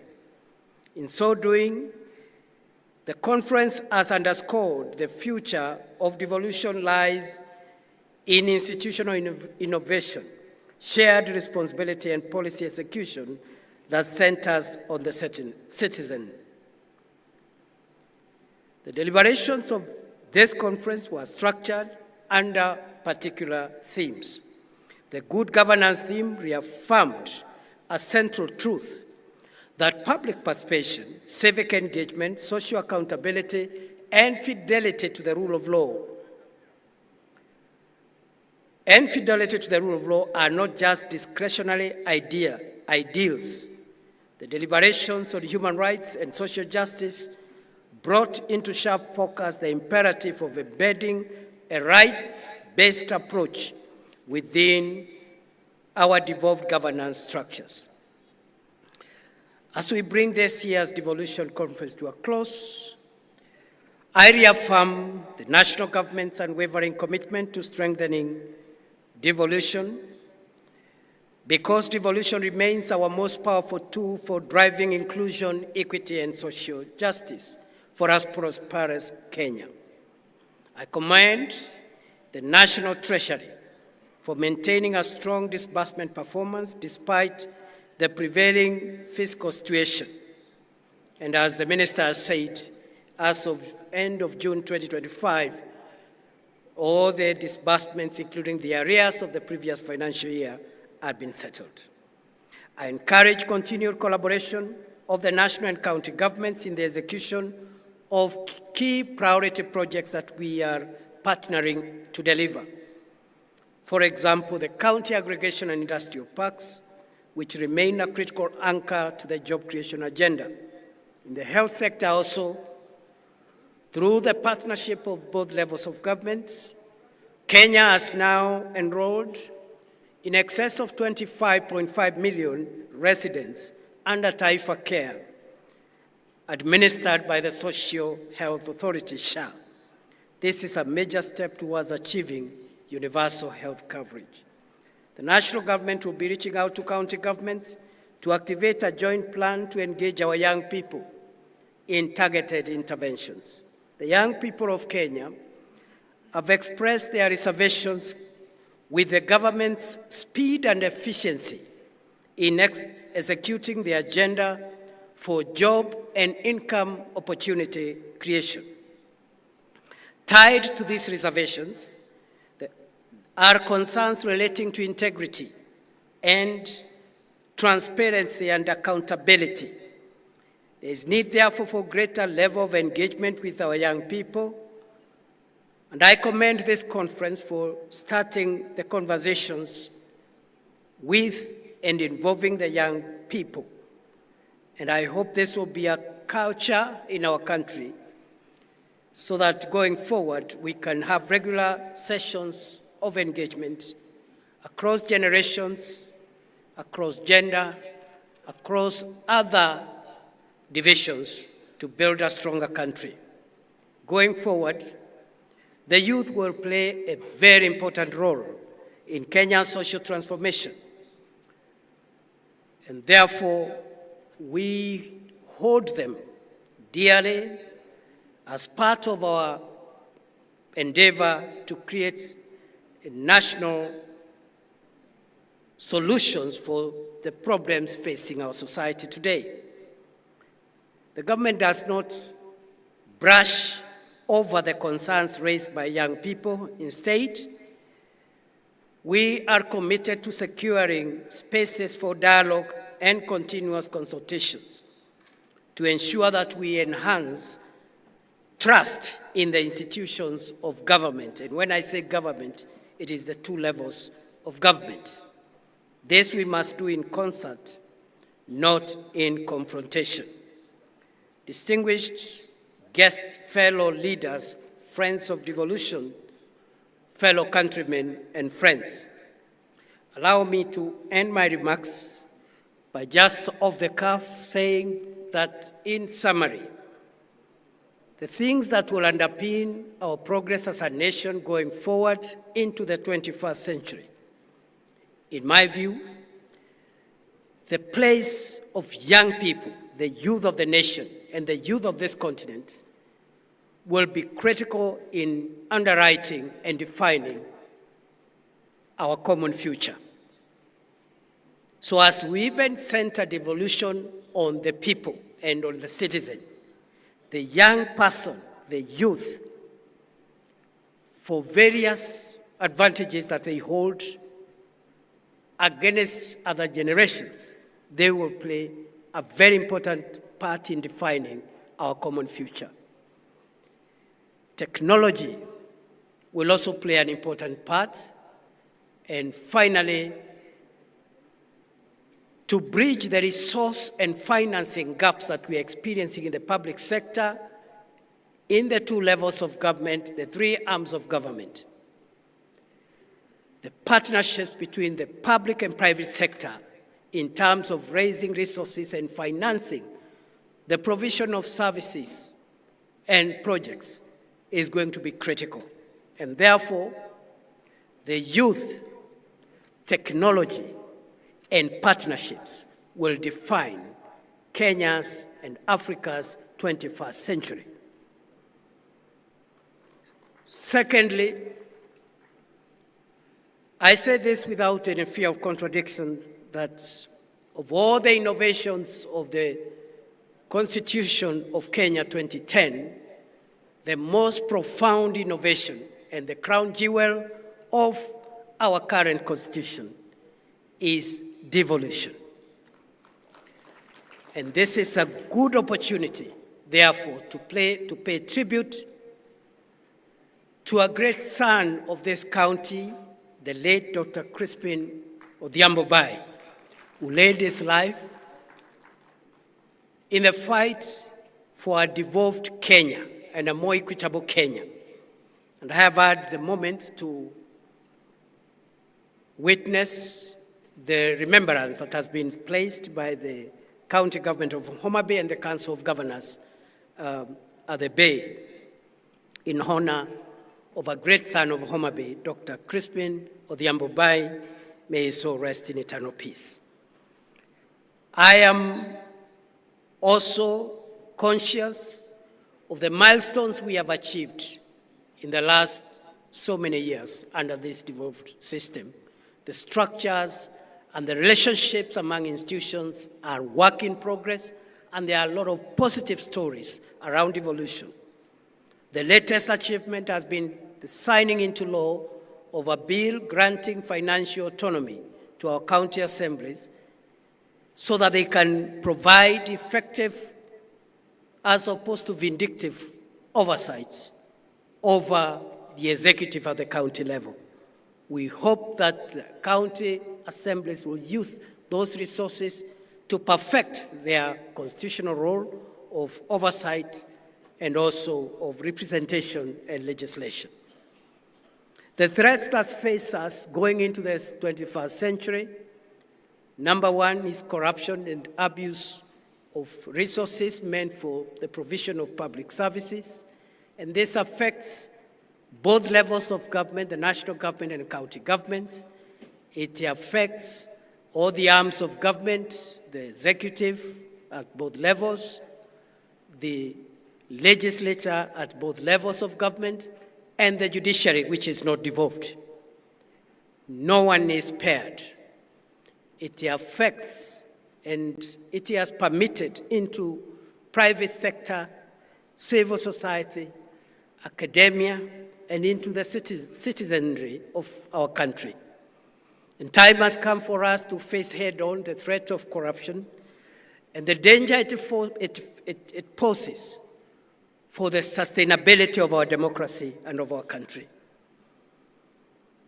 We are also facing the risk of sectarianism and subnational interests that are sometimes ethnic-oriented and in many times attempt to undermine and claw back on national unity and the cohesion of our country.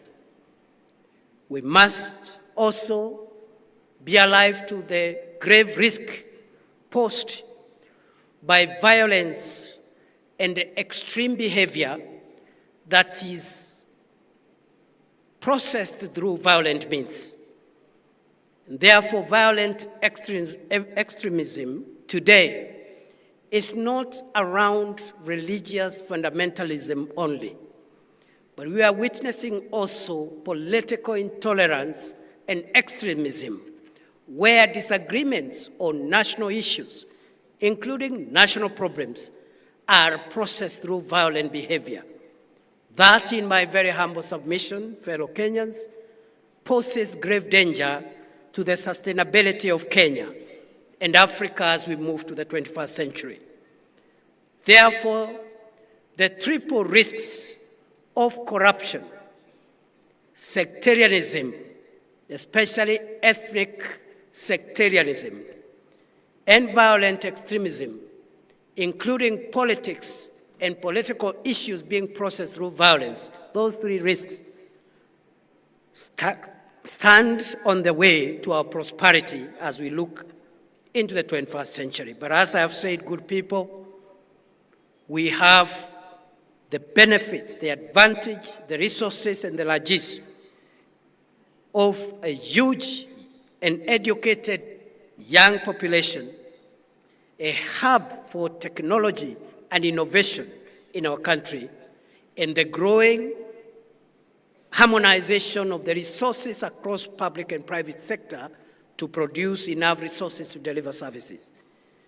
We have a good constitutional order whose crown jewel is devolution, and increasingly the relationships between all institutions in devolution is work in progress, and there's a lot of success stories for us to learn from. It is therefore a great privilege for me to stand before you, fellow Kenyans and friends, in this land of Homa-Bay County, a land that has produced very many great Kenyans, the late Tom Mboya, a great nationalist who fought for the independence of our country. We recently buried Mama Phoebe Asio, who did a great job towards the empowerment of women and the recognition of equality across gender. But we have present-day heroes. What our sister Gladys Wanga has done is to affirm and confirm that what a man can do, a woman can do better. My sister, you have dignified the leadership of women.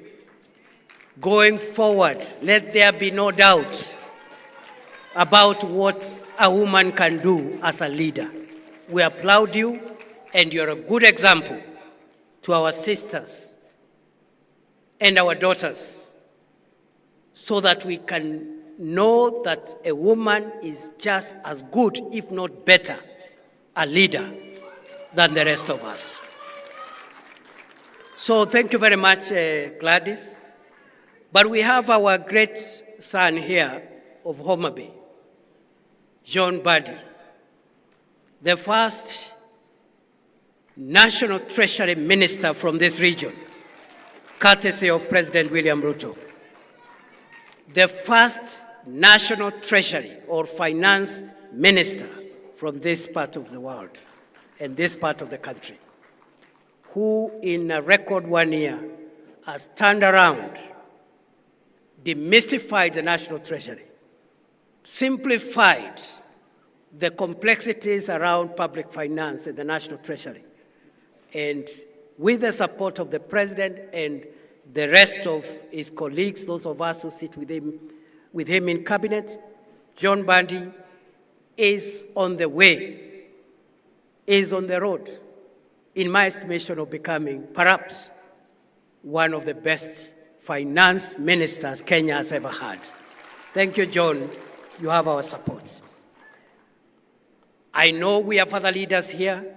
My brother, Moses Kajwang, my high school mono of many years, has also done a good job as a young person. He's now a very experienced senator, and he's come out as a very strong and principled leader, very articulate, issue-driven.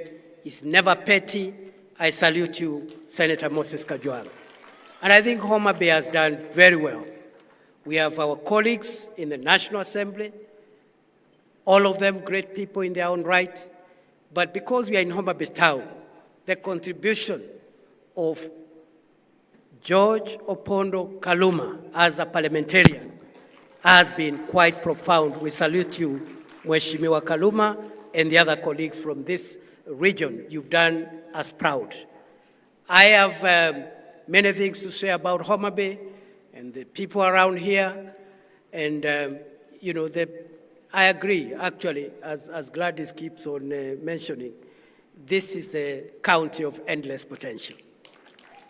I have had the privilege to work as a Cabinet Secretary for Interior, and my colleague, P.S. Raymond Omolo, who also comes from this county, did a fantastic job while we served with him, and I think until now, even under the new minister, is delivering for Kenya, a fairly young leader holding one of the most crucial dockets in the government of the Republic of Kenya, again, courtesy of President William Ruto. Good people, I don't want to stand between you and lunch and your journeys home. Let me wish you safe travels and God's blessings. I wish you well in whatever you do.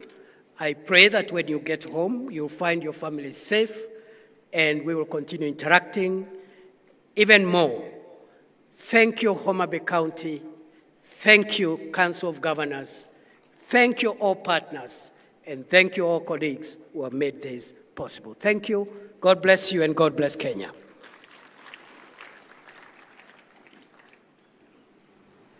Your Excellency, will kindly request you to remain up on stage as we do the launch. And I am reminded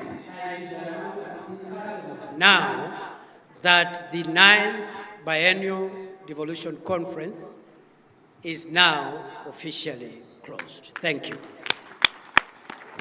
Asante sana, Your Excellency.